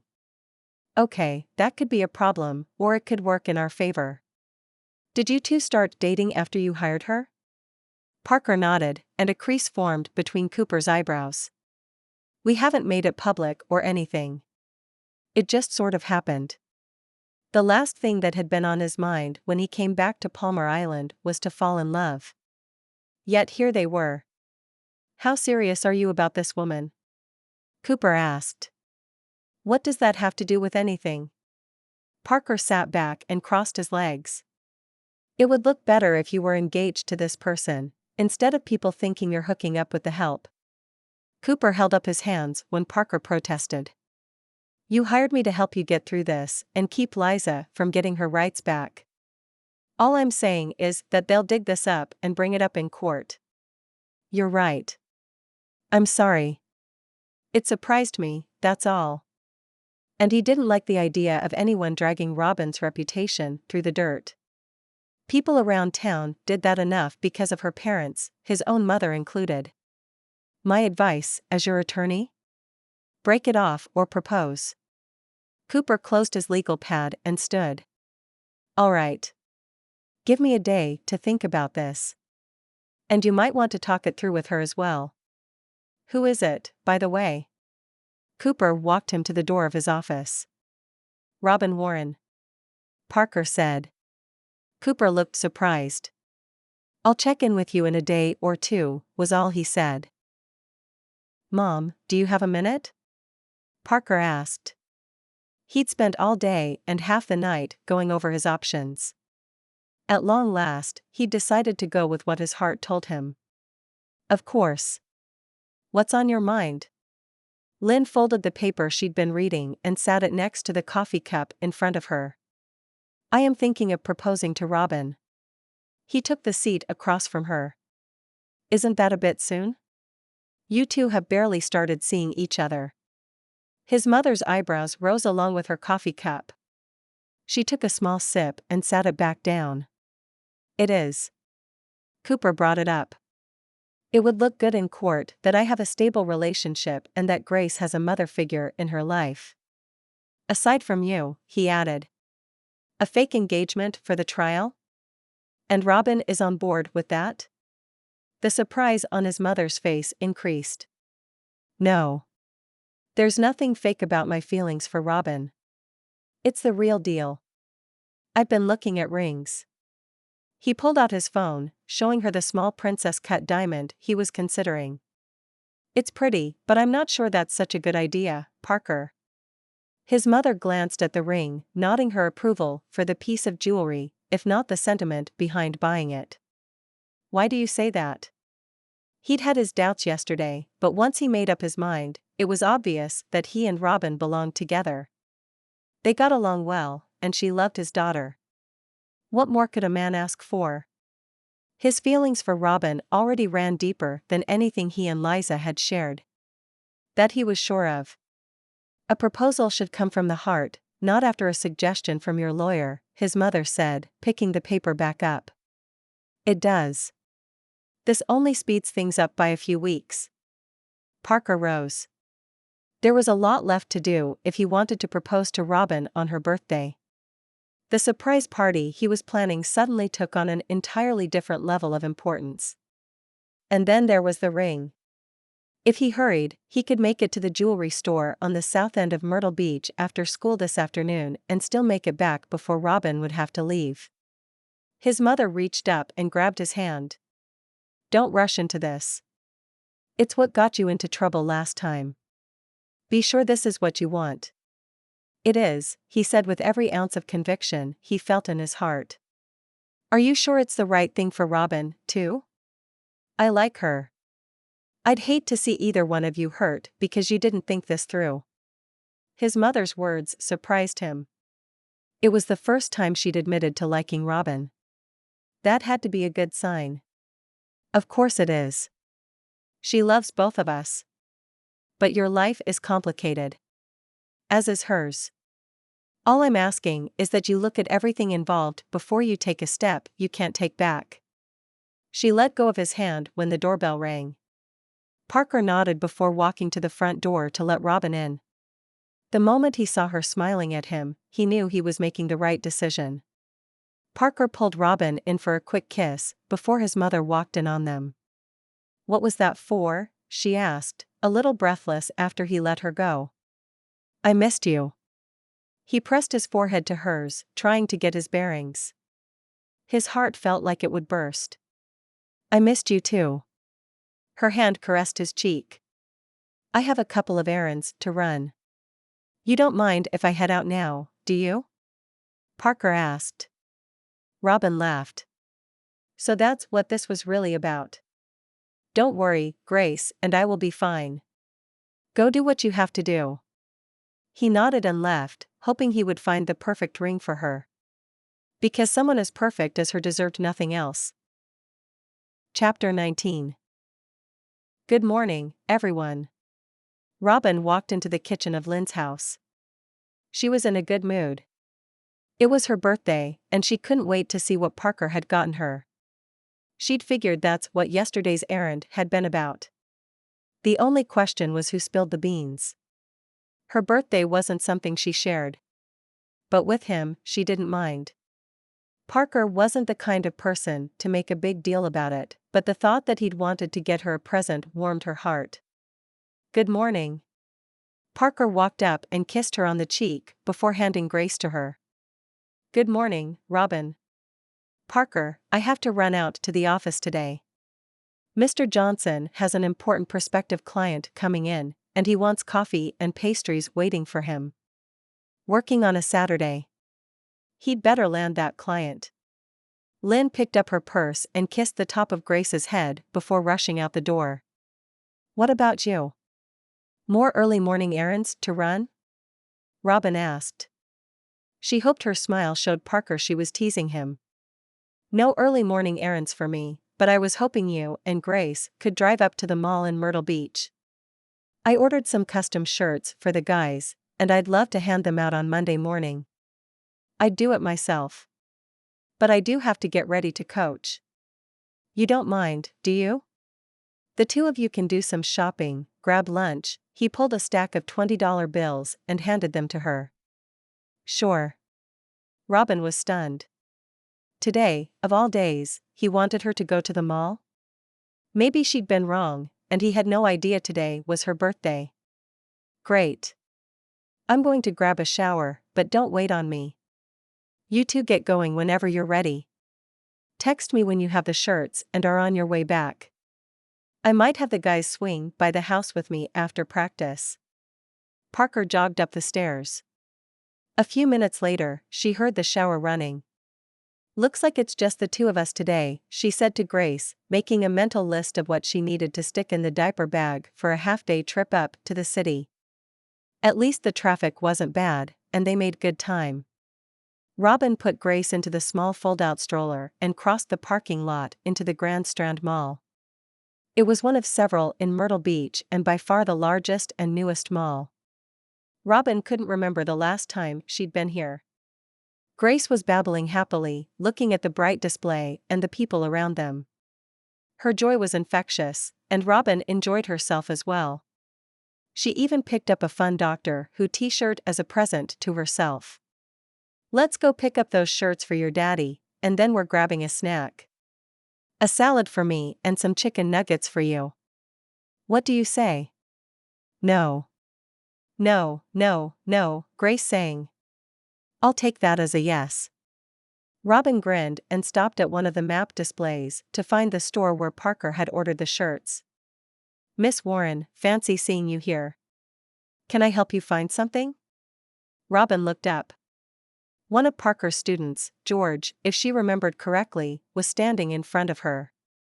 "Are you skipping the special training session?" she asked, surprised to see him. From the sound of it, George never missed class or training.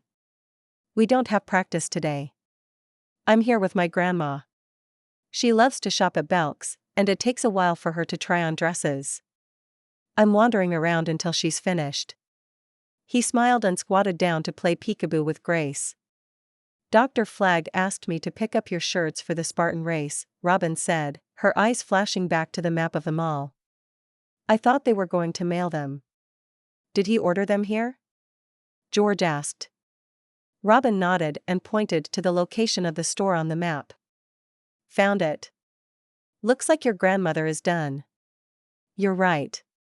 Hope I'll see you at the race." George grinned and jogged toward his grandmother. "I wouldn't miss it." Despite what she'd learned, she was looking forward to seeing them race. She hoped George would do well. He was a good kid. Robin pushed Grace toward the sports supply store at the far end of the mall. Grace's eyes were drifting closed, and her head moved toward her chin. The poor thing was exhausted from all the excitement. Robin stopped and got her settled a little more comfortably. The closer she got to the store, the more she wondered about why Parker had sent her on this errand. If George was right and the shirts were going to be delivered, there was no need for her to make the trip all the way to Myrtle Beach. But why would he do that to her? Why would he do that to Grace? It wasn't like the infant enjoyed a trip to the mall. It made no sense. Robin shook her head and struggled to enter the store with the stroller. "Can I help you?" a young man wearing a football jersey and a pair of khaki shorts asked. "I'm here to pick up a custom t-shirt order." Robin gave him the specifics along with the order slip Parker had insisted she take with her. "These were set to get delivered down to Palmar tomorrow morning, but I can grab them from the back." The young man vanished through a door and returned with a box a few minutes later. "How much do I owe you?" Robin asked. She hoped Parker had given her enough money. Her own bank account was yet again running low. Even with the extra cash the job brought in, there never seemed to be quite enough. "It's already paid. I actually owe you for the delivery. Cash okay?" Robin nodded and took the bills and coins. "Do you need help getting this to your car?" The man looked at the stroller, then at the empty store, before returning his gaze to her. "I think I can fit it under the stroller." Robin took the package and gently squeezed it into the space below Grace. The little girl stirred but didn't wake up despite being jostled around a little. It fit. Barely, but it fit. Breathing a sigh of relief, Robin made her way back into the mall and out to her car, her anger rising with every step across the hot pavement. Robin had to force herself to slow down as she sped down Highway 17 toward the island where the source of her irk was doing who knew what. How dare he lie to her and send her out like a little errand boy? Wasn't he supposed to love her? Who did that to the person they loved? Who did that to his child on a day like today? It was hot, and Grace would have had a much better time playing in the garden or going back to the pool.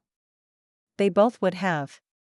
Robin fiddled with the AC control in her car, to no avail. The lukewarm breeze was as good as it was going to get. With each mile that got her closer to the island, her anger grew. She couldn't wait to confront him. Not much farther, she called to Grace, forcing her voice to stay light and happy. The little girl had drifted in and out of consciousness for most of the drive. Combined, it had added up to a solid nap, and she was wide awake and ready to get out of her car seat by the time they made it to the bridge that connected Palmar Island with the mainland. Robin dug around in her purse and handed Grace her favorite toy. The set of plastic keys had been a gift from Parker's friend Simon and his wife. "Do you want these?" she asked, reaching back to hand them to the outstretched hand. With a little luck, that would keep Grace happy for the few minutes it would take to get to Parker's house. His mother's house, Robin reminded herself.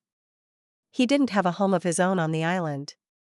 His life was in Clemson, 6 hours away. She needed to remember that. And find out why he'd lied to her and sent her on a fool's errand.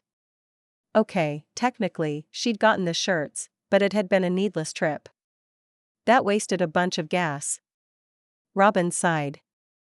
She'd have to stop and fill up on her way home. Grace settled in, happily chewing on the keys as Robin made her way down the main road that ran the length of the island. They weren't far from the house when traffic came to a stop. "I wonder what that's all about," Robin said, glancing up ahead at the line of cars. They weren't far from Main Street. "No data?" Grace asked. "Not yet, sweet thing. We'll be home in a little bit. We just have to be patient for a little longer." Some birthday this turned out to be. Robin shook her head. She couldn't wait to get to the house to confront Parker about the errand. He better have a good explanation. "Dada." Grace bounced excitedly in her seat. Robin scanned the sidewalk. They'd almost made it up to the intersection with Main Street. To her surprise, she spotted Parker walking out of the local bakery, a bag in each hand. She was about to roll down her window and call out to him when she noticed Liza, Grace's mother, less than a block away, walking in the opposite direction. Had Parker met with his ex-wife? Was that the reason he wanted her and Grace out of the picture for the day? The last she'd heard, the two of them weren't supposed to have any contact. This would explain his strange behavior this morning, though. Come to think of it, he'd been cagey for a while now. Something was up, and it was time she found out what it was. Chapter 20. Robin pulled into the driveway of Parker's mother's house. Parker's car was there. Good. With all the traffic, he'd beaten her home. She was ready to give him a piece of her mind. Leaving the box of shirts and the stroller behind, she got Grace out of her car seat. "Let's go yell at your dad," she said, keeping her tone light and friendly. "Dada?" Grace asked. "Yes. Dada. He's in big trouble. He just doesn't know it yet." She smiled at the sweet little girl, adjusting the way she was carrying her on her hip before making the walk to the front door. Robin struggled with her keys, finally managing to open the door. The house was eerily quiet. "We're back," Robin called. Grace echoed, "Bah, Dada." No response. Maybe he wasn't home after all. "We'll get your diaper changed, and then we'll play until he gets home." Robin made her way down the hall and opened the door to the living room. Surprise! Robin almost dropped Grace at the sight in front of her. Parker, his mother, Miss Doris, and a few other people she was close to on the island were gathered in the room. Everyone except her family. A gigantic happy birthday poster was strung across the entire width of the room. Parker stood in the center of the room, holding a cake topped with dozens of candles. Lynn stepped up and took Grace from her. Robin was numb. How could he? To blindside her like this. "Happy birthday, sweetheart. Make a wish." He took a step toward her with the cake, the flames of the candles flickering with the movement. The room started to spin. Memories of another birthday bubbled up. Scenes she'd been trying so hard to forget over the years. This wasn't happening. He didn't even know her birthday. Except he did. Because Parker overstepped and made decisions for her. Like getting her a scholarship she didn't ask for. Like forcing a birthday party on her. Except he wasn't going to do this anymore. This was it. The man had crossed the line. Robin? Parker looked confused. She blinked, turned, and ran out of the room. Robin made her way out of the house, slamming the front door behind her and racing to her car. Grace's stroller and Parker's package were still inside. It didn't matter. She had to get away before the mob followed her outside. For once, her car took pity on her and cranked on the first try. Robin raced across the island, barely noticing where she was going. Getting away was the only thing that mattered. I told you this wasn't a good idea. Miss Doris shook her head.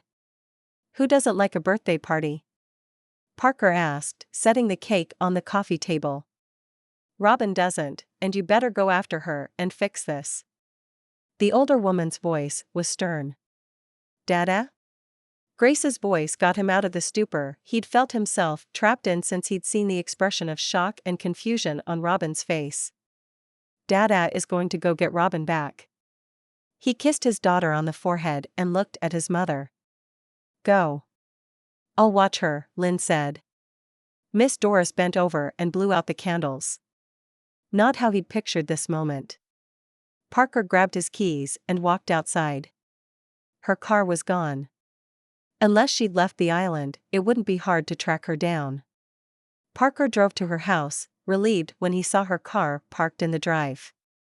The feeling didn't last long. The door to the Warren home was wide open. Every light inside was on. Parker could see people moving around frantically, including the woman he loved. Parker jumped out of his car and walked up to the house. He hesitated when he reached the front door. I don't know where she is, Robin's father said. Did she say where she was going? Robin asked. I don't know. I don't remember.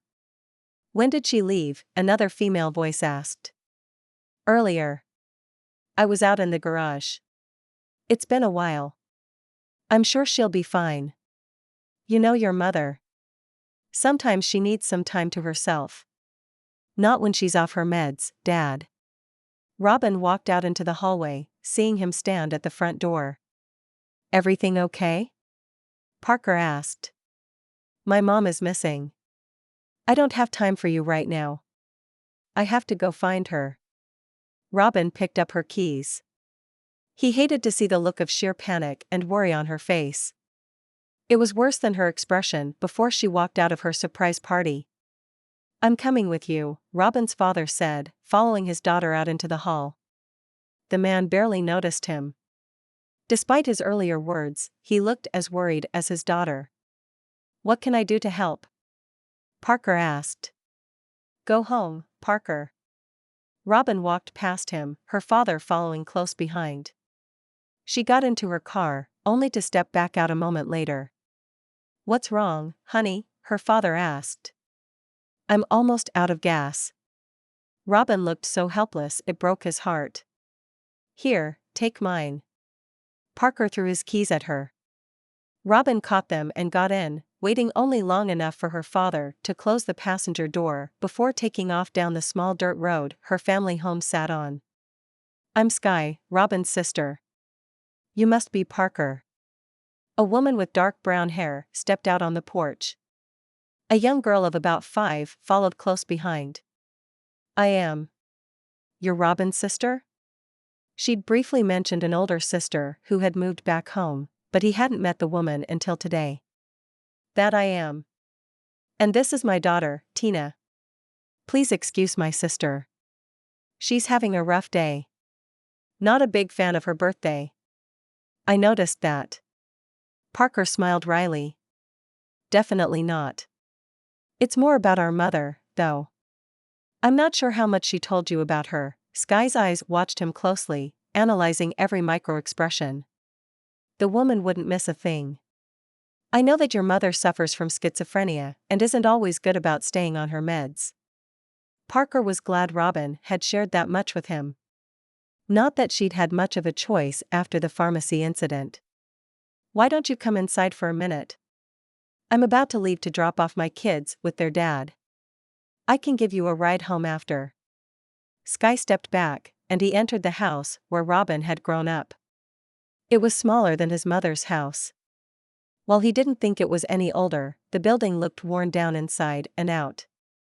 The owners, Robin's parents, he reminded himself, hadn't done a good job taking care of it.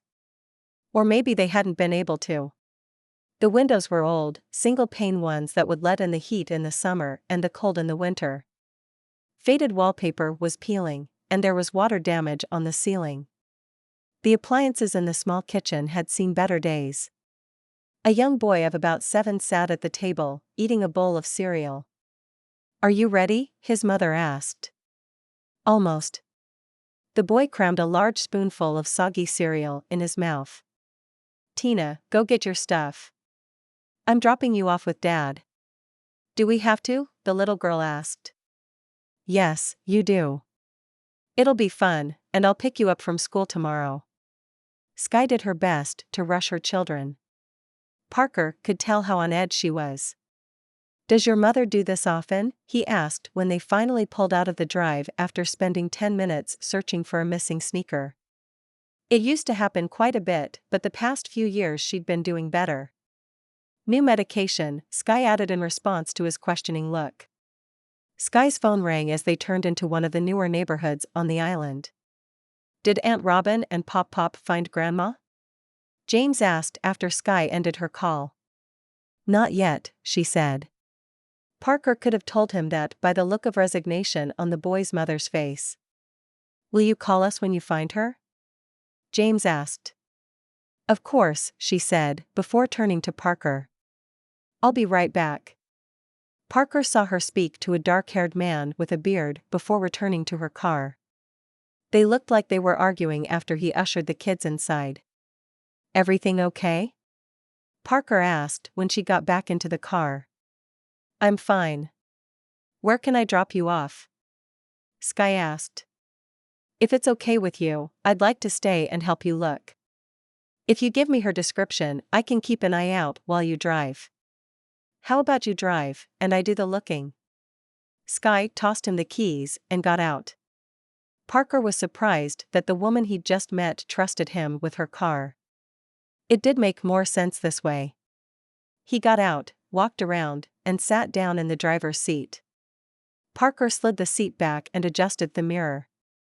"Where do you want to start?" "The beach at the north end," Skye said immediately. It means something to her, he guessed. She likes to go out there to think. It makes her feel free and whole. Skye turned to look out the passenger side window as they passed various shops and parking lots. When they made it to the beach access, the parking lot was deserted. "She's not here." Skye's shoulders slumped. Parker turned around. "Any other ideas?" Skye shook her head, looking defeated. "How about this? I make a loop around the island, and you keep an eye out for any sign of her or her car." "Sounds like a plan." Skye sounded relieved. "What's up with your sister and birthdays?" he asked, as much out of curiosity as to distract her from her worry for her mother. "Why? What happened?"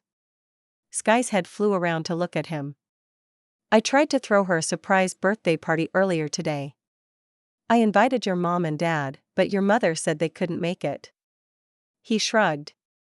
It had been several days ago, and the woman had sounded fine on the phone. "Oh no. No wonder she had that look on her face when she walked in before we even told her about Mom." Skye shook her head and returned to staring out the window for any glimpse of the woman. Maybe this birthday thing was something they didn't talk about. He wasn't about to press the issue with a woman he'd met less than an hour ago. Parker focused on the road ahead of him, drawing a mental map of how to cover the most ground on the island. Robin was 11 when she got it into her head that she wanted to have a big birthday party. It took her forever to talk Mom and Dad into it. She invited a bunch of friends, made decorations, figured out what food they'd have. The whole 9 yards. She was so excited. Sky's voice was soft, the words coming fast. Parker had to concentrate to catch it all. I'm guessing it didn't go well, he said. That's an understatement. This was before our mom was diagnosed. We didn't know what was wrong with her. My dad blamed it on the moon and the ocean. She was in awful shape the day before the party. I tried to talk Robin into canceling, but she was having none of it. So I baked a cake and helped her get the kitchen and living room set up. Neither one of us knew our dad had gotten laid off the week before. That's a lot of turmoil all at once. No wonder Robin didn't associate happiness with birthdays. Oh, it gets worse. Everyone showed up, and at first, it went to plan. They had a good time, and Robin loved the attention and the gifts. Then my mom comes in screaming about aliens and telling everyone to hide under the tables and in the closets. I tried to get her into her bedroom and keep her quiet, but I could hear them talking about our crazy mother. Your dad wasn't there to help? Parker asked. If the guy was unemployed, there was no reason for him to be away. Oh no.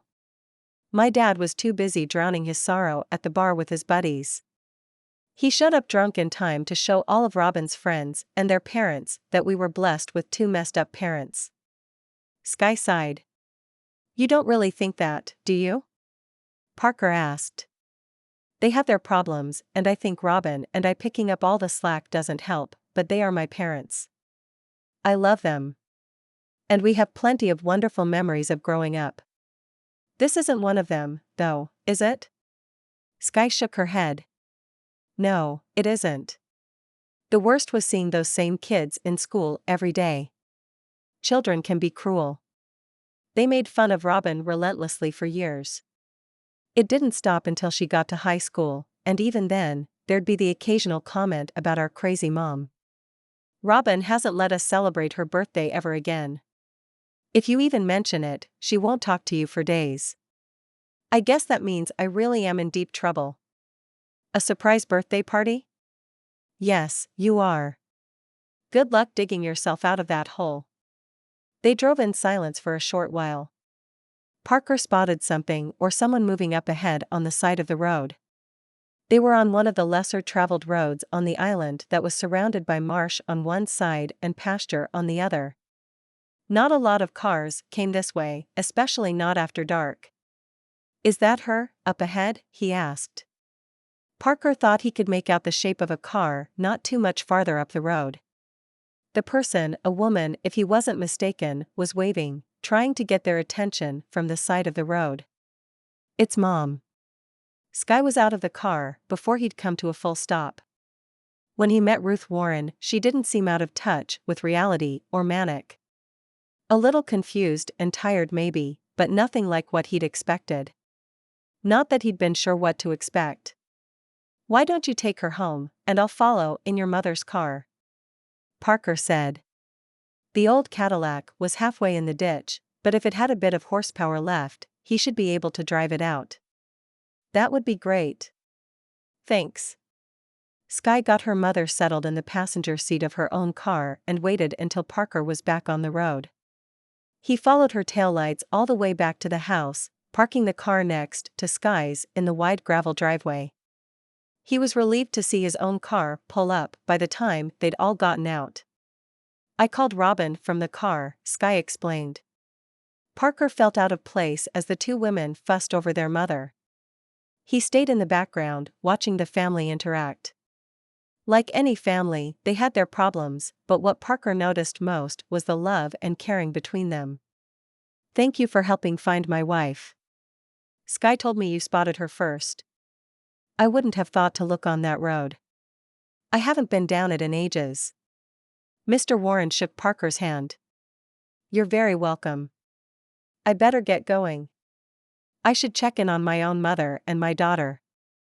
He let himself out, only stopping on the porch when a familiar voice called his name. Thank you. Robin walked over and put her hand on his cheek.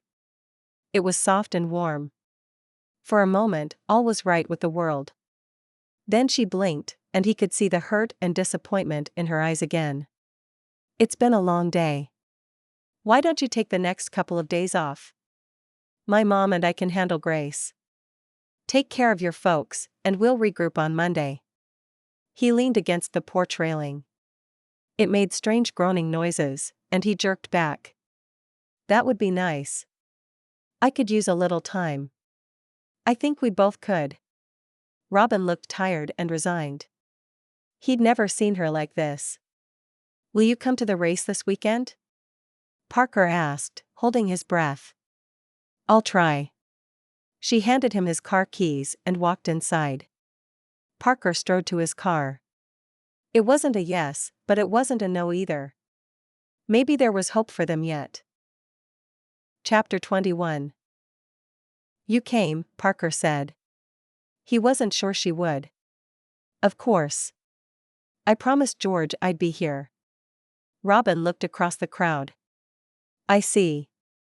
Parker wished he hadn't gotten his hopes up. His heart had taken off when he'd spotted her and dragged him along. And I wasn't going to miss a chance to cheer you on. You've worked hard for this. I think you have a good shot at beating Simon. Robin grinned, and Parker's heart rejoiced. I'm not so sure about that. He's a good runner. Doubt had started creeping in yesterday, and he'd ended up tossing and turning throughout the night. Who got married a few months ago? Trust me, he had other things on his mind, she said. Like what? He asked, stretching his calves and rolling his shoulders. Playing house, I guess. A small smile lit up her face. Let's hope you're right. Parker, it's time to line up. Simon jogged over to join them. Good luck today. Robin said, looking at the young man. I'll be right there. Parker was relieved when Simon walked to join the crowd that was forming at the starting line. Good luck to you too. Robin smiled at him encouragingly. Thanks. Can you stick around after? He asked. There's something I want to talk about. Sure. Her eyes were guarded, but she was still smiling. He took that as a good sign. Ready to be beaten? Simon asked when Parker joined his best friend at the starting line. Don't be so sure about that. Running with the team has helped me get in better shape than I've been in for years.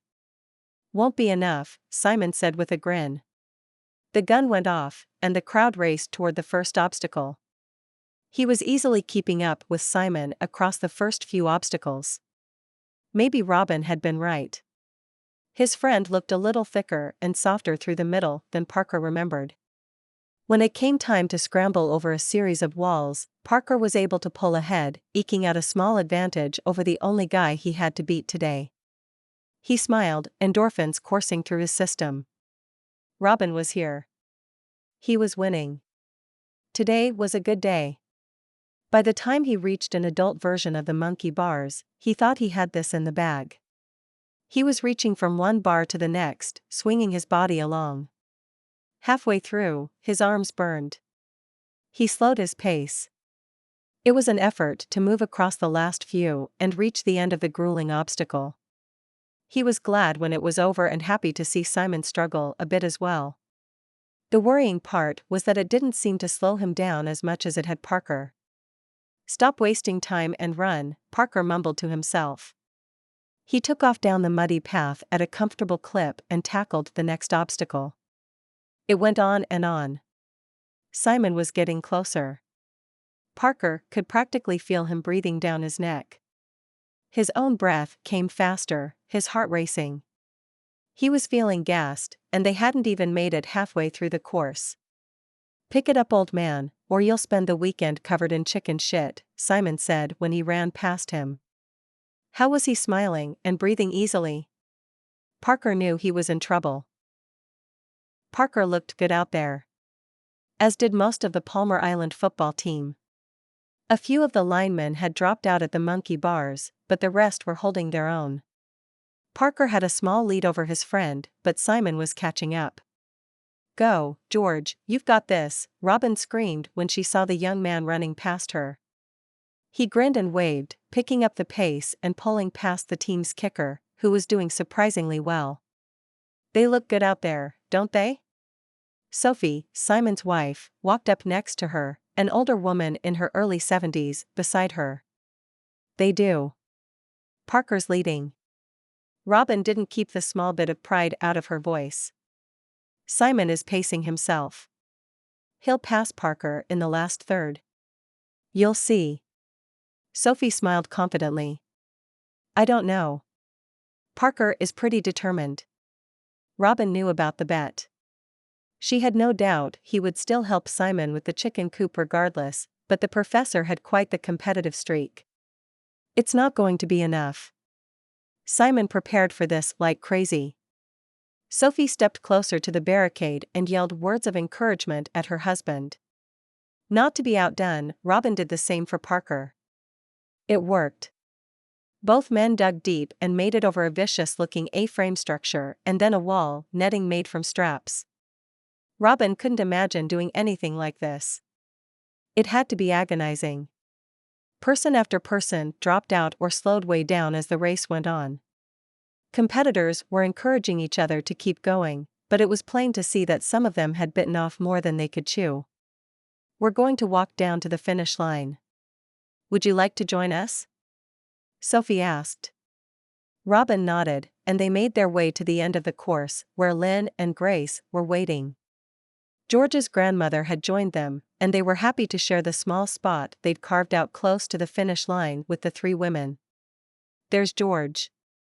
Mrs. Reese pointed to the young man sprinting toward the last obstacle.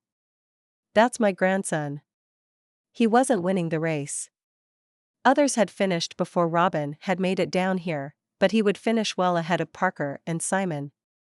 That was tougher than I thought, George spit out, still out of breath from the exertion when he joined them at the barricade. He wrapped his hand around the medal each finisher received. You were amazing. Robin gave her full attention to George for a moment before her eyes returned to the course and Parker. You've got this, Simon. Sophie's voice was full of excitement. Her husband had the lead coming into the last of the obstacles, an impossibly tall wall with a few pieces of rope hanging from it. Robin's eyes were on Parker. Grim determination was written all over his face. He was in pain.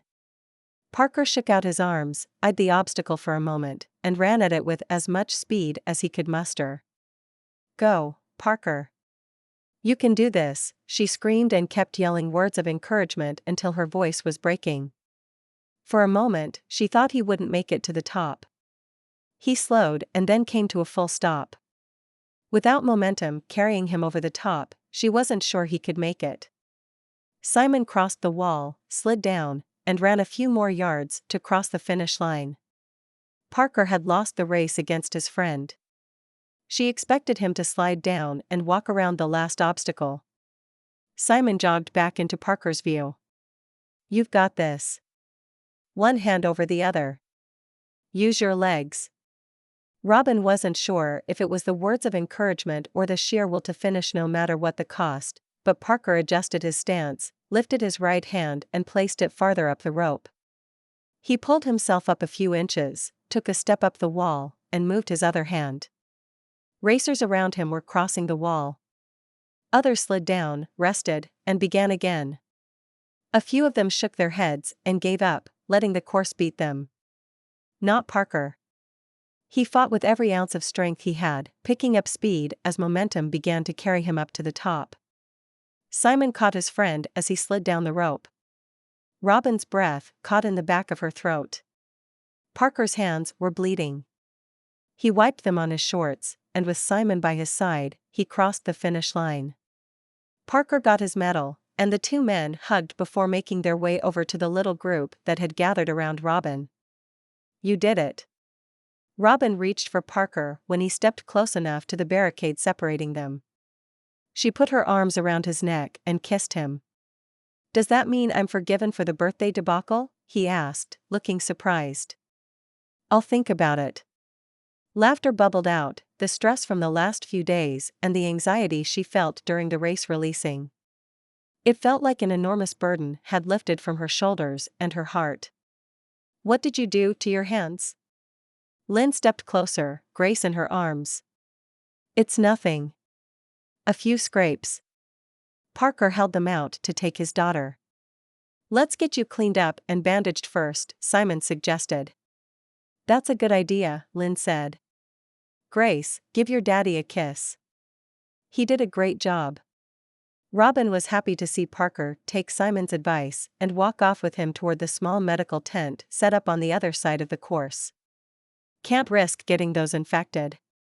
You've got a lot of work on the chicken coop ahead of you, Simon said, as they walked away. You've got it, but I don't think it's going to happen this weekend. Parker walked with a bit of a limp, and Robin had a feeling he wouldn't be able to use his hands for much of anything for the next few days. I'm glad you're here. It means a lot to him. To all of us. Lynn looked at Robin, sincerity shining brightly in her eyes. The comment surprised Robin. It was the first time Lynn had publicly approved of their relationship. I wouldn't have missed it for the world, she said honestly, taking Grace from her grandmother. Good. I know it's not easy to take on another woman's child, and with Liza back in the picture, I wouldn't blame you if you left. But he needs you. They both do. Robin nodded. Lynn was right. It wasn't easy, and it was a big responsibility. Robin wasn't sure she was ready to be a mother. Taking care of Grace during the day, making sure her needs were met, was one thing. Being in charge of raising the little girl into adulthood was a whole different story. And then there was the matter of Clemson. Robin had a lot to think about and a big decision to make about her life and that of the man she loved and his daughter. Tell Parker I'm sorry, but I had to run, she said. Robin didn't give Lynn a chance to respond. She strode off in search of her car. She needed space to figure this out. Chapter 22. Ready to do this? Simon asked when Parker arrived at his house on Saturday morning. It had been a week since the race, and his hands had healed up nicely. I am. I can finally move again without pain. The sore muscles had been no joke, despite the Epsom salt bath his mother had drawn him when they'd returned. I know what you're talking about. My back and shoulders were killing me. Sophie and Grandma Wendy were making fun of the way I walked, calling me a robot. Simon grinned and handed Parker a bucket of tools. Robot wasn't a bad way to describe the stiff and stilted walk he'd acquired for a few days. Let's not do that again. Good plan. I think we're getting too old for that stuff. Your kids did amazing, though. Especially George. Wouldn't be surprised if the track coach tries to poach him off the team after that race. Simon shouldered a ladder, and the two of them made their way to the dilapidated chicken coop at the end of the property. What are you going to do with the chickens while we work? Parker asked, eyeing the flock of birds suspiciously. We'll have to work around them. Try not to scare them too bad, and whatever you do, don't let them on the ladder. Simon propped it up against the side of the coop. Are you serious? Parker didn't mind an audience when he worked, but he wasn't so sure about these feathered helpers fluttering around him all day. Nowhere else to put them. I can't very well leave them running all over the yard. They always end up over in the neighbor's garden. Simon pointed to the property to the right of them. A beautiful and bountiful vegetable garden took up at least half of the backyard. All right. Where do you want to start? Parker asked, noticing a stack of wood and a pile of new shingles sitting behind the coop, loosely covered by a blue tarp. Simon pointed up at the roof of the coop. There's a leak up there somewhere. Let's see if we can find it and patch it. Parker scaled the ladder and walked up on the roof, his stance wide, doing his best to distribute the weight. The last thing he wanted was to fall into a pile of chickens, hurting himself and them in the process. Thankfully, the roof held, and it didn't take him long to find the spot of the leak. One shingle was missing, and several others were torn and about to go. This beam looks pretty rotten. Simon climbed up beside him. You're right. That looks pretty bad. Let's cut into it and see if we can salvage part of the beam or have to replace the whole thing. They removed enough shingles to get access to the wood and cut the rotten section out, splicing it with a fresh piece of beam and several 2x4s. "What's new in the Flagg household?" Simon asked, while they worked on adding plywood and new shingles to the portion of the roof they'd repaired. "Did I tell you that Grace started talking?" You'll never guess what her first word was. Parker nailed the tile Simon had placed down. "Challenge accepted." "Robin?" Simon grinned, wiping the sweat off his forehead. It was getting pretty hot on the dark roof, with no breeze coming off the ocean to cool them down. "No," Parker grinned as well. He was surprised how much he was enjoying himself. It was good to spend time with Simon and do something with his hands. "What was it then?" "No." "That was her first word?" Simon burst out in laughter. "It was. And it's been a favorite ever since. I think I'm going to be in trouble when she gets older." His daughter definitely had a mind of her own and wasn't afraid to speak it, limited vocabulary or not. She could get her point across when she wanted. "What about Robin?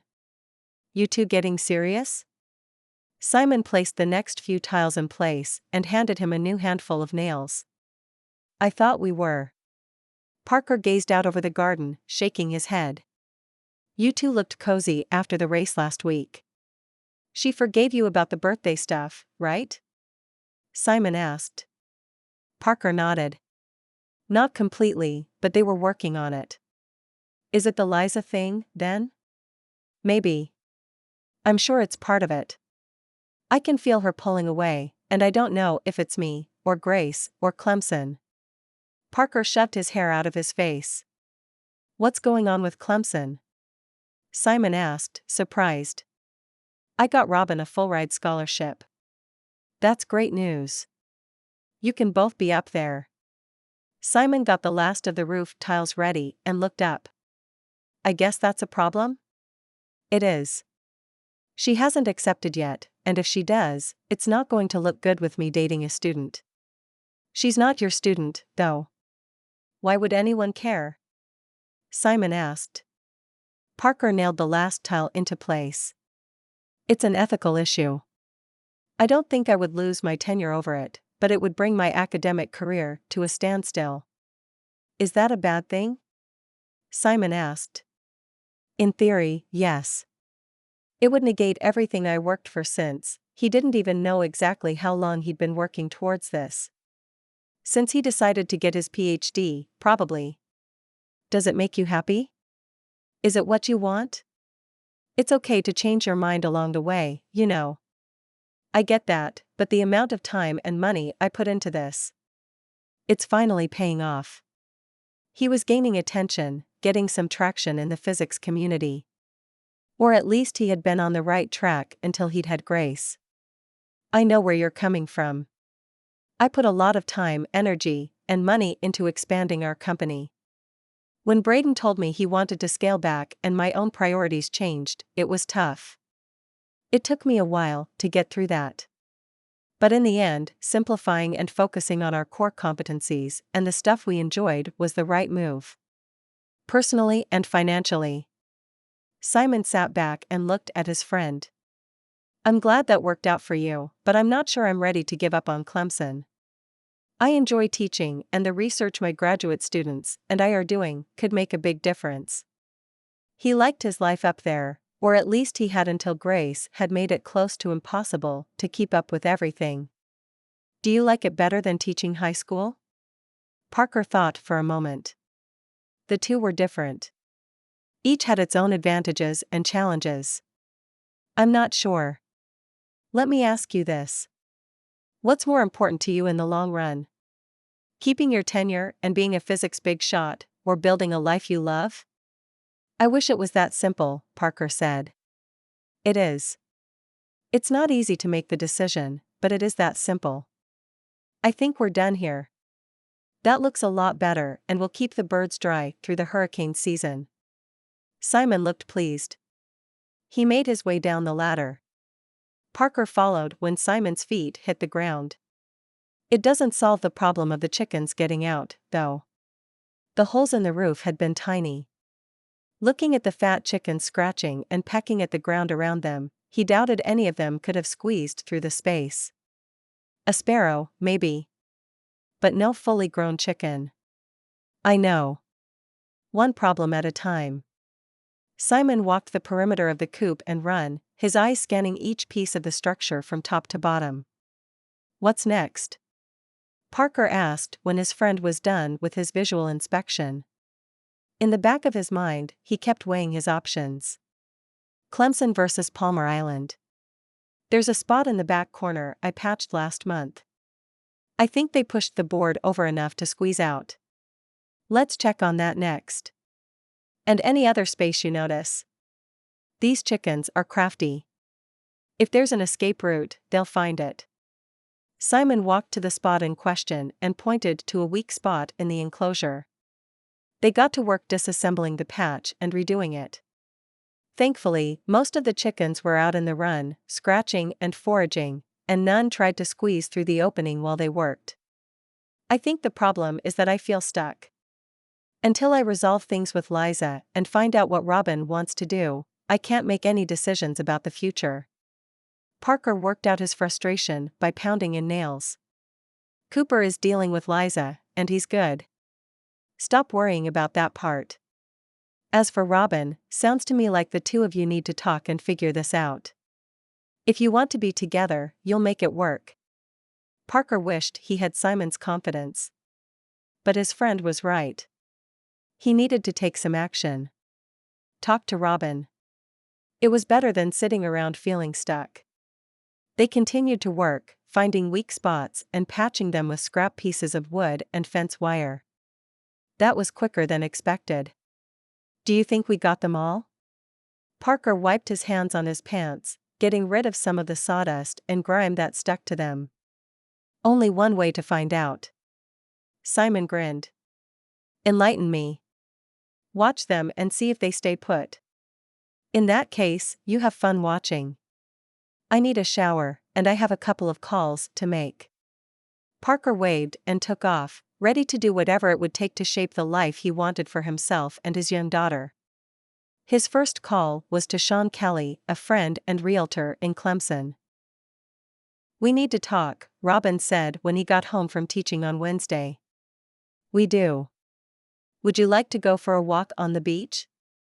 Despite his best efforts, he hadn't found an opportunity to get her alone to discuss the revelation he'd had on top of Miss Wendy's chicken coop. At least it had given him a chance to get the ball rolling on a few things that he hoped would smooth their path toward a future together. A walk would be nice. Robin picked up a cardigan and followed him out to his truck. Both of them were quiet during the short drive to the beach access. Parker parked on the side of the road.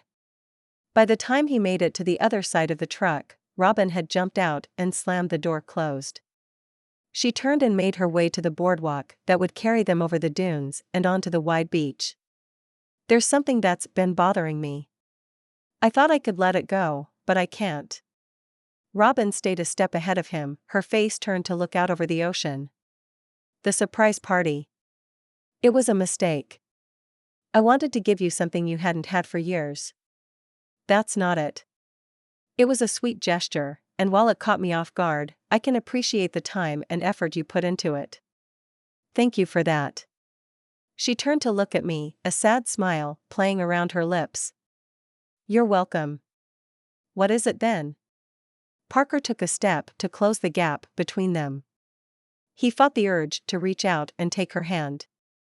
The need to strengthen their connection, to keep her close, grew inside of him. When I drove back from the mall, I saw you with your ex. I know it's none of my business. Robin wrapped her arms around herself. The breeze coming off the ocean was warm and heavy with humidity. His shirt stuck to his chest and back. How could she be cold? I ran into Liza in town. I was running an errand. I don't think we spoke more than 5 words. He barely remembered the encounter. He'd been in a rush to get back to the house. For the surprise party, she asked, and Parker nodded. And for the record, it is your business if we're together, he said softly. Are we? Can we be? Robin's head turned, her eyes returning to the waves and the water. That's what I wanted to talk to you about. We can if we want to be. It wouldn't be easy, and it would require sacrifices on both their parts, but he could see a path forward for them and he'd taken the first few steps. Parker hoped and prayed Robin would follow him. No, we can't. I didn't see it for a long time, because I didn't want to. Being with you, she took a few steps toward the shoreline. Being with you is easy. It's like breathing. Like it was meant to be. And that's a bad thing? He didn't follow where she was going with this. Only when the easy thing is the wrong thing. You have a daughter. Robin sighed. Parker shook his head. He couldn't believe what he was hearing. Grace had brought them together. Robin had never resented the fact that he'd had a previous life, a previous marriage, and that Grace would tie him to that previous life forever. The penny finally dropped. This is about Liza, isn't it? Of course it is. She turned and looked at him. The pain in her eyes almost brought him to his knees. I promise you, Liza won't be an issue much longer. Cooper has a plan, and it's solid. She's not getting her parental rights back, and without them, she can't have access to Grace. Or us. Parker wished he could believe the conviction he heard in his own voice. He hoped the judge would see things his way, but it was far from as certain as he'd made it sound, no matter how positive of a spin Cooper had put on it during their last conversation. Robin took a tentative step in Parker's direction. Then another. He stood still, scarcely daring to breathe, when she stopped less than a foot in front of him. Her own sweet breath mingled with the salty air coming off the ocean. She looked as shy as a deer, ready to turn and flee at any moment. Robin raised her hand and cupped his face. Parker leaned into the warmth her hand offered, the connection he'd been craving for days. That's not the problem. I saw the two of you together. Until you get closure, you and I don't stand a chance. Her hand dropped to her side. I don't understand. The loss of her touch was painful. Robin took a step to the side, intent on walking past him. That wasn't happening, not until she explained herself. Parker turned and fell into step beside her. They were walking toward Miss Doris's house. He hadn't realized they'd made it this far down the beach. It had to be close to a mile from the beach access where his truck was parked. You were going to propose on my birthday. It wasn't a question. How did you know? Lynn told me. That, Parker was at a loss for words. When had his mother told her? What had his mother told her? Goodbye, Parker, she said before he could get his bearings. Robin. She didn't stop, didn't turn around. Parker stood on the beach, watching her body disappear behind the dunes as she ran up to Miss Doris's house. Chapter 23. Mom? Parker walked into the house. No response. He walked past the kitchen and into the living room. The door to the backyard was ajar. His mother and daughter were out on the patio, enjoying the last of the afternoon sun. He squared his shoulders and stepped outside. You're back. How did it go? Where's Robin? His mother flipped the page of the book she was looking at with Grace. Parker took the seat across from her, his hands gripping the table. What did you say to Robin on her birthday? Not much. We didn't really get a chance to spend much time together with her running out and then all this business with her mother. Lynn shook her head and sked. It set Parker's teeth on edge. He had to force his voice to stay calm for his daughter's sake. Before the party. Did you tell Robin I was planning on proposing? No, I didn't. Not on her birthday. She and I had a conversation the day before while you were at school. Lynn didn't look fazed. Why would you do that? Parker's voice cracked. His mother finally looked up and met his gaze. Because the girl needed to know. Lynn shrugged and rose, handing Grace to him. Parker took his daughter and followed his mother inside. Robin needed to know what? That you decided to propose because it would look good in court. Lynn walked into the kitchen and put on her apron. She pulled a large pot from the cabinet and started filling it with water. Mom, that's not true. He put Grace in her high chair and handed her a spoon to play with. Isn't it, though? I know you. You don't do anything impulsive. You never would have proposed this early in a relationship without a reason. I can't watch you make the same mistake twice. She turned on the stove and opened the door to the pantry. Can you stop for a minute? There was no way he was having this conversation talking to her back while she bustled around the kitchen. Something in his tone must have gotten her attention. Lynn looked at him, sat down at the kitchen table, and put her hands in her apron. I stopped. I can see that. Are you ready to admit that your proposal wasn't about loving Robin and wanting to spend the rest of your life with her? She asked. I love her. What do I need to say to convince you of that? Parker's voice grew louder. It was becoming harder to keep his temper under control. I'm not buying it. I don't doubt that you like her. Maybe you're even having feelings for her, but you don't truly love her. You don't know her well enough for that. Besides, I'm not sure the two of you are right. Don't go there. I know what this is about. You still think she's not good enough for me or Grace, don't you? Parker stood, too agitated to stay put. I've lived a little longer than you have, so believe me when I tell you what you're feeling isn't true love. Not the kind you build a marriage on. Oh, like you're such an expert. I remember you and Dad arguing about anything and everything. You guys weren't lovebirds. I'm surprised he didn't. Parker stopped himself, but the worst of it was out of his mouth. Your father and I loved each other. More importantly, we respected each other and built a life together.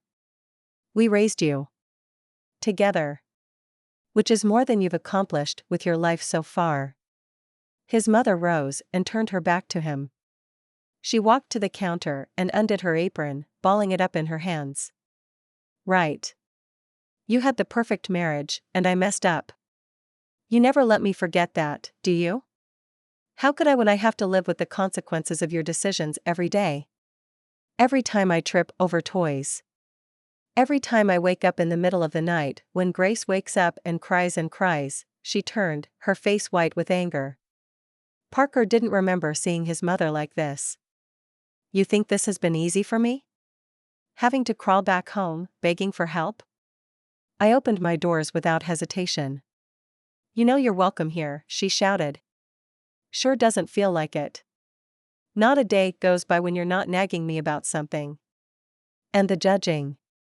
You have to throw it in my face that I made a mistake marrying Liza. Because it was. That's not the point. You don't have to keep throwing it in my face and treat me like a child. Then you should stop acting like one. Look at you, standing in my kitchen, throwing a temper tantrum. You're acting like your daughter's sibling, not her parent. Really? Do I have to remind you I have a PhD? I don't think a toddler can accomplish that. Parker shook his head.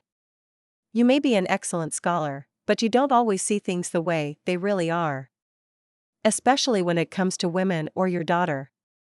Someone has to look out for the both of you. Parker couldn't believe what he was hearing. It was bad enough living back under her roof and being told what to do day in and day out. Now she was questioning his abilities as a father. You need to stop, Mom. You need to stop meddling in my life. I'm a grown man with a child, for crying out loud. Parker rose, his voice getting angrier with each word that came out of his mouth. As long as you're under my roof, his mother dug in her heels, staring him down, matching his own temper. You know what? Maybe that's the problem. Grace and I are moving out. Now. Parker picked his daughter out of her high chair and ran upstairs. He threw what they would need to get by for a few days into a gym bag and grabbed her pack-and-play. When he walked back down the stairs, baby and bags in hand, his mother was waiting for him by the door. This is ridiculous, Parker. What are you? 10 and running away from home? Where do you plan on going? You have a child to look after. She tried to block his way. Parker pushed past his mother and walked out the door without a word. It wasn't until he had Grace buckled into her car seat and was sitting behind the wheel that he thought about where to go. There was only one place he could think of. Hoping for the best, he turned the key and drove off, watching his mother who'd followed them outside in the rearview mirror. It didn't take long to reach Simon and Sophie's place. He hoped one of them would be home. Leaving the bags in the car, he picked up Grace and knocked on the door, hoping for the best. I know it sounds ridiculous, but I can't go back there. I can't live in that house anymore. Parker paced the length of the living room. I get it, but would you please sit down? You're making me anxious, and you are going to wake Grace. Simon motioned for him to take a seat on the couch next to him and Sophie. You're right. Parker chose the love seat across from them instead. He could keep an eye on Grace napping in her pack-and-play. The sight of his sleeping daughter always calmed him down. It also made him realize how irresponsible it had been to run out of a solid roof over their heads. And then there was school tomorrow. What would he do with his daughter then? Bring her? Take the day off? He couldn't expect Simon and Sophie to have them around all day. The house was Simon's office, as much as the home they shared with his grandmother. Moving back home isn't easy. My mom and I butted heads quite a bit when I moved back home. It's why I moved in with Grandma Wendy. She makes it easy, and now, with Sophie here as well, Simon put his arm around his wife, pulling her close. It's getting a little crowded. It's a good thing she's out and about so much, and I spend most of my day at the bookstore. Sophie rose and walked into the kitchen. It isn't. I feel like I'm constantly walking on eggshells. I keep getting in the way. That house used to be my home, but nowadays I feel like a guest who's overstayed his welcome. She's constantly nagging about something, and I can't shake the feeling that Grace and I keep getting into her way. Maybe a break isn't the worst thing for you. Mom and I have gotten along a lot better since I moved out. She's actually happy to see me when we come over for Sunday dinners. Simon smiled at him encouragingly. Sophie came back with a fresh pot of coffee and refilled their cups. The apartment above the bookstore that I used to live in is sitting empty. I keep meaning to rent it out but haven't gotten around to it. You're welcome to stay there for a while if you'd like. It's still mostly furnished and I'm sure we can find whatever else you and the sweet baby girl need to be comfortable. That's a great idea, honey. Simon smiled at his wife. It made Parker's heart ache to see the two of them so happy. This was what he'd hoped to build with Robin. Before his mom messed it all up. You'll love the place. And there's a little park not far that you can take Grace to. And it's close to the school.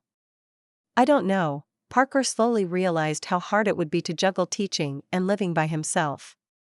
The gig at the high school wasn't that different from his college position. Except there was no TA and no housekeeper to help. It'll take a little work to get it cleaned up. It's been empty for a while. And you can drop this sweet little girl off at the bookstore anytime you need some help, an extra pair of hands, or you want to take a shower in peace. Sophie smiled and picked up Grace, who'd woken up from her nap. Be careful what you're offering. I might just have to take you up on it. The more he thought about the logistics of living away from his mom and the ready childcare she provided, the more it dawned on him how tricky this could become. Starting with what he'd do with his daughter tomorrow during school hours. I'm serious. Bring her over any time. Maddie and I will watch her. Or I can come watch her up at the apartment. I can take care of most of the admin stuff for the store from up there. Sophie leaned over and squeezed his hand. We've got you covered, man. Your mom isn't the only family you have on this island. Simon's words meant the world to Parker. I appreciate that. More than you know. Parker swallowed hard. He and Grace weren't alone, even if it felt like his entire life was falling apart. And you don't have to make any decisions tonight. Sleep on it and see how you feel in the morning.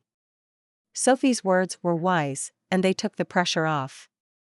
Parker slept deep and long, feeling much better the next morning. Coffee?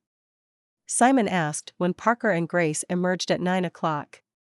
Even his daughter had slept longer than usual. The move and emotional tension must be wearing on her too, Parker realized. Please. We can head over to the apartment when you guys are ready if you want to take a look before class. And my excellent babysitting services are at your disposal while you teach your class. Simon handed him a steaming cup. Excellent babysitting services? Parker asked. I read a book and watched a few videos. I think I can handle it. Simon shrugged. Okay, Parker wasn't so sure that was a good idea. And Sophie will be back here to help me out, Simon said, a huge grin on his face. And I'll be here. I raised 2 children and spoiled 7 grandchildren. I think I remember how to keep a little one entertained and fed. Grandma Wendy walked into the kitchen, carrying a basket of fresh eggs from her backyard flock. I appreciate that, but I think I might head back home and talk to my mom. He'd thought about it since the moment he'd woken up. With the initial anger about her betrayal fading, he felt bad about running out like he had. Good. I'm sure Lynn has been worried sick, Grandma Wendy said. She cracked the eggs she'd collected into a bowl. You're probably right. Parker was sure she'd been frantic. Go pack up, I'll watch her. Simon held his arms out for Grace. Parker handed her over, grateful for the continued support. Eggs will be ready in 10 minutes, Grandma Wendy called after him as he walked down the hallway to the small guest room where he and his daughter had spent the night. Parker reached for his keys, not sure what to expect. Dada. Grace leaned forward, almost launching herself out of his arms to reach them. Give me a second to unlock the door, and you can have the keys, he promised. Before the key entered the lock, the front door flew open. Parker. Hi, Mom. Come in. Are you both okay? How's my sweet baby girl? Lynn held her arms out for her granddaughter, and Parker handed her over. We're fine. We stayed at Simon and Sophie's. He followed his mother into the kitchen, shutting the front door behind him. Coffee? She motioned toward the coffee maker. It was full to the brim. Sure.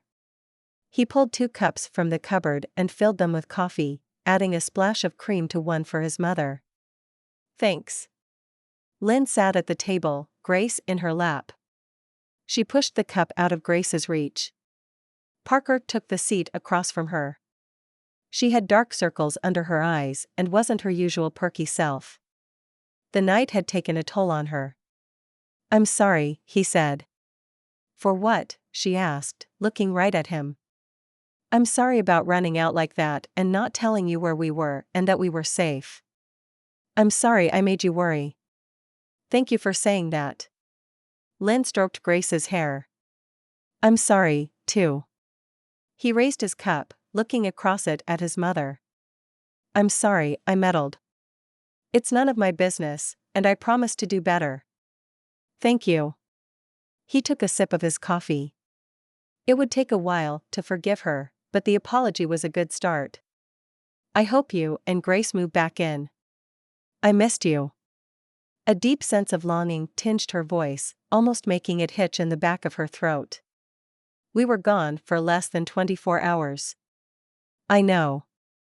It's more the idea of not having the 2 of you around. The house is too quiet. I enjoy having you both here. A small smile fluttered across his mother's face. And we enjoy staying with you. If you'll have us back, I think it would be best if we live here for a little while longer. Not forever though, he added when he saw the pleased smile on her face. Of course. You're going to want your own place, eventually. She nodded. Yes, once I figure out the next few steps. And got Robin back. Parker glanced at the clock on the wall. It was almost time for class. The morning had gone by quickly. Go shower and get ready. I'll find this little girl something good for lunch and put her down for a nap. I'm sure she'll be happy to be back in her crib. Parker ignored the gentle jab in his direction and rose. Walking up the stairs, he dialed Robin's number. To his surprise, the call went straight to voicemail. Chapter 24. That's enough moping around. It doesn't suit you. Lynn threw open the curtains before pulling the comforter off his bed. Mom, stop. Parker grabbed a pillow and covered his head. The bright sunlight was hurting his eyes and didn't help the hangover he felt coming on. Your daughter needs you. Your students need you. I expect you in the kitchen. And take a shower. You reek. Lynn slammed the door on the way out. Groaning, Parker sat up and looked at his phone. It was past 10. His physics class would meet in less than an hour. He'd stood them up yesterday, and the final exam was creeping closer. He could pull it together for an hour or two. And pick up more bourbon on the way home. He heard chatter from the kitchen when he made his way down the stairs 20 minutes later. He was tempted to sneak out, but the smell of freshly brewed coffee was too tempting. There you are. You look better. His mother sat at the kitchen table, holding his daughter and feeding her lunch. Miss Doris sat in the chair beside her, drinking a cup of coffee. Good morning, Parker. He turned and looked for his stainless steel travel mug. What are you looking for? His mother asked. My mug. I have some things I want to look over before class. Parker opened the dishwasher, hoping to find it there. Pour yourself a regular cup and sit down. We need to talk to you. His mother waved her hand toward the remaining kitchen chairs. I really don't have time for this, he said, looking at his watch. Yes, you do. Allison called hours ago, wondering if you'd come in today. I told her no. She has a substitute but is hoping you'll return tomorrow. That's not necessary, he said, his tone harsher than he meant it to be. Yes, it is. You are of no help to those kids in your current state. Please sit down and hear us out. Miss Doris's voice was friendly, but firm. He knew better than to argue or leave. The last time he'd heard this tone from her was not long after his father had passed away, and Parker had been on the verge of dropping out of Clemson. All right then, he pulled a cup from the cupboard and poured the coffee, adding plenty of cream and sugar. He wished he could sneak in a little bourbon to help with the pounding headache he still had, but knew that wouldn't fly with the two ladies who had decided he needed a talking to. Suppressing a sigh, he took his seat at the table and crossed his arms. We hate to see you so unhappy. This whole thing with Robin, his mother turned to look at Miss Doris. I have a question for you, Parker. She waited for him to give her his full attention. Do you love her? Yes. Not that it seemed to matter. She'd made up her mind, and there wasn't anything he could do to change that. Do you think she would be a good mother figure to Grace? Of course. Robin loved his daughter almost as much as he did. He had no doubt about that. Can you see a future for the three of you? Miss Doris asked. I did. But not anymore. It hurt to say the words. Much easier to drown the images of what could have been in booze until he drifted off into blissful oblivion. Are you sure about that? If Robin walked in here right now and told you she loved you as much as you do her and wanted to figure out a way to make that work, would you take her back? Miss Doris's steel-gray eyes and his mother's familiar green ones focused on him, observing his expressions. Parker knew better than to lie to either of them. I would. Not that it mattered. It wasn't going to happen. She chose her family over him and his. How could he compete with that? Then why aren't you fighting for her? Fighting for love? Miss Doris sat her cup down with enough force to cause some of the dark liquid to slosh out on the saucer. Because there's nothing to fight for. It's over. She made that clear. He rose. He had to get out of here, away from the memories of one of the worst moments of his life. I seriously doubt that. You're hurt. You're not seeing this clearly. Robin loves you as much as you love her. Miss Doris nodded her head to give the words more emphasis, trying to force him to believe them. Your pride is hurt, and you're letting the memory of Liza leaving you tinge this experience. This is different, son. Robin is a very different person. She loves you. She cares for you. And if you ask me, you'll regret it if you don't fight for her. His mother reached over, grabbed his hand, and squeezed it. I don't even know where to start. This is all too messed up. He hadn't had nearly enough of this coffee to even contemplate trying to win Robin back. Yet there was this little flame of hope igniting in his heart. Oh, that part is simple. You tell her how you feel. Lay it all out and then figure out together how you can make this work. Miss Doris smiled. I don't. I said it was simple. Not that it was easy. Think of it like playing cards. You have to be willing to go all in and risk losing everything. Can you do that? Miss Doris asked, echoing what Simon had told him a few weeks ago. The thought of giving Robin a chance to reject him completely and destroy his heart was terrifying. But so was the alternative. Yes. I can. A plan started to form in his mind. I know that look. What are you thinking? His mother asked, her eyebrows drawing together. How would you feel about Grace and me staying here on the island a little longer? Maybe make this our permanent home, he asked. Give up your position at Clemson? Yes. Could you live with your son being a lowly high school teacher? He asked, teasing her. Of course. All I've ever wanted, was for you to be happy. His mother rose and hugged him. Sounds like you're ready to go get your girl, Miss Doris said when he stepped back. I am. But there's something I need to do first if we are going to have any shot at a future. He rose and kissed his mother and daughter goodbye, grateful he didn't have to rush to the high school this morning. Thank you for meeting me here, Parker said. He'd been relieved when he'd seen his ex-wife walk into the coffee shop alone. Part of him had worried that she'd drag her lawyer into this. Of course.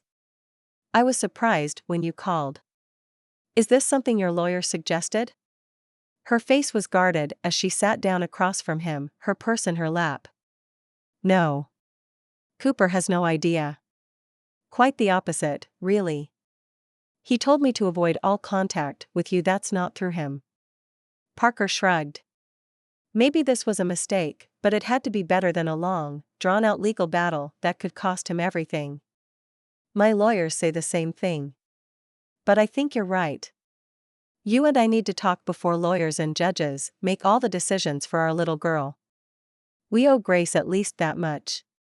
Liza hung her purse on the back of the chair, no longer looking like she could jump up and walk out at a moment's notice. He took that as a good sign. Can I get you anything? He asked. A cup of coffee would be nice. Double shot of espresso, skim milk, and 2 squirts of sugar-free vanilla syrup? He asked. You remember. Liza smiled, her features softening. He did. There was a lot he remembered about the years they'd spent together. Like the evening walks the two of them used to take through their neighborhood in Clemson.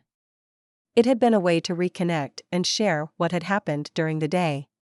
Or Saturday mornings at the local coffee shop, sharing a quick breakfast before running errands for the week. Parker walked up to the counter to place the order, getting a refill for his own black coffee as well. And 2 of your croissants, please, he said, noticing them in the display case in front of him. What made you come back? Parker asked when he returned with their drinks and the 2 pastries. The call from Brianna. She made it sound like Grace almost died. I always thought I'd get to meet my little girl eventually. The thought of missing that chance for good scared me more than I can tell you. Liza took a cautious sip of her drink. Parker picked up his own cup and drank the strong coffee that was a bit too hot for comfort to keep from saying something he might come to regret. I know you don't understand why I walked away after we tried so hard and for so long to have a baby. Liza grabbed her croissant and started picking it apart without taking a bite. I don't, he said. In the beginning, he'd spent many a sleepless night trying to make sense of her behavior. Eventually, he'd stopped. It didn't matter. Grace was his, and that was that. I knew I couldn't take care of her, but I also know that you are a wonderful dad who will give her anything and everything she'd ever need. When I texted you that night, her voice grew to a whisper. Parker looked over and saw his former wife wipe a tear from her eye. For the first time, he realized that the decision to give up the baby hadn't been easy for her. And she'd carried their daughter to term by herself. Given birth alone. None of that could have been easy. She'd had other options. Options that could have meant he'd never even known of the existence of their offspring. She had chosen none of them. Instead, she'd given him the greatest gift he could imagine. His beautiful Grace. Why didn't you tell me you were pregnant when you found out? He asked, wrapping both hands around the coffee cup. Because I knew the moment I told you, we'd get back together to raise her. And it wouldn't have been good for any of us. You and I were never meant to be. Liza stopped and pushed the plate of torn pastry to the center of the table before wiping her hands on a paper napkin. She scrunched it up and squeezed it like a stress ball. Parker saw the pain in her eyes. We weren't, were we? Liza shook her head. We should have called off the wedding when. He would never forget the frantic call when the bleeding had started, or the mad dash to the hospital where men in white coats without time or much compassion had delivered the news that they'd lost their first baby. If it hadn't been for the kindness of the nurses, he wasn't sure how they'd dealt with the blow. The reason for their rushed marriage was gone, but too numb to do anything else, they'd gone through the motions and wed in a small ceremony on the island. Liza was right. They'd had some good years together, but what he felt for his ex-wife had been nothing close to what he felt for Robin. I loved you. I still do. But you're right. It was never quite enough, was it? We were too young to see it. We would have made better friends than lovers. She picked her coffee up and took a long sip. This conversation wasn't easy for either of them. And now we have a daughter together. He swallowed hard, thinking about Grace. I'm not trying to take her away from you. I panicked when you shut me out. You're not? He was surprised. The paperwork Cooper had gone over with him said otherwise. I can see how happy she is with you and your mom. She's thriving. And I can't believe how big she's gotten. Liza smiled, sadness swimming in her eyes. The expression mirrored how he felt. Confused, happy, sad, a turmoil of emotions. And not a bad way to sum up much of parenthood, he thought. She has grown, quite a bit. His daughter had changed. He'd been there, for every night feeding, every dirty diaper, every time Grace had gotten sick. Liza had not. I never even held her. I saw her once after she was born and told them to take her away. Liza's hand flew to her mouth. She tried to hold in the sob and turned her face away from him. But it was impossible to miss. It hadn't been a heartless decision. He could see that now. What made you do it? I knew I couldn't care for her by myself. I wasn't in a good place when I found out I was pregnant. I held it together until she was born, but everything fell apart after that. There was more she didn't tell him, but it was a start. Parker didn't prod. This wasn't the time or the place. And he wasn't sure it was any of his business. You are in a better place now, he asked. Her head was lowered, staring at the paper napkin in her hand. I'm getting there. I probably wouldn't have reached out until I was stronger, but the idea had been there for a while. I wanted to see her. See if that fleeting memory I have of my daughter was real. When she turned to look at him, her eyes were red, but her features were composed. That's what you want? The occasional visit? Some pictures? He could deal with that. I'm not sure yet, to be honest. I want to be in her life. I want Grace to know her mother. I need her to know that I love her, even when I'm not there to spend time with her. Can I be honest? Parker asked. He reached across the table to take her hand but stopped himself. Of course. I get that you want to see her and make sure that Grace is okay, he said, taking a deep breath. But I'm afraid of what will happen the next time you decide to walk away from her. She's growing. It won't be long before she starts to miss people who come in and out of her life. I don't want you getting close, only to see her hurt months or years down the road. Liza sat back. She was quiet for a while. That's fair. It's hard to hear, but it's what makes you a good dad. You'll do whatever it takes to protect her, even if it's hard, or inconvenient, or expensive. Whatever it takes, he agreed. It didn't matter how much it would cost to fight Liza in court. If it was best for Grace, he'd spend his last penny paying Cooper. He hoped it wouldn't come to that. I'm honestly not sure how much I can be in Grace's life. I would love to be able to promise you that I'll be there every week, or even every birthday, Liza said. But you can't promise me that, can you? She shook her head.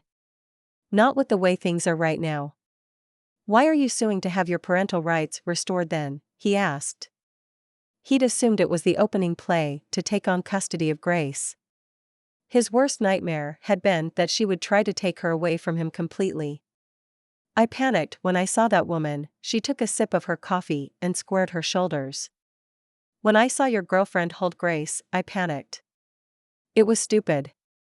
I didn't want her to take away my baby. That wasn't easy, was it? Parker reached over and squeezed her fingers. They were ice cold, despite the hot coffee. It wasn't. I saw everything slipping away again. All I could think about was holding on to Grace as tightly as I could. So I called the lawyers. They came up with the plan to petition to restore parental rights.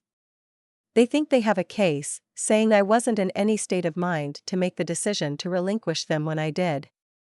Liza pulled her hand away. What do you think? Parker asked softly. Honestly, I don't know. I know it was the best thing I could do for her at that moment. I still do. She belongs with you, and I want to see you happy, Parker. I really do. And if that means having a young woman help care for our little girl, I guess I'll learn to live with that. We'll see. Parker let his gaze drift across the coffee shop, drinking his coffee until it was gone. Don't tell me you're having second thoughts about her. I saw the way you looked at her when she walked away that night. Liza's voice rose. He looked at his ex-wife. She looked annoyed. Where did that come from? I'm not having second thoughts.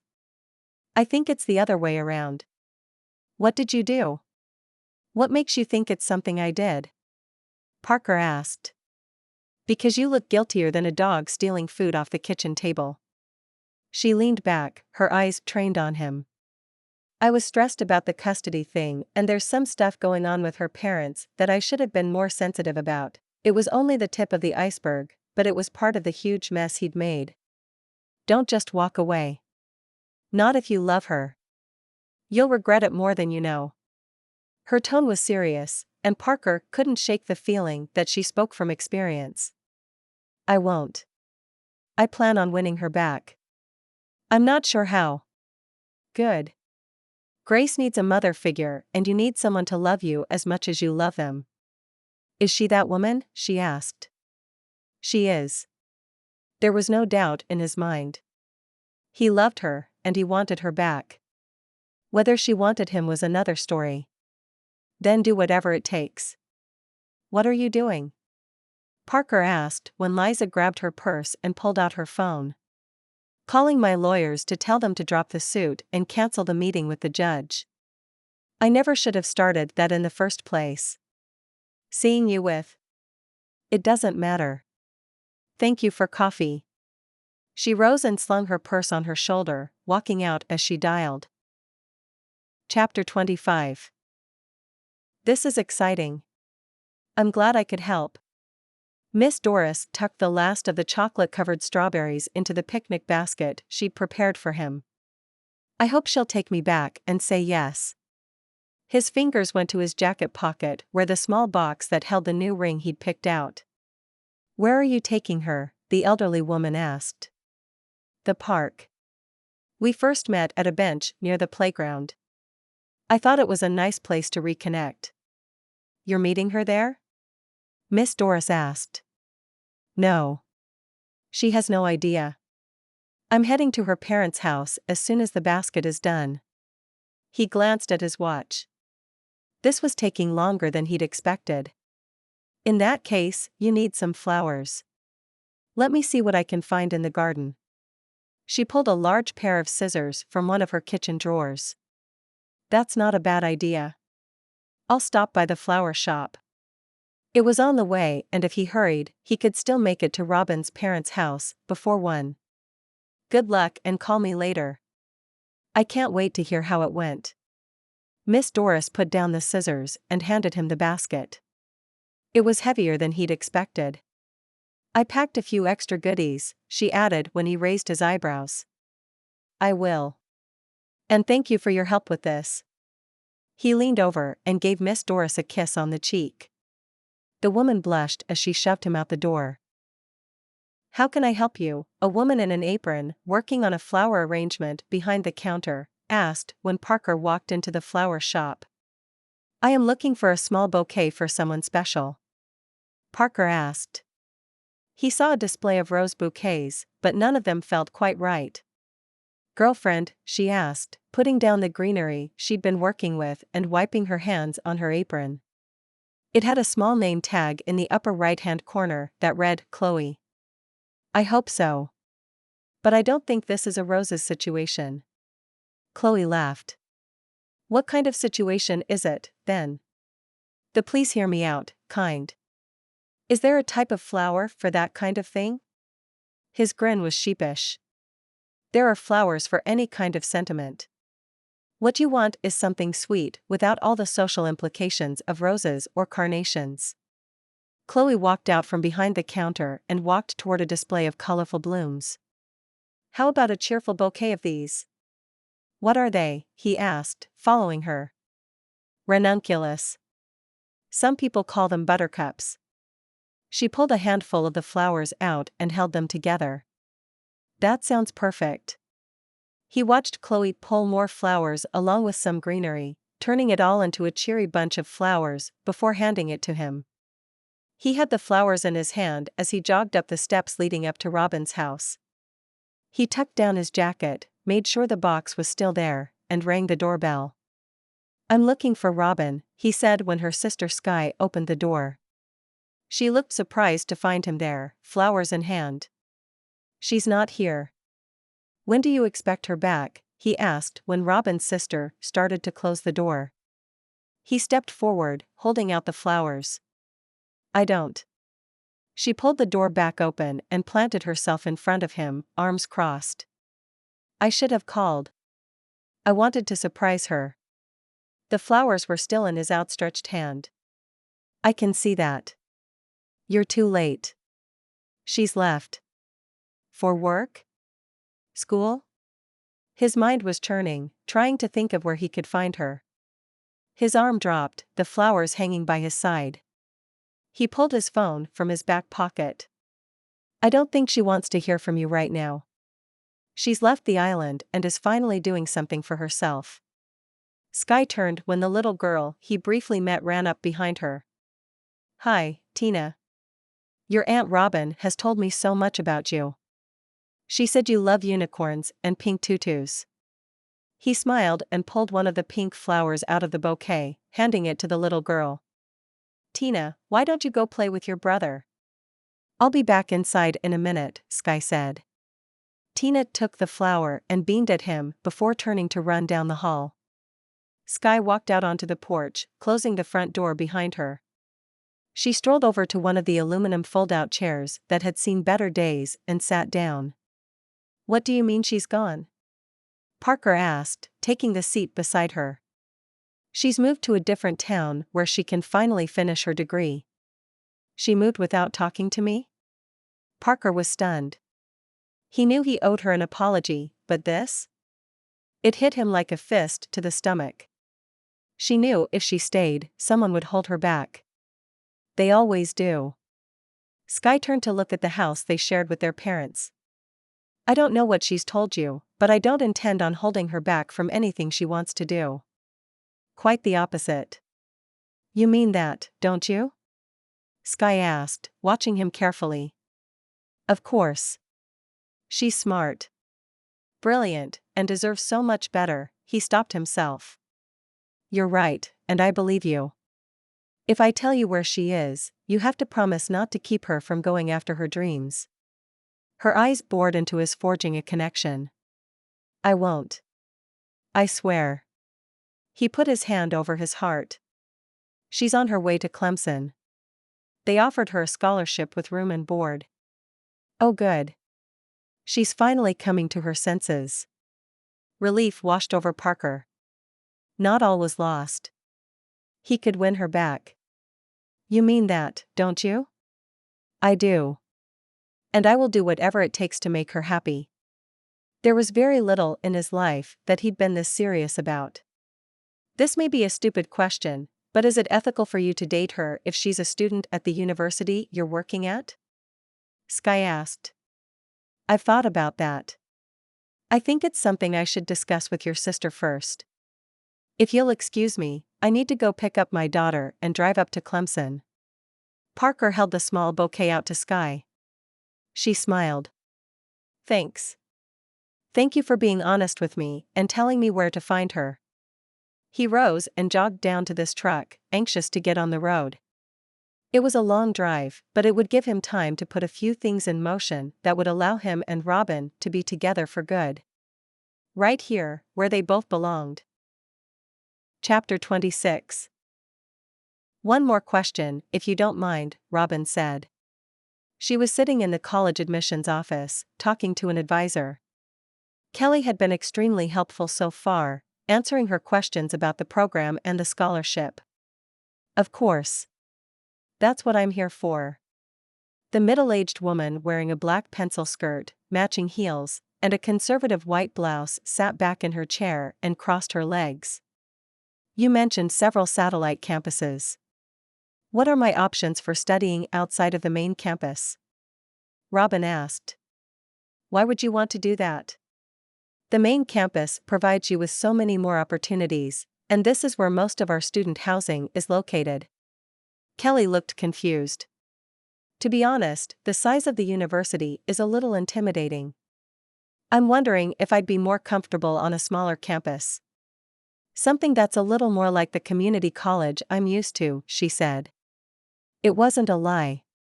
As excited as she'd been during their tour of the grounds, the idea of going to school with over 20,000 other students was terrifying. It was also something she was willing to face. Running into Parker, on the other hand, was a different story. If she could complete her degree in Greenville or, even better, Florence, she wouldn't have to worry about that. Let's see. Our Greenville campus would probably be your best bet. Kelly typed away on the laptop. What about Florence? That would be a little closer to home. Kelly shook her head. That's the Advanced Plant Technology program. You won't be able to take your classes there. Greenville has some potential for your basics, but you'd still have to take the majority of your accounting classes here. At first glance, most of what you could take off campus you've already taken. If the main campus is an issue, maybe we're not the right fit for you. Kelly closed her laptop. I'm sure it's just new experience jitters. I do love the campus, and the dorms look amazing. The ones they'd toured were small, and she'd have to share with a roommate, but it was more space than she'd had growing up. She could see herself fitting in here. Why don't you go for a walk, get some food, and meet me back here before we close at 5? If you decide we're the place for you, we'll finalize your scholarship and get the registration process started for the fall. Robin nodded, grateful for the woman's patience and kindness. She picked up the map of the campus and the information folder Kelly had put together for her and stepped outside. The sun was high in the sky, the weather perfect for spending the day outside. Students were walking from one building to the other, many of them taking a break on the many benches and tables set up outside. A group of young men were playing frisbee, others throwing a football back and forth on one of the large green spaces that dotted the campus. Robin took a seat at one of the tables and pulled the peanut butter and jelly sandwich she'd made this morning before she'd left the house. She studied the campus map. Most of her classes would take place at the College of Business. To her relief, it was a long way off from the science departments. With a little luck, she'd never run into Parker. And if she did, she'd deal with it. She was an adult, and this was a once-in-a-lifetime opportunity, one she still didn't understand, but like her father always told her, you don't look a gifted horse in the mouth. If she busted her tail, she could graduate in 2 years, even less if she took classes during the summer. Determined to make this work, Robin folded up the map and returned it and the admissions folder to her purse. She'd take a walk, get herself some of Clemson's favorite ice cream to celebrate and meet with Kelly. Robin. She turned, her heart coming to a halt when she saw Parker waving and walking down the path toward her, pushing Grace in her stroller. What are you doing here? She asked, dumbfounded. He was supposed to be on Palmar Island, grading papers after teaching class. I was looking for you. We need to talk. He looked around. The place was crowded with students. I don't know what there is to talk about, Robin said, clutching her purse to her chest. Grace stirred in her stroller, reaching both of her chubby little arms up to her. Baba, she said with a big grin. Is that a new tooth? Robin threw her purse over her shoulder and crouched down, undoing the buckle of the stroller. She picked Grace up for a closer look. My mom said she cut it last night. She's definitely in a better mood since it's popped out. It's kinda cute, don't you think? Parker's half-grin was timid, almost questioning. Nothing like the full smile lighting up his face that she loved so much. That's my girl. Growing up and getting teeth. You'll be eating solid food in no time. Robin was surprised how proud she felt. At this rate, she'll be gnawing a turkey leg by Thanksgiving, Parker said. Baba. Grace patted her cheek before grabbing a full hand of her hair. I think she's trying to say your name, Parker said, his face turning serious. She's babbling, Robin said, telling herself that the baby girl was much too young to speak more than a word or two. She has no and dada down. It's not that big of a leap to think Baba is Robin. Robin shook her head. She couldn't go there. She missed you. We both did, he said softly. Don't, Parker. Please. Can we at least talk about this? Parker asked. There's a bench under that tree over there. Sit with me? Robin's gaze followed his hand to the spot he pointed at. It was sheltered from prying eyes and far enough off the beaten path to give them some semblance of privacy. She followed him, still carrying Grace, and sat down beside him. We've been back and forth on this, Parker. The only way we can make this work is if I give up on my dream. And I won't let you do that. It's not a foundation I want to build a relationship on. You deserve this. You need this, and I'm glad you're here, taking the scholarship offer. I don't understand. I resigned my position at Clemson this morning. I'm on my way to take care of the paperwork and meet with a realtor about putting my house on the market, he said. What?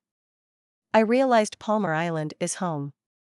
I am going to teach at the high school full-time. I might still do some independent research, or maybe write a book or something, but teaching people like George is what I enjoy. And there's so much less pressure. Academia isn't all it's cracked up to be. At least not for me at this stage in my life. He pulled a burp cloth from the diaper bag and wiped the drool off his daughter's chin. You're quitting? Robin was trying to wrap her head around what he'd said. He shook his head. I already did. It's done. And I'm selling my house here. I want to buy something on the island so we can be closer to family. Both our families. There will be no conflict of interest. We can date. If you'll have me. He sat still, his eyes on the ground, the cloth clutched in his hand. I would be up here for much of the time, Robin said. It was becoming impossible to keep that feeling of hope from rising in her chest. We wouldn't be the first couple in a long-distance relationship. And there are breaks, weekends, and the summer. Parker reached over and took her hand. It would mean a lot of driving back and forth. And you'd have to find someone else to watch Grace. She caressed the little girl's cheek. It felt right to hold her. If she was brave enough to give this a try, she wouldn't just get Parker. She'd have Grace in her life as well. We'll make it work. Grace and I will come up for visits, and I'm sure you'll want to be back to check on your parents. Parker stood and held out his hand. Let's do it. Robin smiled, and Parker pulled both of them into a tight hug. I'm supposed to give Kelly my final decision, she said when they parted. What are we waiting for, then? Let's get you signed up, and then I'm taking you out to a nice dinner. There's a place not far from here on the lake that I think you'll love. He took Grace from her and put her back in the stroller. Kelly looked surprised to see Robin wasn't alone. Parker, I didn't realize you were back. I'm not. And I won't be. I am resigning my position and moving back to Palmar Island for good.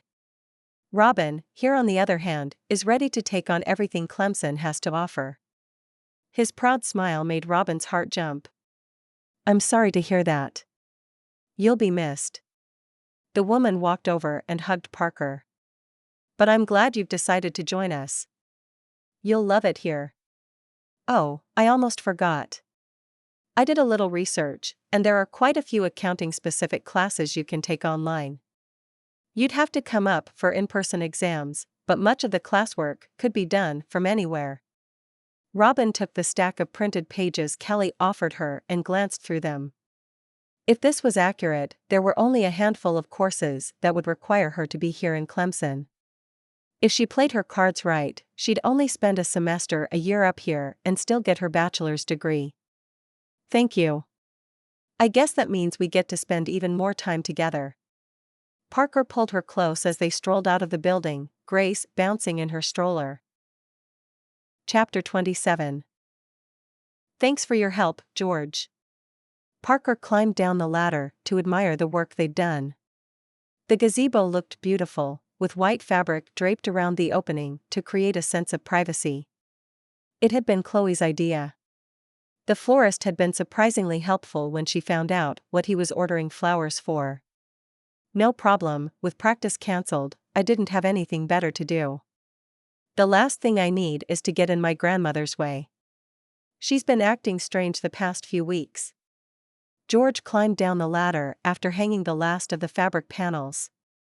What do you mean she's been acting strange? Parker asked, giving the young man his full attention. I'm sure it's nothing. She keeps pushing me out of the house, tells me to go out and spend time with friends. I can't figure out what I've done to make her mad. George's shoulders were slumped. Parker had seen the close relationship he'd had with his grandmother firsthand. It had always been the two of them against the rest of the world. And he had a pretty good idea of what was going on now. I think she's trying to push you out of the nest a little. Get you ready for college. She keeps talking about that. Wants me to apply for all of these out-of-state scholarships. George folded the ladder and set it on the grass outside the gazebo.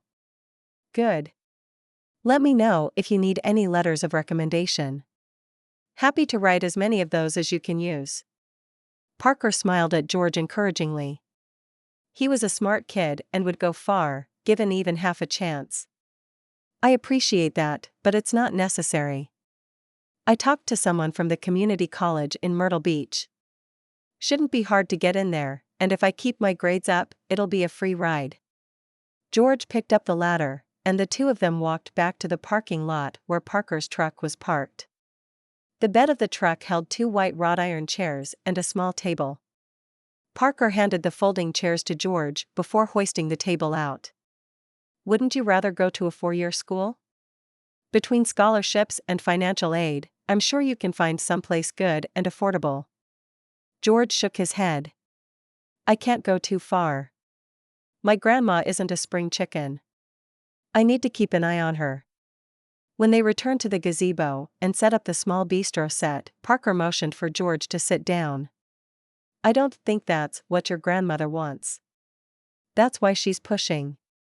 She wants you to go out there and take advantage of every opportunity you are given. Don't worry about her. She can take care of herself. She needs help. She can't do everything herself, George insisted. And she'll have it. You'll be around during breaks and summer to help, and while you're away, she has people she can rely on right here on the island. Including me and Robin. I promise you, we'll check in with her and help out with anything she needs. He reached over and squeezed George's hand. You really think she would be okay? George asked. I know so. You'll only be gone a few years, and after you have your degree, you'll be in a much better position to care for her when it gets to the point where she does need you. Parker rose and adjusted the chair. He pulled the bouquet of white roses out of the cooler he'd kept them in and sat them on the table. They were almost done and just in the nick of time. He'd asked Robin to meet him here at the park in less than 15 minutes. Don't forget the champagne, George reminded him. What's all this? Robin asked. Parker turned. He didn't hear her approach. It's supposed to be a surprise. Wait right there, close your eyes, and give me 5 seconds, Parker said. That's my cue to leave, George said, grabbing Parker's toolbox. Parker tossed him the keys to his truck. I'll come get it later tonight. And George, thanks for your help with this. No problem. Good luck. And Dr. Flagg, thanks for the pep talk. George took off running and Parker turned his attention to the woman standing in front of him, her eyes closed. He stepped behind her and put his arms around her waist. You can open them. Robin stared at the display in front of her. It was stunning. The gazebo was a relatively recent addition to the park, and Parker had gone out of his way to make it into something out of a romantic movie.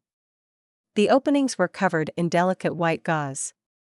Inside the space sat a small table and chairs. A chandelier, its glass accents sparkling in the sunlight, hung over the table. And there were flowers everywhere. Baby's breath and delicate greens were tucked into the folds of the fabric, and a large bouquet of white roses sat in a crystal vase on the table. Do you like it? He asked, his voice husky. How did you do all this? Robin was stunned, struggling to take it all in. They'd had lunch together only 2 hours ago. I had help. Parker stepped around to face her and grinned. Shoot. Give me 2 seconds. Robin watched him run behind the building. A moment later, soft string music started playing. She was pretty sure it was Schumann. Parker walked back and got down on one knee in front of her. Robin? Yes. The word came out as a squeak. She couldn't believe this was happening. Sure, she'd known he'd propose eventually, but here, right now? You are the love of my life. I can't imagine spending another day without you by my side. You are my light, my strength, and I can't tell you what it means to watch you and Grace together. Parker's hands were shaking as he reached up to take hers in his. I love you, too. The words were barely a whisper. It was all she could do to get them out and keep the tears that were springing to her eyes under control. Parker pulled a small velvet pouch from his pants pocket, struggling to get it out. He let go of her hand while fumbling to open the bag. His fingers reached inside and he pulled out a delicate silver ring with a small diamond fit into an old-fashioned setting. Robin's hand flew to her mouth. It was stunning. I wanted to get it right this time, he said, holding the ring up to her. Robin nodded, tears flowing down her cheek. I botched things up last time, and then I almost lost you. Thank you for giving me and Grace a second chance. He swallowed hard. Robin Warren, would you do me the honor of becoming my wife? Robin nodded, unable to keep the tears from flowing. Yes. I'll marry you. Parker slid the ring on her finger. His hands were warm compared to her ice-cold ones. He stood and pulled her into a kiss that made her forget the world around them. All she could see and feel and smell was him. The most important person in her life. The one that filled her heart and accepted her the way she was. The man who thought of her as a partner, a lover, and someone he didn't want to live without. It was a heady feeling. Robin stumbled when they finally parted. She'd gotten so wrapped up in the kiss, she'd forgotten to breathe. "I've got you," Parker said, pulling her close again. "Maybe we could sit for a minute?" Robin asked. Her mind was reeling. When Parker had told her he had a small surprise for her at the park, this was not what she'd expected. Yet here she was, engaged to be married to the man she adored. About to start school full-time. And in less than 2 years, she would be a full-fledged CPA, ready to take Clive Johnson up on the offer to join him at the firm. It was all a little much. "That's a great idea." "Oh, I almost forgot." He led her inside the gazebo and settled her in a chair. "I don't think I can take any more surprises," Robin said. Parker grinned. "You'll like this one. It's just what you need." He turned and crouched down in front of a cooler she hadn't noticed. He pulled a bottle of champagne and 2 glasses from it. "You're right. I could use a glass," she said, returning his smile as she watched him skillfully pop the cork and pour the pale, sparkling liquid into each of the flutes. "This calls for a toast. To my beautiful bride and the best mother figure I can imagine for Grace." He handed her a glass and looked deep into her eyes. It was a heady experience, as disorienting as their kiss and the sparkling wine she drank too fast. Robin looked at the beautiful ring gracing her finger. It was old, and she wondered what stories it could tell of its previous owner. "It's beautiful," she said in a whisper. "This isn't the ring I tried to give you on your birthday. This is something special. It belonged to my grandmother, and I didn't know of its existence until a few days ago. If you don't like it, we can get you something else." "I love it." Robin wrapped her hand around the ring and her fingers. She would not let him take this away from her. They'd have to pry this ring off her stiff, dead fingers. Until then, it would stay right there. A reminder of the love she had never in a million years expected. And one day she'd ask him about the woman who'd worn it before her. Today, though, was about them. There would be plenty of time to talk in the years to come. "Are you sure you feel up to doing this?" Parker asked. Her face had gone pale after he'd proposed and kissed her. The champagne had brought back her color, but he'd insisted on driving. He'd barely taken a sip. Just enough to toast his bride. What remained of the bottle was sitting in the back of her car. "I'm fine. I think it was a lack of oxygen and an abundance of excitement earlier. Besides, aren't girls supposed to go a little weak in the knees at a proposal?" Robin laughed. "I guess that means I did it right. Fair warning, there's one more surprise waiting for us at Mary's. Nothing major, and I think you'll like it." He parked the car and jumped out, running around the car to help her get out of the car. He'd have to teach her to wait for him to open the door when they were on a date. Sure, it was old-fashioned, but it was one of those charming Southern habits like saying thank you, ma'am, or standing up when a lady approached your table. It's the way things were done, and she'd better get used to being treated like the treasure she was. "I can't even imagine what you have up your sleeve now." "Please tell me you didn't talk Mary into closing the restaurant tonight," Robin said. He opened the door and grinned when he heard the small sigh of relief coming out of her mouth. The place was packed with regulars and tourists. "There you are. Everyone is waiting in the back room." Mary walked up and looked at him expectantly. "They are here already?" Parker was surprised. They were early, and he'd looked forward to having Robin to himself for a few more minutes. "They are." "So, did you pop the question?" Mary asked. Parker shook his head in disbelief. "He did, and I said yes." Robin held out her hand, the small diamond sparkling in the lights of the dining room. That's a beautiful ring, honey. Congratulations. I can't think of two more lovely people than the two of you. Mary pulled Robin into a tight hug. Parker cleared his throat when they were attracting the attention of the other patrons of the place. Right. Let's get you settled in the back, before we cause a riot in here. Mary took Robin's hand and pulled her past the kitchen to the private dining room in the back.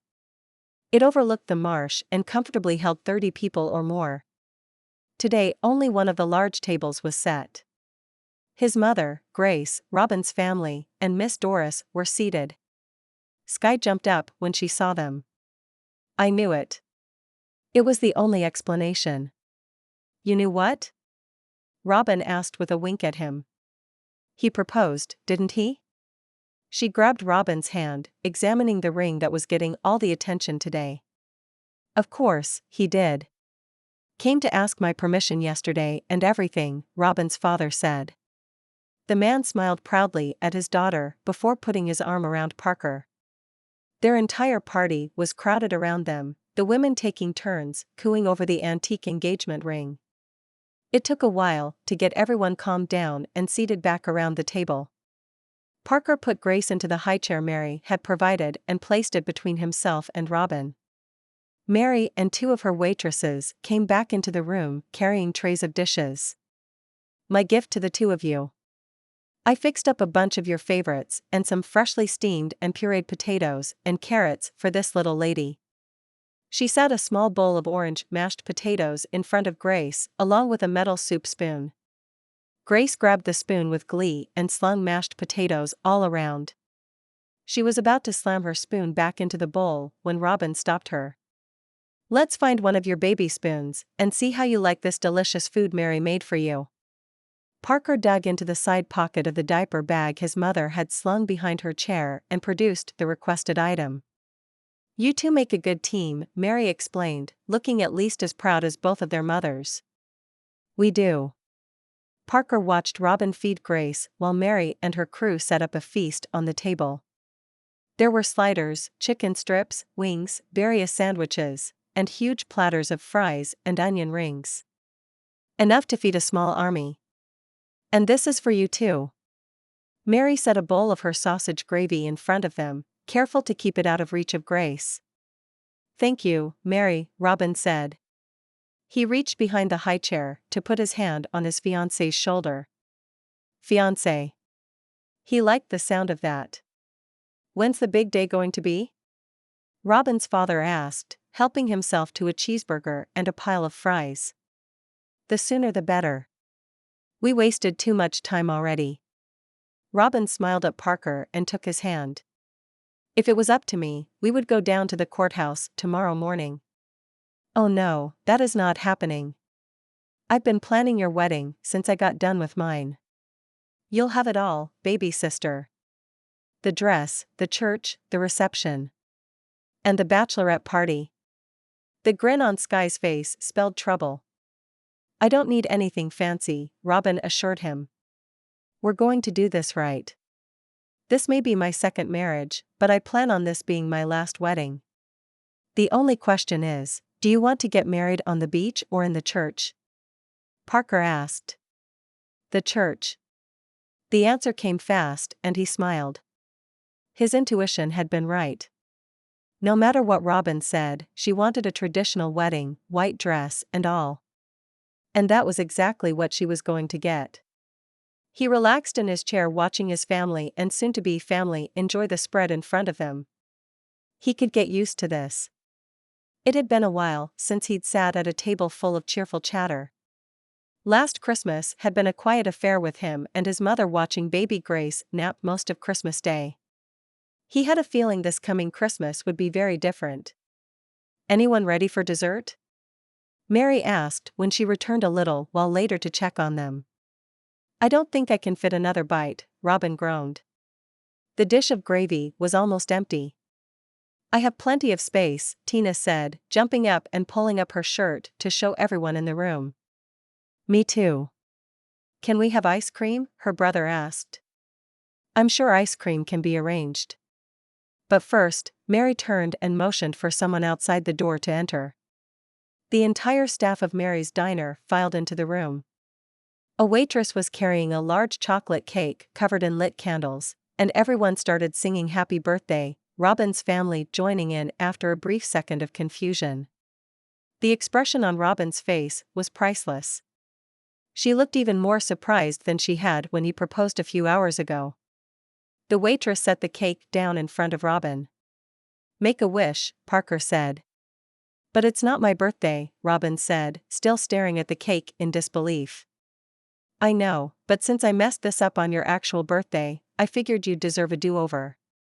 He reached for her hand and held it in both of his.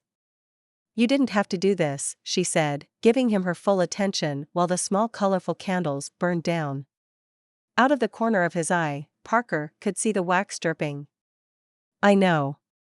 But I wanted to make it up to you. And I would like to make you a promise to do better every year going forward. I will be forever grateful that you are in this world and that we found each other. I'll celebrate that fact with you every birthday of yours we get to share." Robin's eyes filled with tears again. He reached up and touched her cheek. "Blow out your candles and make a wish." "Better make it a good one," James added, looking serious. Robin nodded, took a deep breath, and blew them out. "What did you wish for?" Tina asked, inching closer to the cake. "You're not supposed to tell until it comes true," James admonished his little sister. Robin laughed. "It's okay. My wish has already come true." Epilogue. Palmar Island, 6 weeks later. "Thank you for doing this," Robin said, turning her back at Sky and looking at herself in the tall mirror. Sky pulled the small zipper of the simple white wedding dress up. "Of course. I can't really say no when my baby sister asks me to be her maid of honor. I know the timing could be better." "Stop. Today is about you, not me. Are you ready for the veil?" Sky opened the small cedar chest that held the most precious family heirloom, a lace veil handed down from one generation to the next. To the best of anyone's knowledge, it had been worn by their great-great-grandmother and every woman since on their wedding day. The lace was simple and holding up well, despite the piece's advanced age. "Yes." Robin stood still, her eyes reverent and her hands shaking the slightest bit when she ran her fingers across the off-white fabric. It would look stunning with the simple gown her little sister had chosen. A set of silver pins wrapped in an old handkerchief were tucked into the bottom corner of the box, away from the veil, to avoid snagging during storage. "Robin, you look beautiful."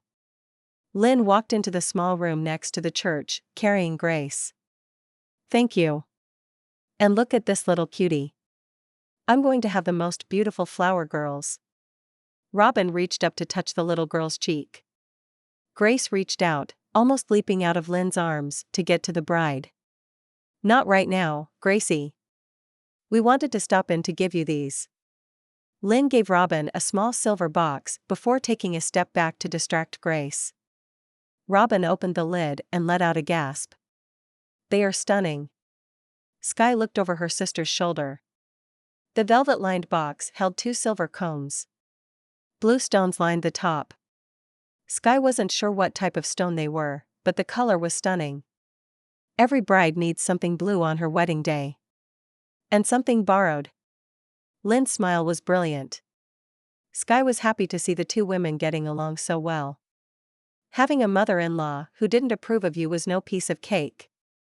"We can use them to secure the veil, along with the pins." Sky took the fabric and draped it across Robin's hair before carefully fastening the combs on Robin's thick hair. Combined with a few of the pins, the veil should stay in place throughout the ceremony. "It suits you," Lynn said. She kissed Robin on the cheek and left to find their mother, who was watching James and Tina outside. "Do I look okay?" Robin asked when they were alone. "You are beautiful. To answer your next questions, yes, you're doing the right thing, and no, you won't forget your vows. If you do, I have them memorized. I'll whisper them in your ear if I need to." Skye hugged Robin, noticing the slight shaking of her sister's shoulders and hands. You'll do fine. This is your day. Take a deep breath and then enjoy it. Stay in the moment. And remember, Parker is waiting for you. How did you know? Robin asked, pulling her tight, unwilling to let go. I remember my wedding like it was yesterday. She did. Skye remembered every detail. Most of all, she remembered the look on Ben's face when she stepped into his view. Pure love had shone on his face and in his eyes. They'd been so in love. Ready to spend the rest of their days building a life together. She didn't know when or where they'd gotten off track. Ready, honey? Their father stepped into the small room. He'd cleaned up nicely, looking at least as spiffy as he had at her own wedding. Skye took a deep breath, letting go of the past, and handed her sister the stunning bouquet Chloe had insisted on making as a wedding present. Her own bouquet and tiny ones for Tina and Grace were just as precious and well-crafted. Almost. Where are my flower girls? Robin asked, spinning around, her eyes darting to the door. Right here. Lynn and Ruth walked in with the two little girls. Tina's hair was a little tousled and Grace was busy chewing on her sleeve, but other than that, they were dressed and ready to go. Did you get your wiggles out? Skye asked her daughter. Yes. I'm ready to do my job. Grace is too. Tina held out her hands, and Skye handed her one of the smaller bouquets. How about you, Grace? Are you ready to see your daddy marry this beautiful bride? Skye took the baby from her grandmother before grabbing both her own and Grace's flowers. She wasn't sure how handing a 1-year-old fresh flowers would work out, but if it would make her little sister happy, she'd give it a shot.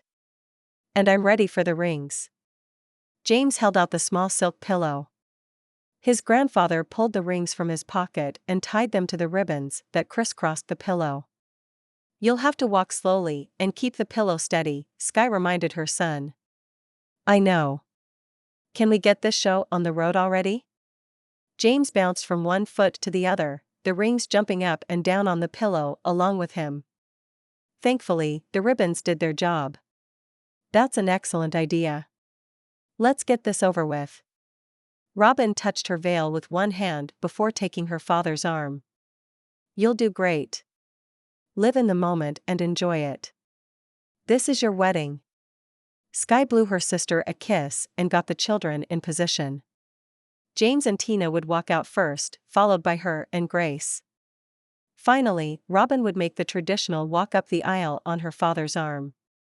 The traditional wedding march began to play, and for once, both of her children were on their best behavior. Even Grace had lost interest in tasting the flowers and was staring at the scene unfolding in front of her as their small party slowly walked through the church and toward the altar. Nice and slow, she reminded James and Tina. She walked behind them, carrying Grace when James stumbled and dropped the pillow. One of the rings came loose and bounced before rolling off to the side and under one of the hardwood benches lining the inside of the church. I'll get it, Skye said, putting her flowers on an empty seat on the bench beside her before bending down to search for the lost ring. Here. A familiar hand held the wedding band in his palm. Skye raised her head and looked into her husband's face. What's he doing here? Skye asked her sister after the ceremony. She picked the pins and antique combs that held Robin's veil in place from her sister's hair. Who? Ben? Robin asked. Skye wished she could see her baby sister's face. Yes, who else? Why was he in the church? It had been a shock to see him sitting there, in the back, wearing a nice suit she didn't recognize and a tie she'd given him their first Christmas together. She'd forgotten to breathe, and her heart had come to a shuddering stop when she'd seen him. I invited him. He's family. Robin's voice was matter-of-fact. She ran her fingers through her hair, massaging her scalp where the pins and combs had dug into the skin. Skye felt bad about securing the antique veil too well. Every woman in their family had worn it on their wedding day for generations. including her on the day she made her vows with Ben daily. Go talk to him, Robin said. I'm not sure that's a good idea. Skye glanced over in her husband's direction. He cleaned up nicely. She'd always loved how Ben looked in a suit. I promise you'll regret it if you don't. Do it for Tina and James, if not for yourself. Robin gave her a gentle shove. Okay. Skye knew better than to argue with the bride on her wedding day. I have a good feeling about this, Robin sang before gliding off to rejoin her new husband. Skye walked the perimeter of the room, keeping an eye on her sister and Ben, doing her best to avoid them both. The kids did such a great job, Miss Doris said.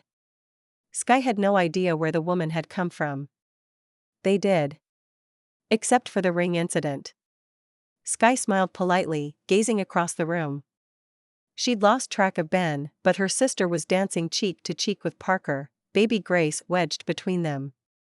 It was adorable, and the wedding photographer was shoving people out of the way to get the shot.